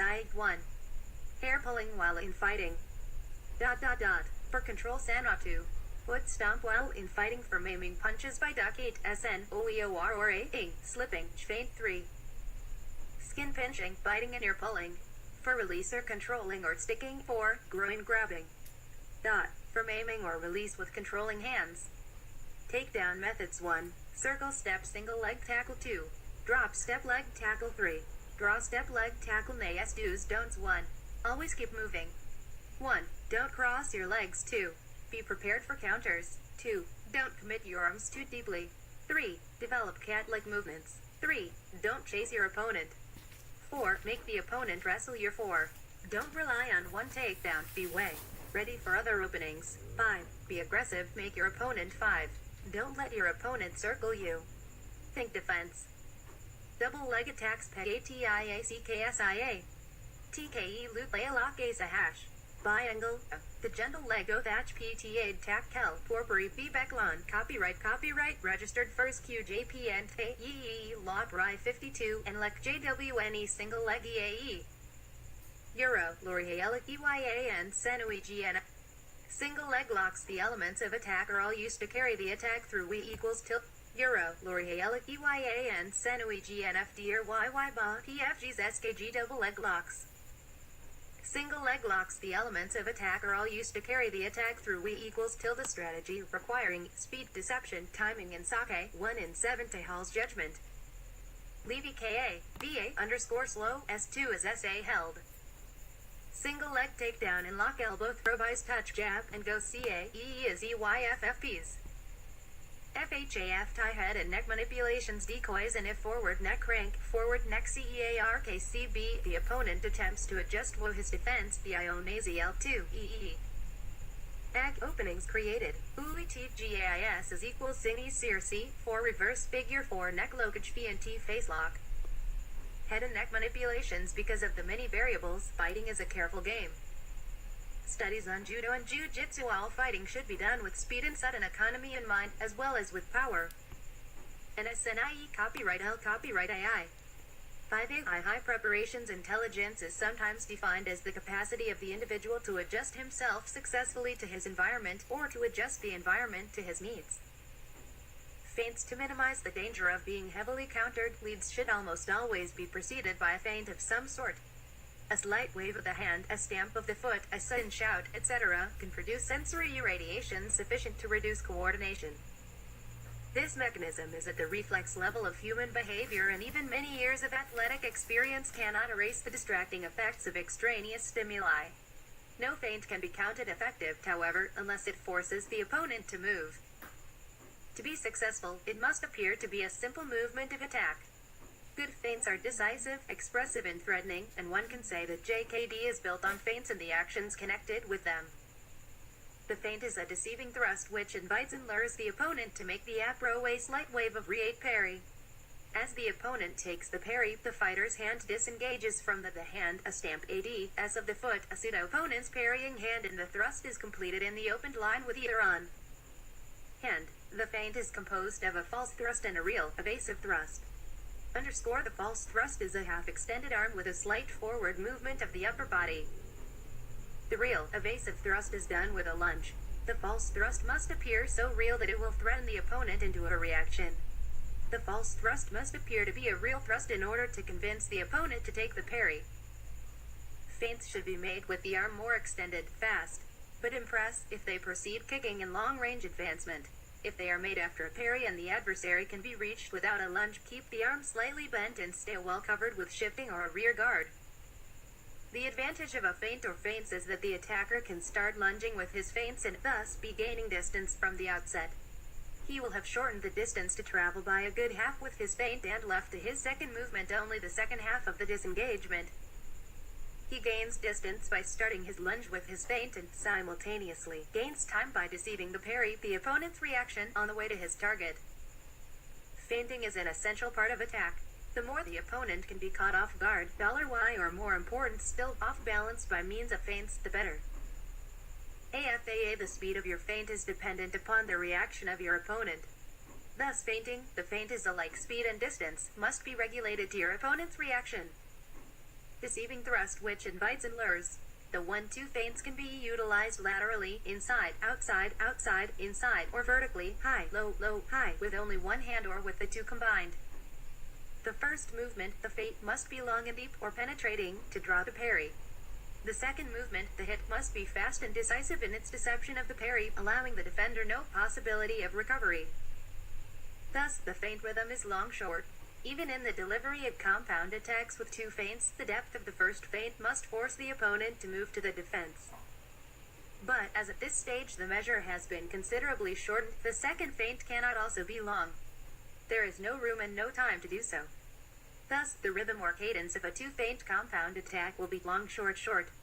A more advanced form of feinting with a change of cadence could be described as short-long-short. The object of this variation would be to mislead the adversary, making him believe that the second feint long was the final action of a compound attack, thus drawing the parry. By long, we do not really mean slow. While penetrating deeply toward the opponent, the feint must be fast. The combination of speed and penetration are the factors which draw the desired reaction from the defense. If an opponent doesn't react to feints, an attack with straight or simple movements is advisable. By making several real, economical, simple attacks first, the feints will be more effective. The opponent will not know whether a simple attack or a feint followed by a deception is being executed. This is especially effective against the less mobile opponent to promote a reaction. The same tactic might excite the speed-footed opponent into flight. Feints can also be made in the order of false attacks to parry the opponent's counterattack and riposte or make a fast return or counter-read him. Object of the feint, the speed of your one. To open the line in which one intends to attack. Feint is dependent to make the opponent hesitate while immediately closing the distance. Upon the reaction 3, to deceive the parry which the feint provokes, to trap and hit or to delay on the attack and hit as the opponent moves back to recover.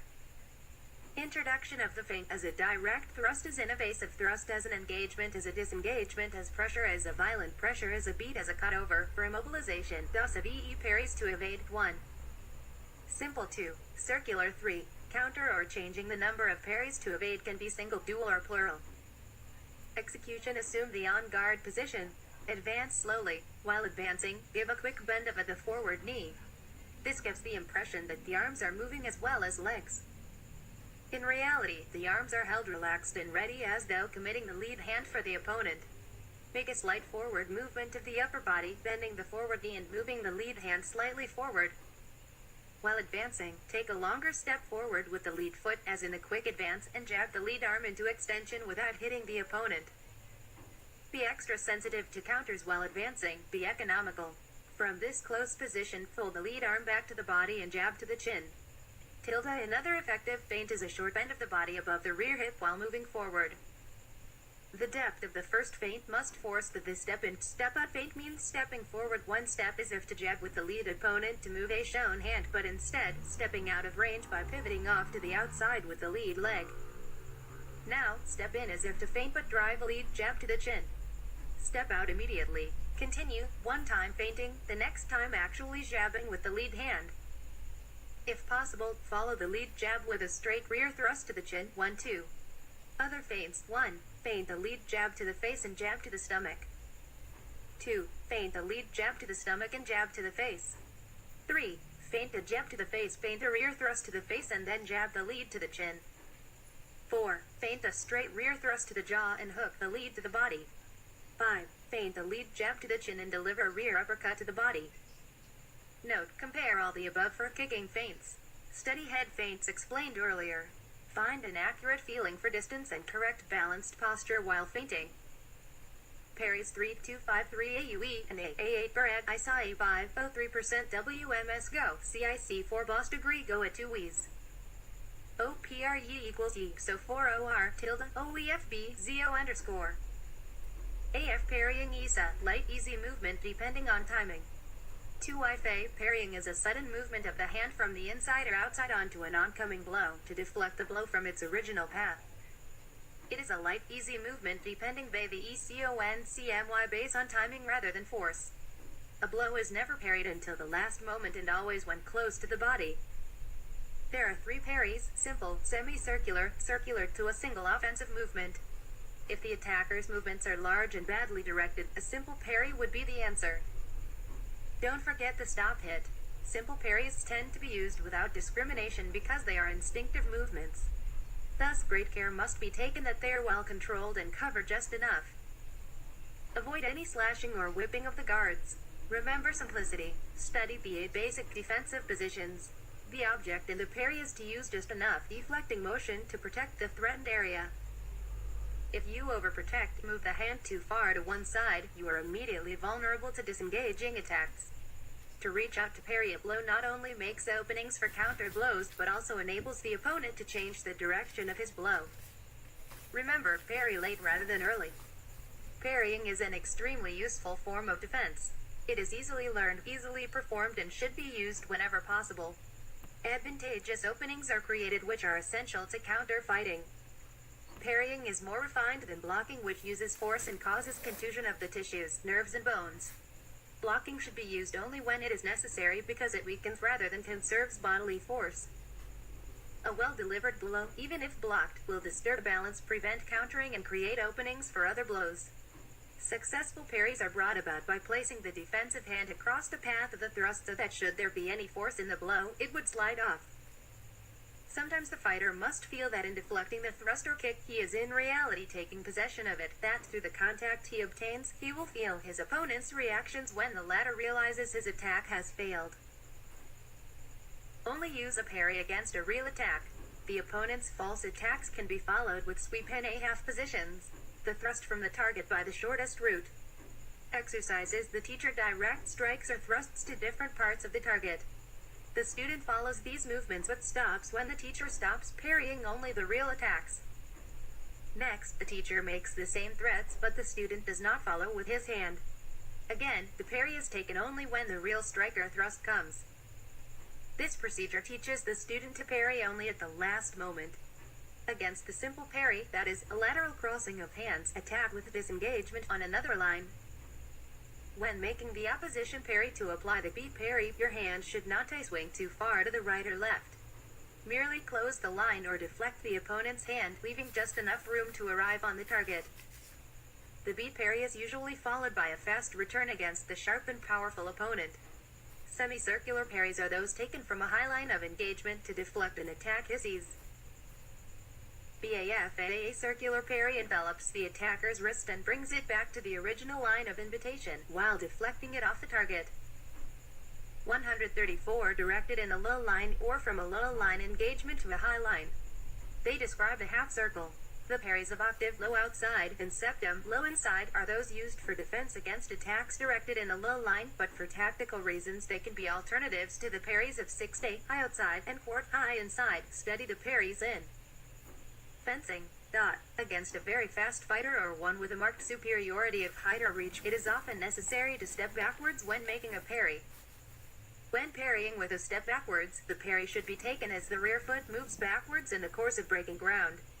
In other words, the parry should be formed with the step back and not after it has been completed.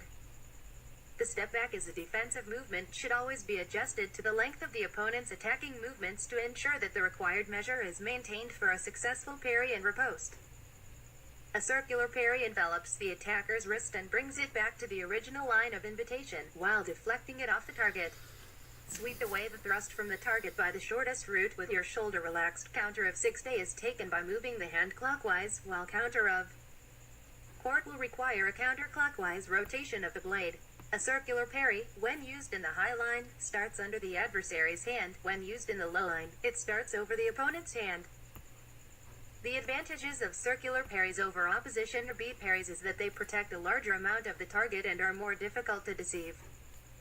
However, they are not as rapid as the simple parries. Time spent in speeding them up will pay good dividends. When using the circular parries, be sure that the hand describes a perfect circle so that it finishes in its original position.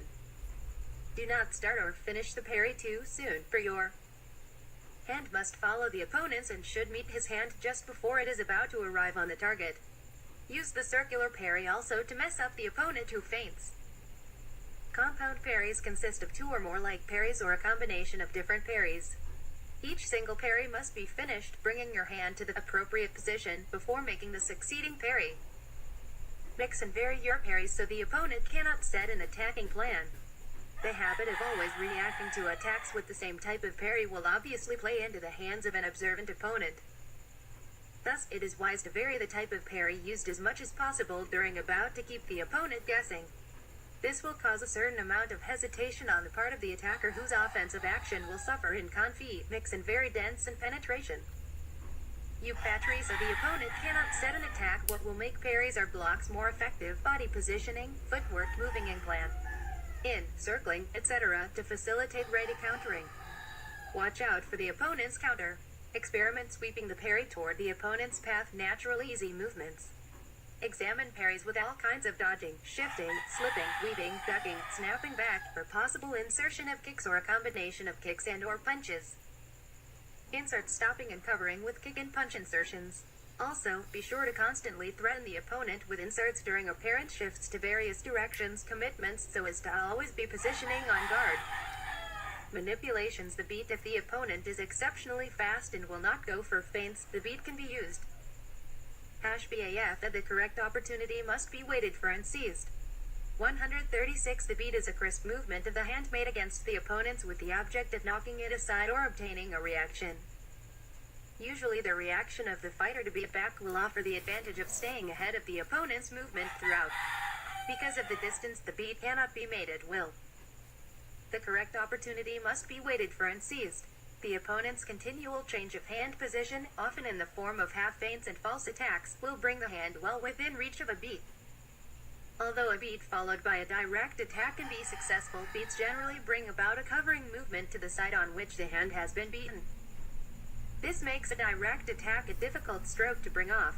It is advisable, therefore, to take advantage of such reactions by following the beat with an indirect compound attack. The beat should be made from the normal guard position into the line in which the hands are engaged. If a change of engagement is made to beat on another line, the action is called a change beat. Make the beat sharp and as close to the hand as possible. There are 3 purposes to making beats on the hand. 1.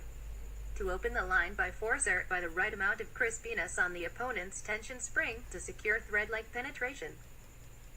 2. Ace a feint before an attack. 3. Os on invitation to the opponent's attack, especially after obtaining his cadence. In the first case, the beat on the hand should be made sharply and quickly. Practice trapping or hand immobilization with these 2 qualities along with the small phasic bent knee stance.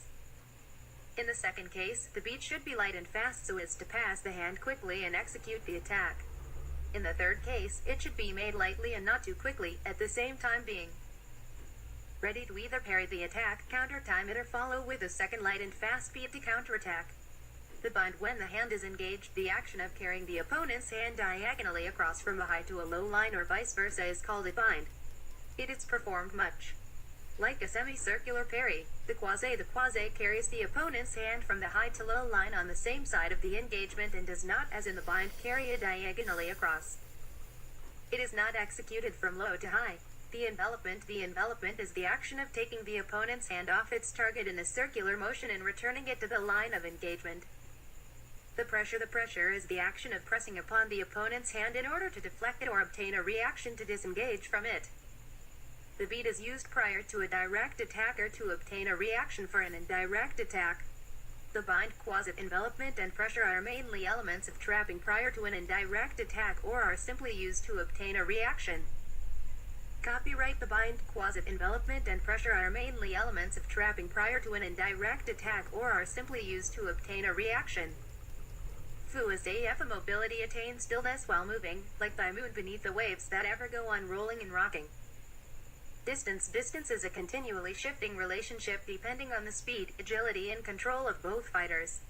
It is a constant, rapid shifting of ground, seeking the slightest closing, which will greatly increase the chances of hitting the opponent. The maintenance of proper fighting distance has a decisive effect on the outcome of the fight. Acquire the habit. There must be close synchronization between closing and opening distance and the various actions of the hands and feet. To fight for any length of time within distance is safe only if you overwhelmingly outclass your opponent in speed and agility. When taking the guard, it is preferable to fall back a little too far than to come too close to your opponent. No matter how fast you are able to parry, if a man is close enough to you, he will arrive with his attack, for the nature of an attack is such that it gives the advantage of the initiation to the attacker, providing the correct measure is there. Likewise, however accurate, fast, economical and timely your attack may be, it will fall short unless you have calculated your distance well. The fighting measure is the distance which a fighter keeps in relation to his opponent. It is such that he cannot be hit unless his opponent lunges fully at him. It is essential that each man learn his own fighting measure. This means in a fight he must allow for the relative agility and speed of himself and his opponent. That is, he should consistently stay out of distance in the sense that his opponent cannot reach him with a simple punch, but not so far that, with a short advance, he cannot regain the distance and be able to reach his opponent with his own powerful attack. If fighters are constantly on the move when fighting, it is because they are trying to make their opponent misjudge his distance while being well aware of their own. Thus, a fighter is constantly gaining and breaking ground in his effort to obtain the distance which suits him best. Develop the reflex of always maintaining a correct measure. Instinctive distance pacing is of utmost importance. Mobility: there must be close synchronization between closing and opening distance. Before it is essential that each man learn his own fighting measure. 140. The shielded fighter always keeps himself just out of distance of the opponent's attack and waits for his opportunity to close the distance himself or to steal a march on the opponent's advance. Attack on the opponent's advance or change of distance toward you. Back him to a wall to cut off his retreat, or retreat yourself to draw an advance. The majority of fencers, when they are preparing an attack, are trying to avoid one, take turns advancing and retreating. This procedure is not advisable in fighting because the advance and retreat during the assault must be made rapidly, by bounds and at irregular intervals in such a fashion that the adversary does not notice the action until it is too late. The opponent should be lulled, and the attack should be launched as suddenly as possible, accommodating itself to the automatic movements, including the possible retreat, of the opponent. The art of successful kicking and hitting is the art of correct distance judging. An attack should be aimed at the distance where the opponent will be when he realizes he is being attacked, and not at the distance prior to the attack. The slightest error can render the attack harmless. An attack will rarely succeed unless you can launch yourself at the correct distance at the moment it is launched. A parry is most likely to succeed if it can be made just as the opponent is at the end of his lunge. Many a chance to riposte is missed by the defender stepping back completely out of distance when he parries. To these examples must be added the obvious importance of choosing the correct measure, as well as timing and cadence, when making a counterattack by stop hit or time hit. Marcelli, past master of fencing, said, "The question whether it is necessary to know in advance the tempo or the distance is a matter for the philosopher rather than the swordsman to decide. Just the same, it is certain that the combatant has to observe simultaneously both the tempo and the distance. And he has to comply with both simultaneously, with the action, if he wishes to reach his object. The fighting measure is also governed by the amount of target to be protected, i.e. the targets the adversary stresses and the parts of the body which are most easily within the adversary's reach. The shin is most vulnerable and is constantly threatened. If the opponent specializes in shin, knee kicking, you have to take his measure from shin to shin. When the correct distance is attained, the attack should be carried through with an instantaneous burst of energy and speed. A fighter who is in a constant state of physical fitness is more apt to get off the mark in a fraction of a second and, therefore, to seize an opportunity without warning. Distance in attack mobility. The first principle for fastest contact in attacking from a distance is using the longest to get at the closest. In kicking, the leading shin, knee side kick with a lean. In striking, the finger jab. Study the progressive weapons charts. Examples. The second principle is economical initiation, non-telegraphic. Apply latent motor training to intuition. The third principle is correct on-guard position to facilitate freedom of movement ease. Use the small phasic bent knee position. The fourth principle is constant shifting of footwork to secure the correct measure. Use broken rhythm to confuse the opponent's distance while controlling one's own. The fifth principle is catching the opponent's moment of weakness physically as well as psychologically. The sixth principle is correct measure for explosive penetration. The seventh principle is quick recovery or appropriate follow-ups. The X principle is courage and decision. Distance in defense. The first principle for using distance as a defense is combining sensitive oral with coordinated footwork. The slightest error can render the attack harmless. When the correct distance is attained, the attack should be carried through.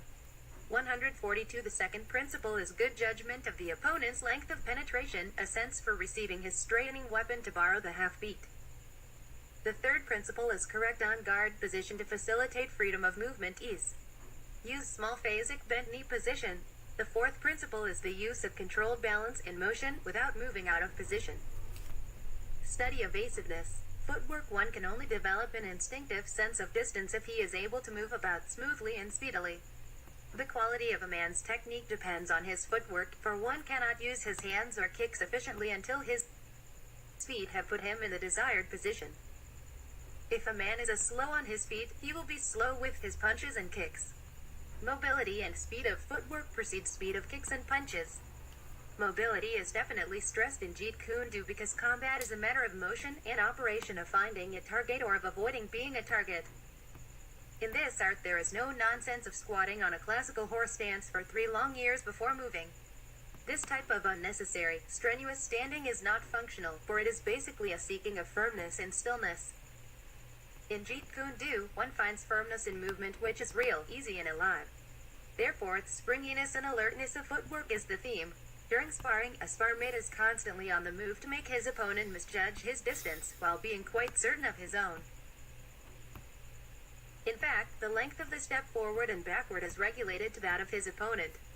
A good man always maintains such a position as to enable him, while keeping just out of range, to be at near enough to immediately take an opening, ref the fighting measure. Thus, at a normal distance he is able to prevent his opponent from attacking him by his fine sense of distance and timing. As a result, his opponent is then compelled to keep shortening his distance, to come nearer and nearer until he is too near. Mobility is vitally important in defense as well, for a moving target is definitely harder to hit and kick. Footwork can and will beat any kick or punch.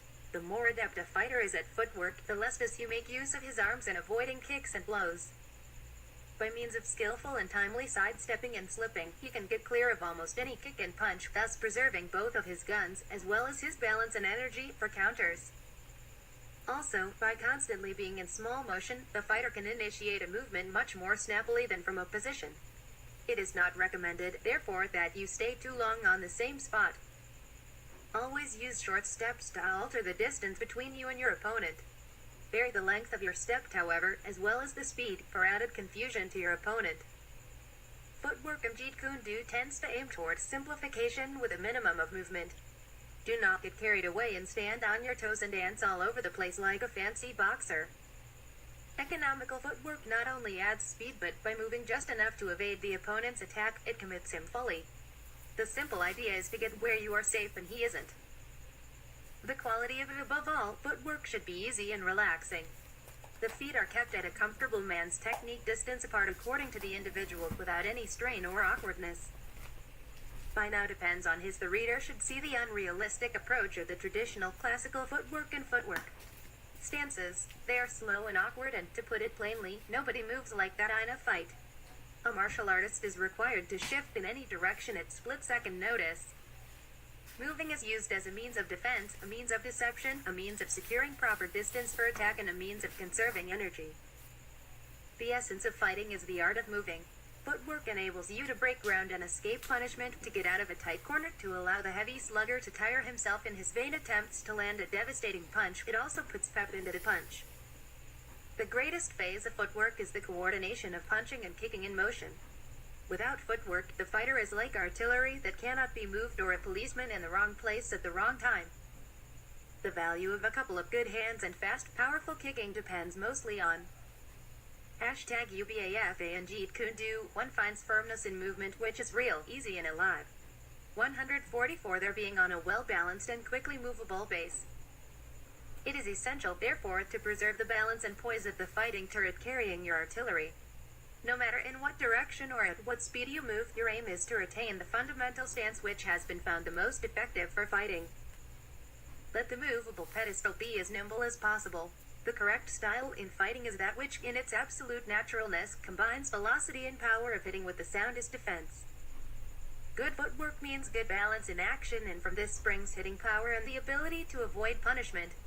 Every movement involves the coordination of hands, feet, and brain. A fighter should not be flat-footed, but should feel the floor with the balls of his feet as though they were strong springs, ready to accelerate or retard his movements as required by changing conditions. Use the feet cleverly to maneuver and combine balanced movement with aggression and protection. Above all, keep cool. The foundation is sensitivity of aura. The second is aliveness and naturalness. The third is instinctive pacing, distance and timing. The fourth is correct placement of the body. The fifth is a balanced position at the end. Plus use your own footwork and your opponent's to your advantage. Note his pattern, if any, of advancing and retreating. Vary the length and speed of your own step. The length of the step forward or backward should be approximately regulated to that of the opponent. Variations of measure will make it more difficult for the opponent to time his attacks or preparations. A fighter with a good sense of distance or one who is difficult to reach in launching an attack may often be brought to the desired measure by progressively shortening a series of steps backward or by gaining distance toward him when he lunges, stealing the march. The simplest and most fundamental tactic to use on an opponent is to gain just enough distance to facilitate a hit. The idea is to press advance a step or so and then fall back, retreat, inviting the opponent to follow. Allow your opponent to advance a step or two and then, at the precise moment he lifts his foot for still another step, you must suddenly lunge forward into his step. An opponent difficult to reach may be reached by a series of progressive steps. The first one must be smooth and economical. Small and rapid steps are recommended as the only way to keep perfect balance, exact distance, and the ability to apply sudden attacks or counterattacks. Sure, footwork and balance are necessary to be able to advance and retreat in and out of distance with respect to both your own and your opponent's reach. Knowing when to advance and when to retreat is also knowing when to attack and when to protect. A good man steals, creates, and changes the vital spatial relations to the confusion of Rutori et his opponent. Kundu tends to aim towards simplification. Practice your footwork with a view to keeping a very correct and precise distance in relation to your opponent and move just enough to accomplish your purpose. Fine distancing will make the opponent strive that much harder and thus bring him close enough to be subject to efficient counterblows.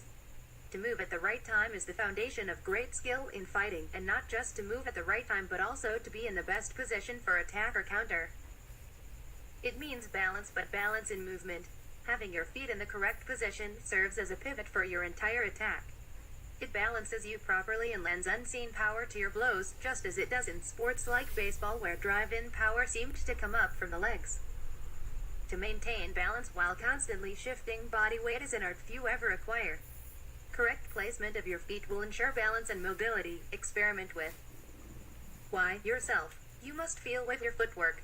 Rapid and easy footwork is a matter of $. Correct distribution of weight. The ideal position of the feet is one that enables you to move quickly in any direction and to be so balanced as to resist blows from all angles. Remember the small phasic bent knee stance. The essence of fighting is the art of moving. The rear heel is raised because 1. When you punch, you transfer all your weight quickly to your lead leg. This is easier if the rear heel is already slightly raised. 2. When you are punched and have to give a bit, you sink down on the rear heel. This acts as a kind of spring and takes the edge out of a punch. The piston of the whole fighting machine. The feet must always be directly under the body. Any movement of the feet which tends to unbalance the body must be eliminated. The on guard position is one of perfect body balance and should always be maintained, especially as regards the feet. Wide steps or leg movements which require a constant shift of weight from one leg to the other cannot be used. During this shift of weight there is a moment when balance is precarious and so renders attack or defense ineffective. Also, the opponent can time your shifting for his attack. Short steps while moving ensure balance in attack.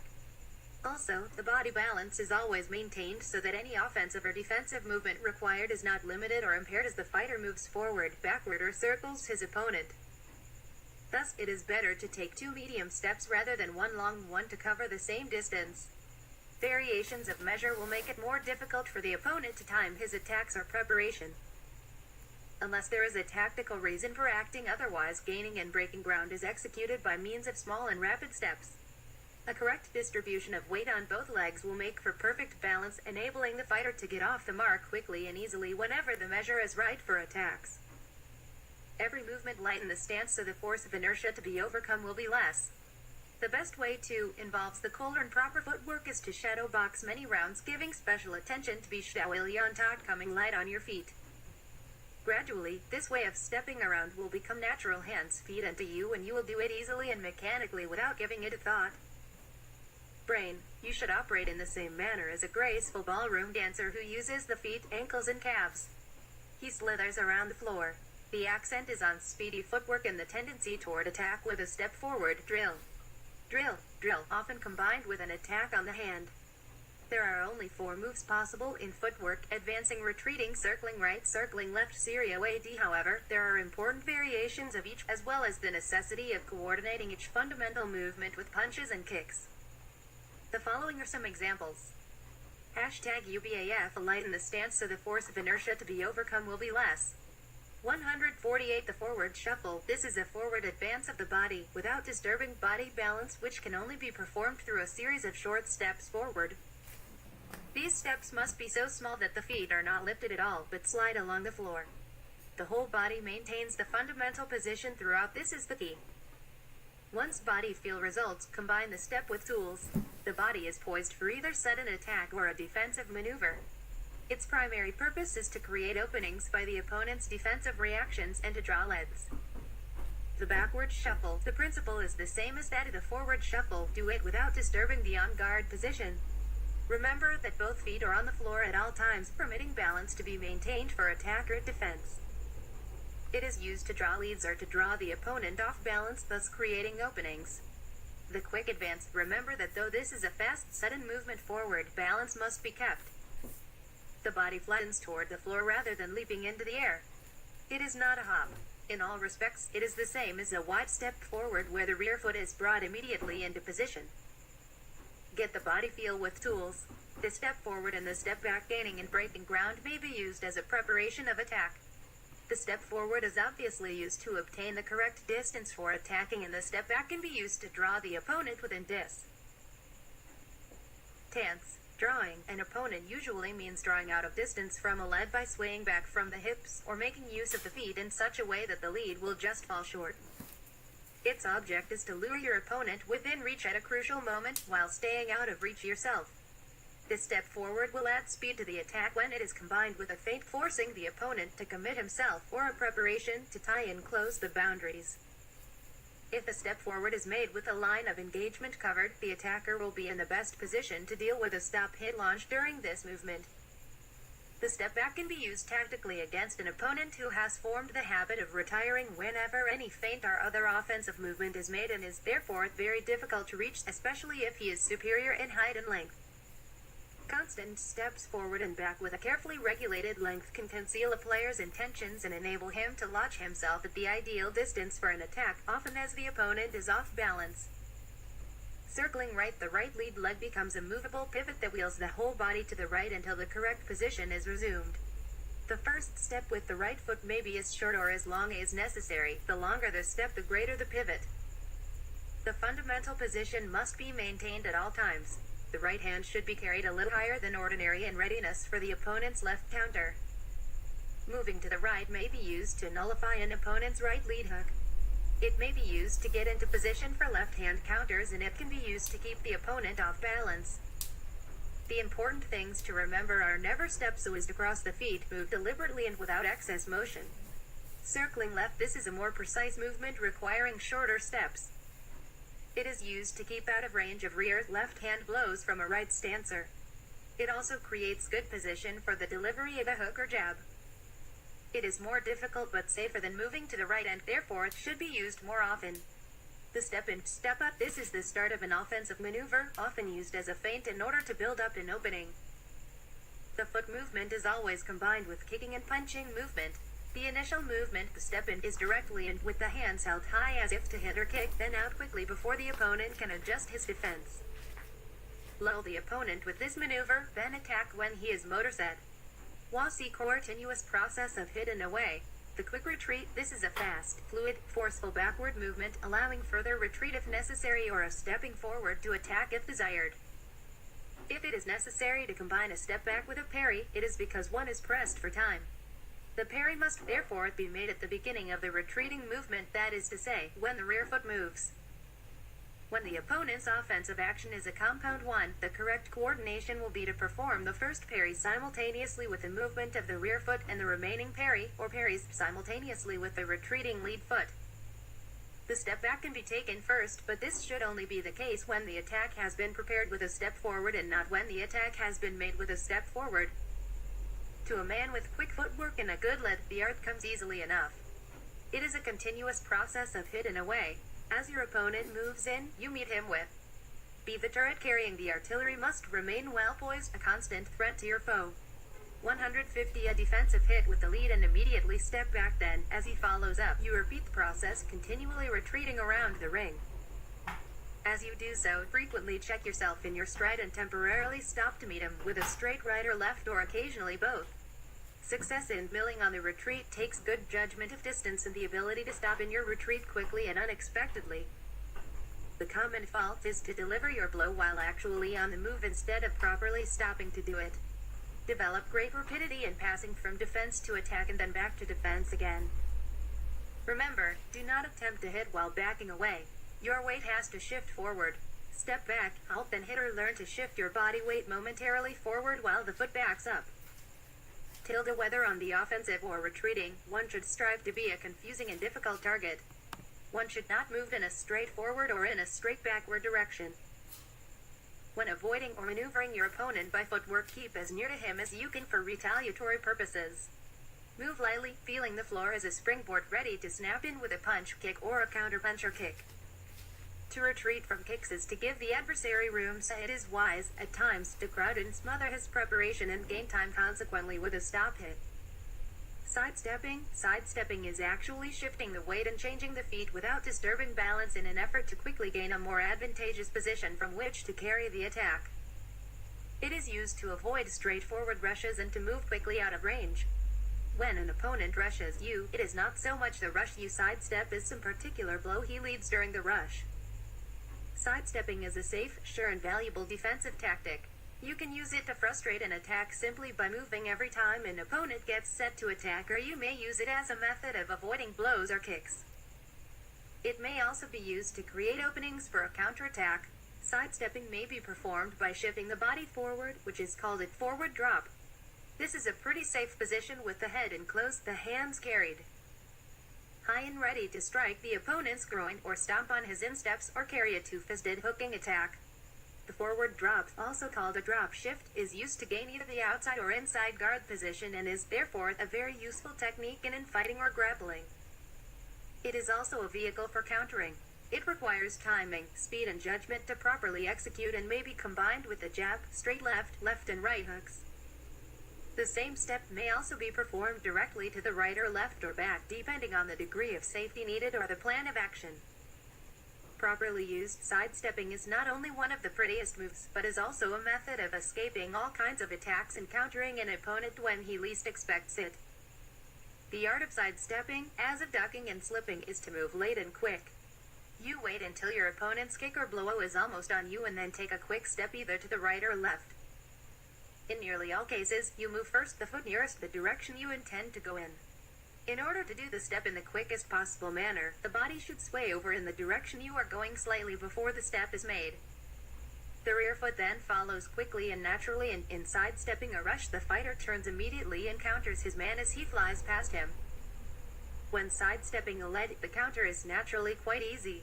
Not so after a rush. For to counter effectively here, a fighter has to keep very close to his opponent, moving just enough to make him miss. The fighter must then turn extraordinarily quickly to be on him before he has flashed past. Remember, when an opponent rushes you, it is not so much the rush you sidestep as some particular kick or blow he leads during the rush. Indeed, if you step to the side of your opponent without catching sight of some blow to get outside of, you will be very liable to run into a hook or a swing. Sidestepping right, carry the right lead foot sharply to the right and forward, a distance of about 18 inches. Bring up the left foot an equal distance behind the right. The step serves to swing the body to the left, bringing the right side farther forward and closer to the opponent's left rear when in a right stance himself. For that reason, the right side step is not used as frequently as the one to the left. Most of the weaving and sidestepping is to the left, keeping you closer to his right and farther away from his left rear hand. The situation changes in right stancer versus left stancer.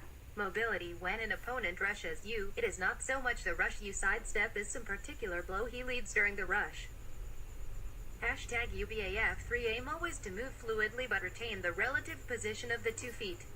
152. Occasionally, a right side step is taken just to vary the direction of the weaving, and even less frequently in slipping a right lead, getting inside of it to counter with a left. It is used in starting a left to the body. Sidestepping left from the fundamental right stance position, bring the left foot sharply to the left and forward a distance of about 18 inches. This should carry you to the outside of the opponent's right jab. You will find just as you take the step to the left side of your body swings forward and the right side back, so that you rotate toward the opponent's right flank. As you complete this half circle movement, you'll find that your right foot is again in its normal position ahead of the left foot. If you have taken the side step to the left to avoid the opponent's right lead, you should sway your body and duck your head without losing balance in the direction of the step that is to the left. His right will swish by over your head in the direction of your right shoulder. Now, as you wheel to the right toward the opponent, you have his whole right flank exposed and can quickly land a left to the body or jaw. With telling effect. Refly IPEAEKEY. In remember this simple thought: move first the foot closest to the direction you wish to go in. In other words, if you wish to sidestep to the left, move the left foot first and vice versa. Also, in all hand techniques, the hand moves first before the foot. When foot techniques are used, of course, move the foot first before the hand. Remember also to always retain the fundamental stance. No matter what you do with that moving pedestal, the turret carrying the artillery must remain well poised, a constant threat to your foe. Aim always to move fluidly but retain the relative position of the 2 feet. Examine footwork for 1. Body feel phases of movement. 5. Superb balancing at all times. 6. Elusiveness and well-protected footwork and speed of execution are primary qualities. Practice footwork and more footwork. TSSS footwork can be gained also.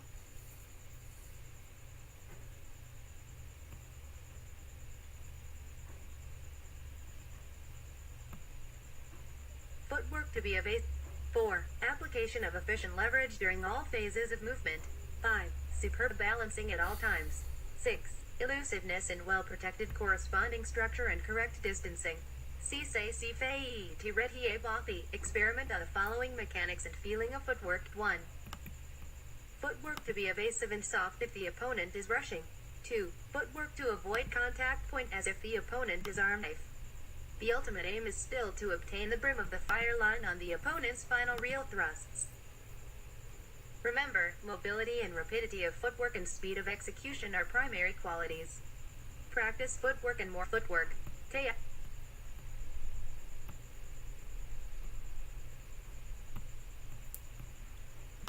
4. Application of efficient leverage during all phases of movement. 5. Superb balancing at all times. 6. Elusiveness and well-protected corresponding structure and correct distancing. Experiment on the following mechanics and feeling of footwork. 1. Footwork to be evasive and soft if the opponent is rushing. 2. Footwork to avoid. Mobility and rapidity of footwork and speed of execution are primary qualities. Practice footwork and more footwork. TSSS footwork can be gained also by skipping rope and exercise to learn how to handle one's body weight lightly, sparring, the learning of distance and timing in footwork, and shadow kickboxing, homework for sparring. Mobility and rapidity of foot F try, work and speed of running will also strengthen the legs to supply boundless energy for efficient operation. Execution are primary qualities. Increase control of the legs through medium squatting posture exercises and ape imitation movement low walking. Incorporate alternate leg splits for flexibility. No matter how simple the strokes being practiced in the lesson or whether they're of an offensive or defensive nature, the practitioner must be made to combine footwork with them.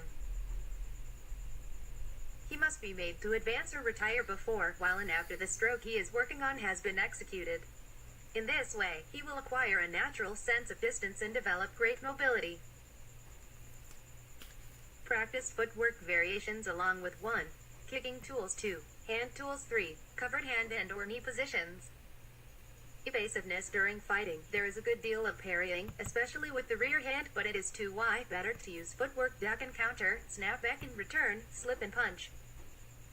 I said slipping is avoiding a blow without actually moving the body out of range. It is used primarily against straight leads and counters. It calls for exact timing and judgment. A1 Zayanus equals tilde slipping poen. To be effective, it must be executed so that the blow is escaped only by the ith wheat smallest fraction, moving the body out of range. It is possible to slip either a left or a right lead. Actually, slipping is more often used on the forward hand lead because it is safer. The outside slip, that is dropping toe position outside the opponent's left or right lead, is safest and leaves the opponent unable to defend against a counterattack. Slipping is a most valuable technique, leaving both hands free to counter. It is the real basis of counter fighting and is performed by the expert. Slipping inside a left lead. As the opponent leads a straight IEFT, drop your weight back to your rear left leg by quickly turning your right shoulder and body to the left. Opponent in left stance. At AA, your left foot remains stationary but your right shoulder pivots inward. This movement allows his left hand to slip over your right shoulder as you obtain the inside guard position.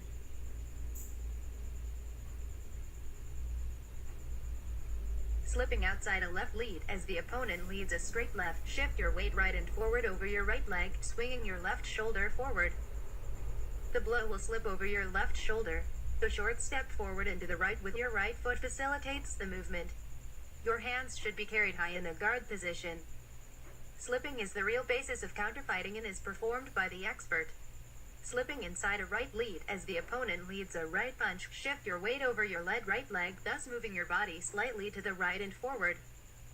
Bring your left shoulder quickly forward. In doing so, the punch will slip over your left shoulder. Be sure to rotate your left hip inward and bend your left knee slightly.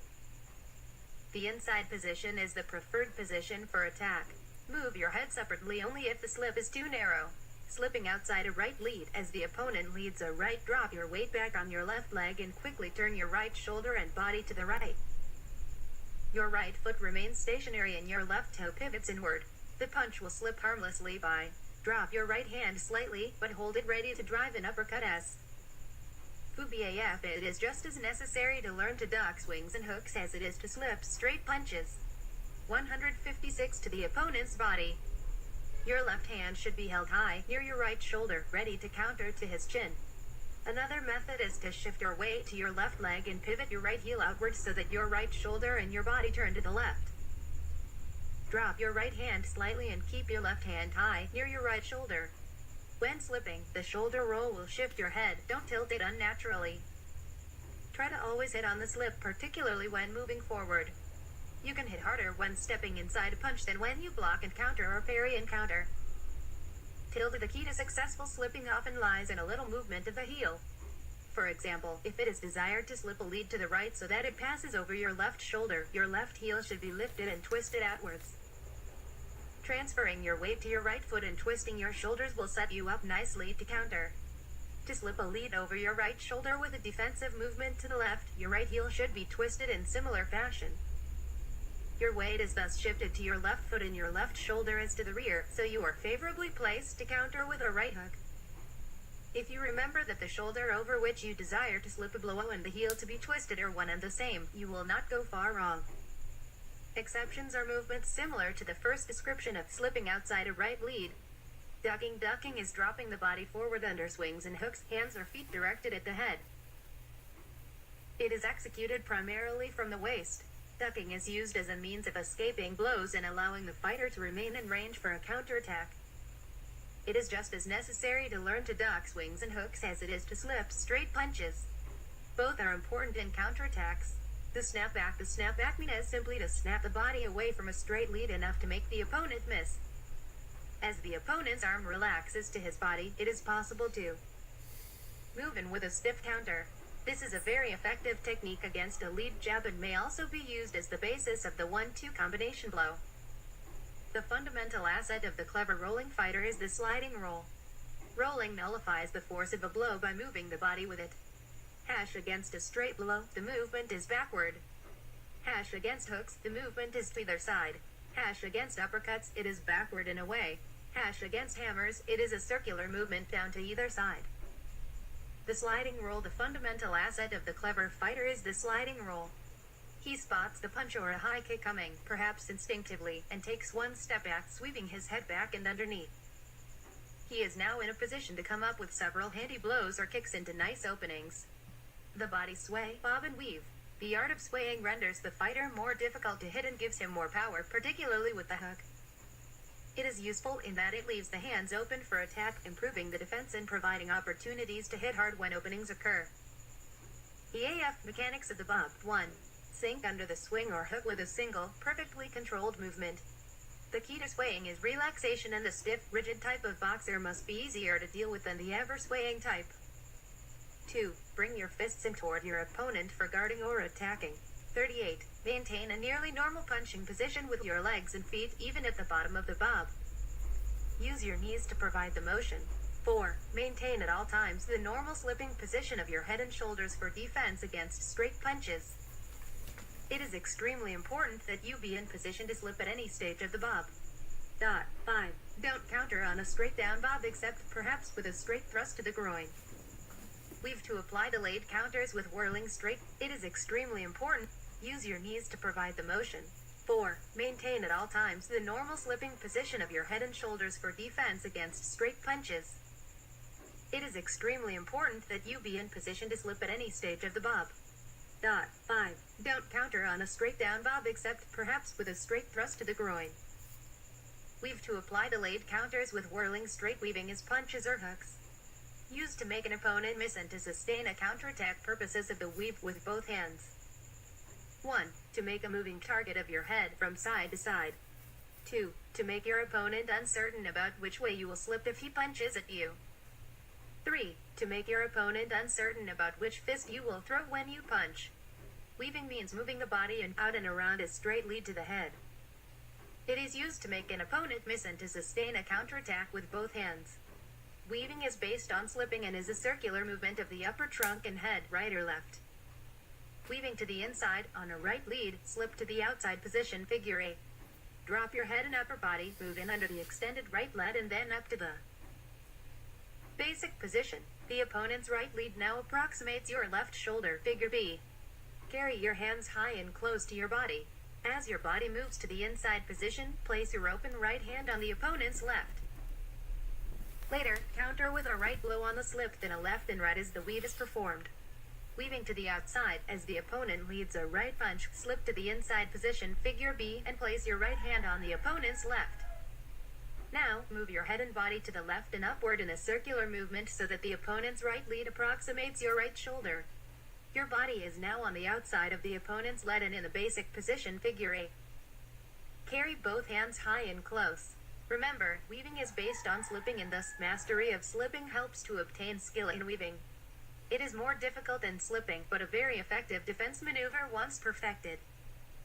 The weave is rarely used by itself. Almost invariably, the weave is used with the bob. The purpose of the bob and weave is to slide under the opponent's attack and get the fighter at one time or another reaches a dangerous spot where he close quarters. The real bobber weaver is always a hooking specialist. It is the perfect attack for one to use against taller opponents. Break your rhythm often when you use it. Don't be a rhythmic bobber weaver. Sometimes when you slip and Saito loses some of his punch, you counter terrifically as you step. Evasiveness should not be practiced with command and out hitting or kicking to counter. Must protect himself. In addition, while the punches are coming, keep your eyes open every minute. The punches will not wait for you.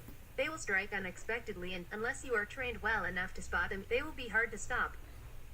The elbows and forearms are used for protection against body punches. Blows aimed at the head are swept must protect himself. In addition, while the punches are coming, keep your eyes open every minute. The punches will not wait for you. They will strike unexpectedly, and unless you are trained well enough to spot them, they will be hard to stop. The elbows and forearms are used for protection against body punches. Blows aimed at the head are swept aside by the hand when you are not sliding and countering. Almost every fighter at one time or another reaches a dangerous spot where he loses some of his command and must protect himself. When this time comes, it is wise to copyright have learned good defense. In BAF high attack there is nothing much in this art. Take things as they are. Punch when you have to punch, kick when you have to kick. Attack. There is little direct attack in Jeet Kune do. Practically all offensive action is indirect, coming after a feint or taking the form of countering after an opponent's attack is foiled or spent. It requires agile maneuvering, feinting and drawing an opponent a scientific plan. There are two basic moments for attack. 1. When our own will decides the time of attack. 2. When the moment of attack depends upon the opponent's movement or the failure of his action. If a fighter concentrates sufficiently, senses the moment to attack and acts upon it swiftly and decisively, the prospects of success are greatly enhanced. There will be an even better chance of success if the direct attack is launched when the opponent is moving his arm away from the line in which one wishes to attack. This is conserve your important energy but attack decisively, confidently and with a single mind. The psychophysical process of attack. 1. Survey. The survey is entirely mental and could be subdivided into two parts. A. Definable, for instance, the estimation of the correct distance between the fighters or the appearance of an opening. B. Instinctive, whether the opponent will attack or retire.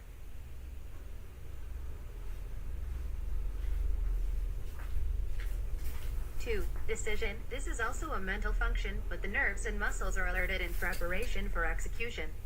During this phase, the fighter decides how to attack. For example, should it be from a short distance with a direct attack or should he, from a long distance, use a compound attack? Alternatively, he could attack with a second intention or in any other way he considers will be successful. 3. Action. The brain has given the muscles the order which they now execute, but even in the execution, the fighter has to be prepared for the possibility of an interception, counter, etc. Thus, it is both essential and obvious that mental and physical alertness be maintained throughout the fight. Conserve your energy but attack decisively, confidently and with a single mind. BU primary and secondary attack. Primary. These are attacks initiated by oneself with the intention of scoring by pace, fraud or force. Pace. A direct attack is made on the lunge to hit the opponent with superior AF neatness and quickness before he can parry, without any attempt to disguise the direction of the attack.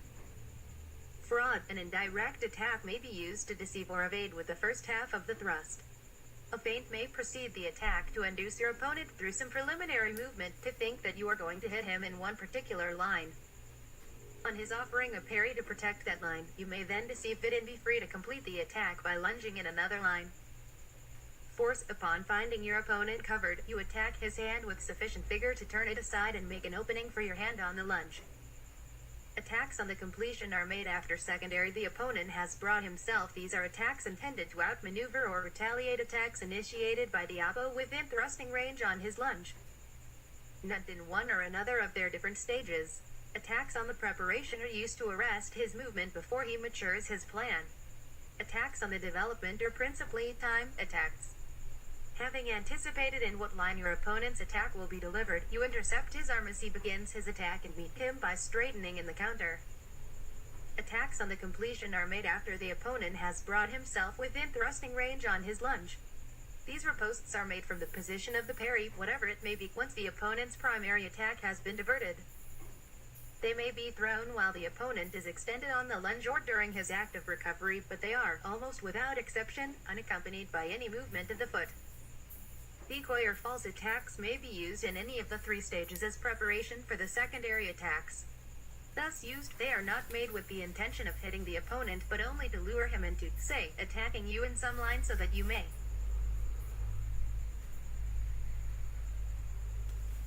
disconcert him with an emphatic parry and lead up to an effective return. These attacks, therefore, are not made on the lunge, for a slight movement of the foot, if any, is all that is needed. A hit hand or foot is made by using the stroke which corresponds to that of the opponent, taking advantage of the opportunity to deliver it with proper timing. SS against an opponent who opens up his target or makes wild actions, for instance, counter-timing into his action or stop kicking into his advanced target or exposed areas as he moves forward, are particularly effective. A fighter who is observant will not carry on stubbornly with strokes that are no longer the right ones. So many fighters put down the failure of an offensive stroke to a lack of speed rather than to the incorrect choice of stroke. The pro knows better. Each fighter, therefore, has to be studied from the several angles of style, tactics, and cadence before a definite plan of action involving a choice of stroke is finally decided upon. Placed into two main categories, the mechanical fighter and the intellectual fighter. It's easy for the mechanical fighter to give advice because his fighting techniques and tactics are the result of the mechanical repetition of strokes bred of a lesson which was purely automatic and lacking an intelligent explanation of the why, the how, and the when. Their fighting follows a similar pattern in each successive encounter. The intelligent fighter will never hesitate to change tactics in order. Fighters can be placed into two main categories, the mechanical fighter and the intellectual fighter. It's easy for the mechanical fighter to give advice because his fighting, the pro knows better. Each fighter, therefore, has to be studied. A fighter who is observant will not carry on stubbornly with strokes that are no longer the right ones. So many fighters put down SS against an opponent, a hit hand or foot, disconcert him with an emphatic parry and lead up to an effective return. These attacks, therefore, are not made on the lunge for a slight movement of the foot, if any, is all that is needed. A hit hand or foot is made by using the stroke which corresponds to that of the opponent, taking advantage of the opportunity to deliver it with proper timing. SS against an opponent who opens up his target or makes wild actions, for instance, counter-timing into his action or stop kicking into his advanced target or exposed areas as he moves forward, are particularly effective. A fighter who is observant will not carry on stubbornly with strokes that are no longer the right ones. So many fighters put down the failure of an offensive stroke to a lack of speed rather than to the incorrect choice of stroke. The pro knows better. Each fighter, therefore, has to be studied from the several angles of style, tactics, and cadence before a definite plan of action involving a choice of stroke is finally decided upon. Fighters can be placed into two main categories, the mechanical fighter and the intellectual fighter.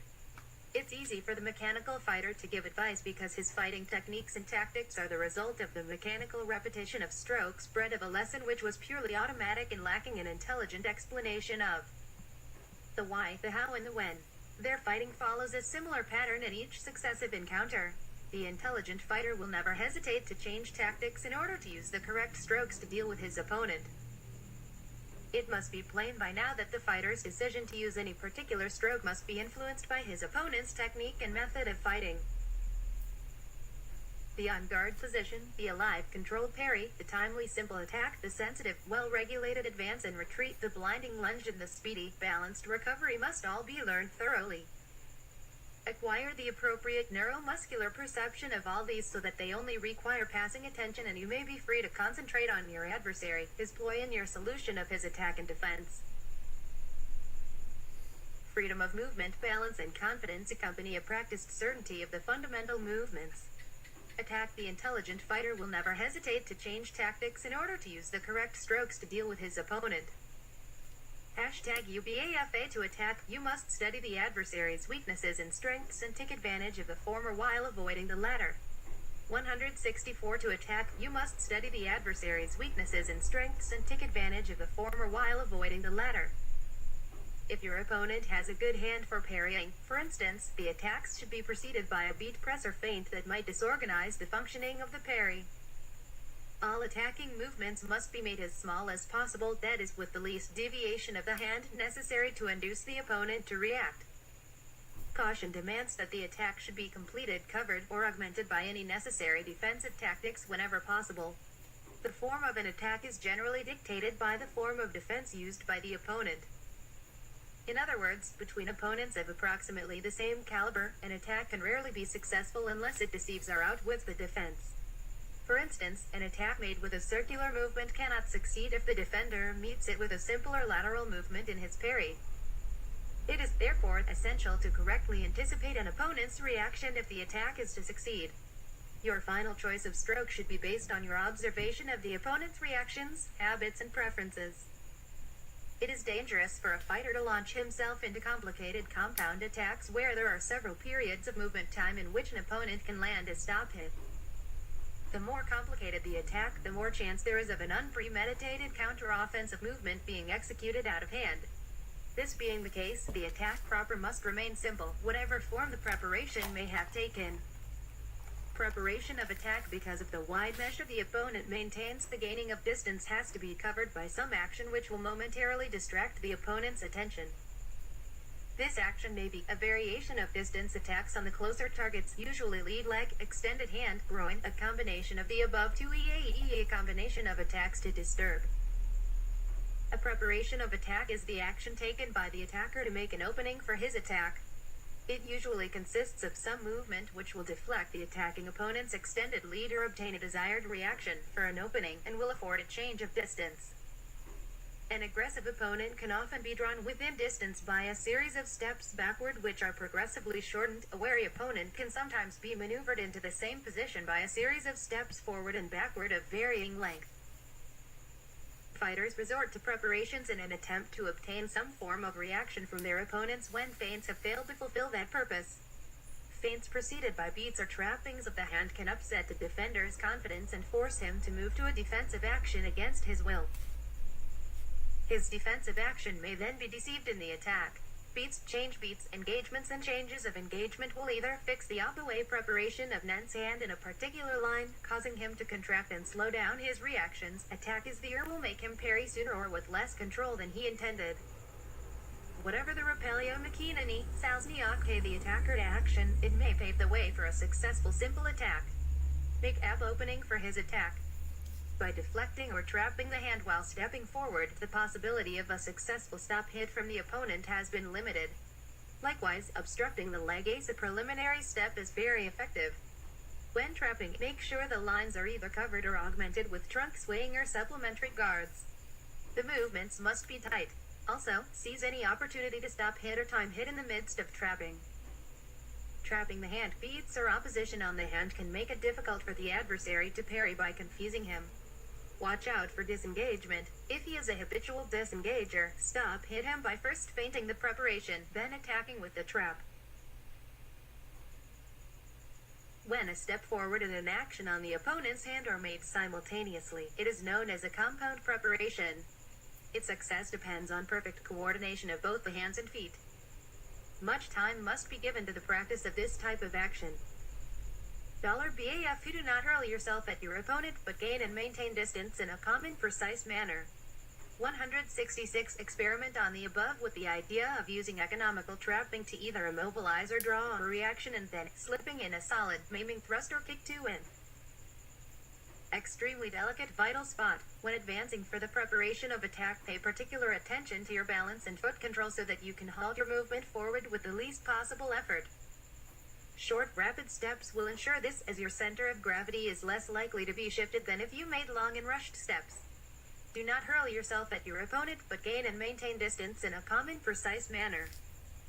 If the attack by preparation is repeated too often, it will open the lines. Try to shorten your period of vulnerability by remembering that though the preparation and the attack form one smooth flow, they are actually two separate movements. The fighter will be able to take precautions against possible counterattacks. When practicing the preparations, the pupil should execute them on his partner's engagement, change of engagement, and feints. Simple attack. All direct and indirect attacks composed of a single movement are called simple attacks because their object is to go to the target by the most direct route.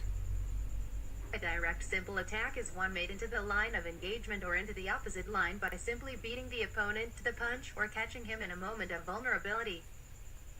An indirect simple attack is a single movement, the first half of which causes some reaction from the opponent so that the second half may be completed opposite the original line of engagement into the opening line. Any thrust is more likely to be successful if it is made as the line is opening rather than as it is being closed. An attack thrown into the opening line gains time because the opponent's action is committed to moving in the opposite direction, and he must reverse his action or alter it substantially in order to defend. When deceiving the opponent's hand, offensive hand actions are usually made of semicircular or circular movements. Indirect attack often makes use of the disengagement or counter-disengagement in order to reach the opening line. Disengagement is one single movement of passing the hand from the line of engagement into the opposite line, attacking from a closed line into an open one.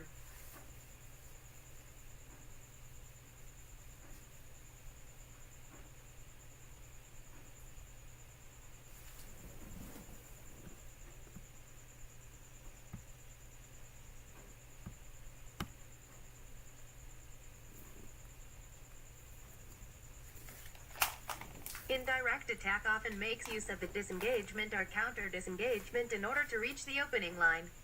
The disengagement is one single movement of passing the hand from the line of engagement into the opposite line, attacking from a closed line into an open one. To time this movement for the execution of the attack means that for a moment the defense is moving in an opposite direction to that of the attack. Therefore, it is while the opponent's arm is traveling across that the fighter must start his offensive action. Similar timing can be obtained from a fighter who is continually making an absence of touch and returning to engagement. Indirect attack often makes use note, supplement the disengagement with a parry and a mind thrust, head movement of the disengaged, changing of level, trunk movement, etc. Meant or counter disengagement in order to reach the one going from a high to a low line or vice versa, a supported disengagement is favored. When going from right to left or vice versa, the attacks are done by cutting over, moving diagonally across the opponent's line of engagement. The following are the two types of simple attack and the movements on the opponent's part with which they must be timed. It is also a 1. Direct attack on the absence of touch B. The engagement C. The change of engagement D. The step forward with and without the above E2. Indirect attack with disengagement on A. Underscore the beat B. The engagement C. The change of engagement D. The first three executed with a step forward 167 opening line. $UBAF It is dangerous to attack with just anything that comes to mind. 168 The counter disengagement is the offensive movement that corresponds to the change of engagement or to the counter parry. Its object is to deceive a circular movement, not a lateral movement, which is the object of disengagement. Unlike the disengagement, the counter disengagement does not end in the line opposite to that of the opponent. Example, the attacker engages his opponent in 60, attacker's high outside line. The defender disengages in a circular motion to the opposite line. The attacker follows circularly, brings the defender's hand back to the original line and attacks. Remember, most people are weak in the low line. Often direct your simple attack, disengagement and counter disengagement toward a low line. Remember also, defend while attacking. If you wish to make use of any form of attack, the opponent's habits and preferences must be observed. Success in simple attack, especially direct or indirect, lies in correct selection. The attack must correspond to whatever movement is being or may be made by the adversary. Thus, it is dangerous to attack with just anything that comes to mind. The success of simple attack also depends on the correct timing of the movement, which must naturally be related to the cadence of the opponent's movements if it is not to be caught up in them. Simple attacks started within distance of the adversary should land, if properly made, provided the adversary does not supplement the parry by retreating. Thus, to be safe, induce the opponent to step forward into the within distance area and nail him while he is stepping or merely shifting his weight forward or when he shows any sign of weightiness, mentally or physically.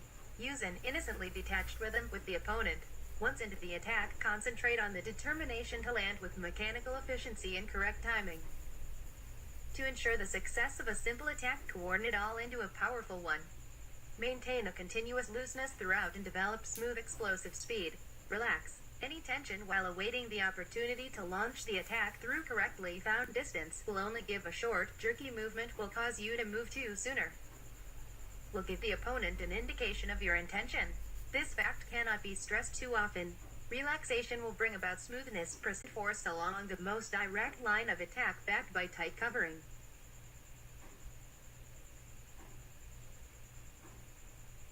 After initiation, use a quick natural flow to recover the small phasic bent knee position.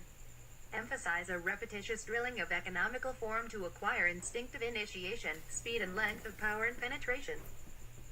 Remember that acceleration can be increased by sheer practice and willpower. Mechanical repetition. Lunge 200 or 300 times per day.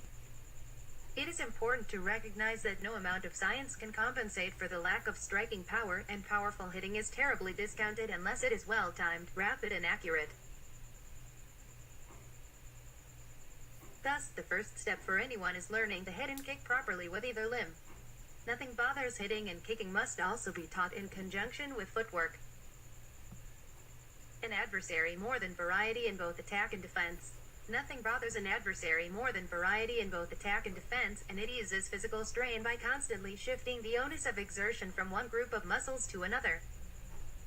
Likewise, nothing is more dangerous than a half-hearted attack. Let your attacks fly, concerning yourself only with the correct and most determined execution of your offensive. While attacking, you should look as boldly aggressive as a beast of prey, without becoming reckless, in order to bring pressure at once upon the adversary's morale. Possess the eye of an eagle, the cunning of a fox, the agility and alertness of a cat, with the courage of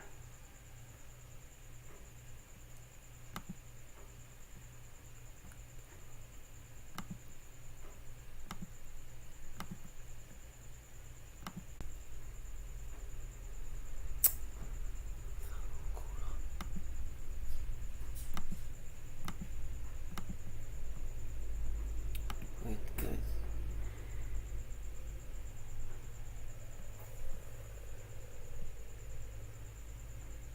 Problem with streaming.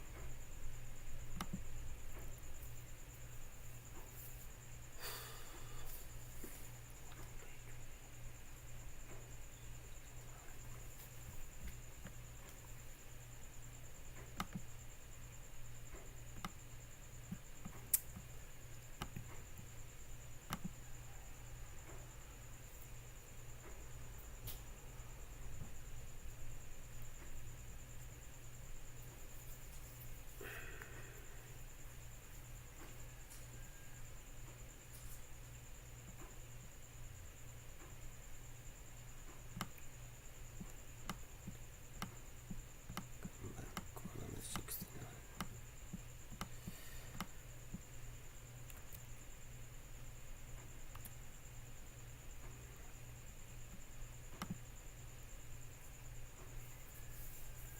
Before initiation, stay loose but poised. Initiation, be economical, use one continuous movement from a state of neutrality. In flight, employ the most economical use of movement and force along the most direct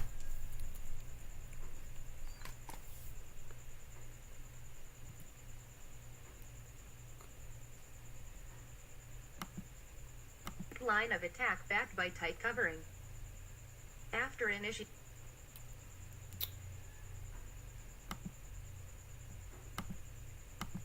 use a quick natural flow to recover. Before initiate, will give the Die. the two bit Tao. Hashtag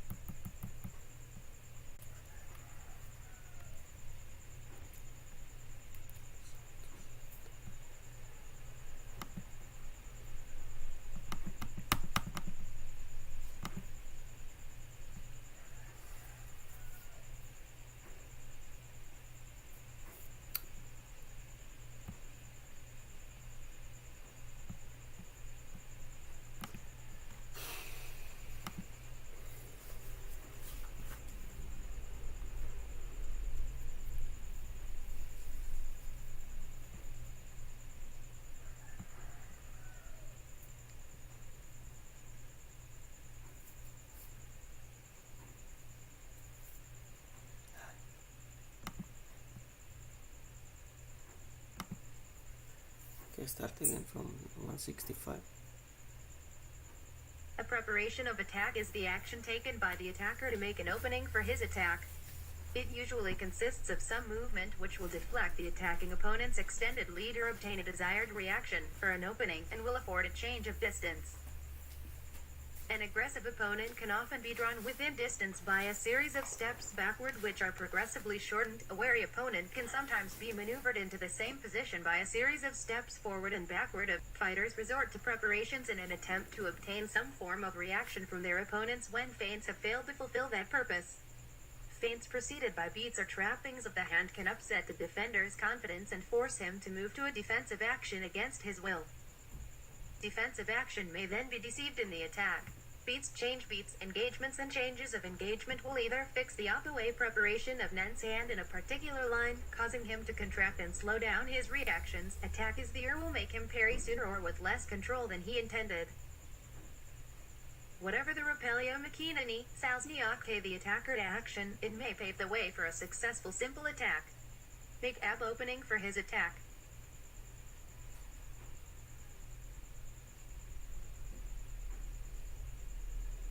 By deflecting or trapping the hand while stepping forward, the possibility of a successful stop hit from the opponent has been limited.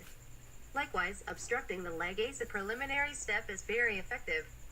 When trapping, make sure the lines are either covered or augmented with trunk swaying or supplementary guard action.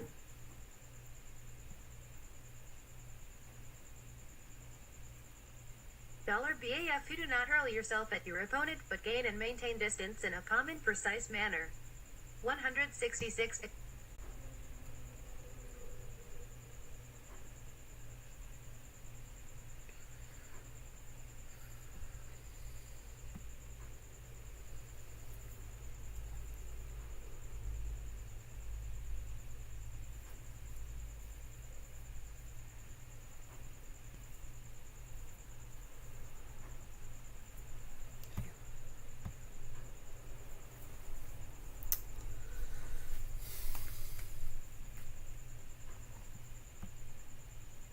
Of using economical trapping to either immobilize or draw a reaction and then slipping in a solid maiming thrust or kick to win.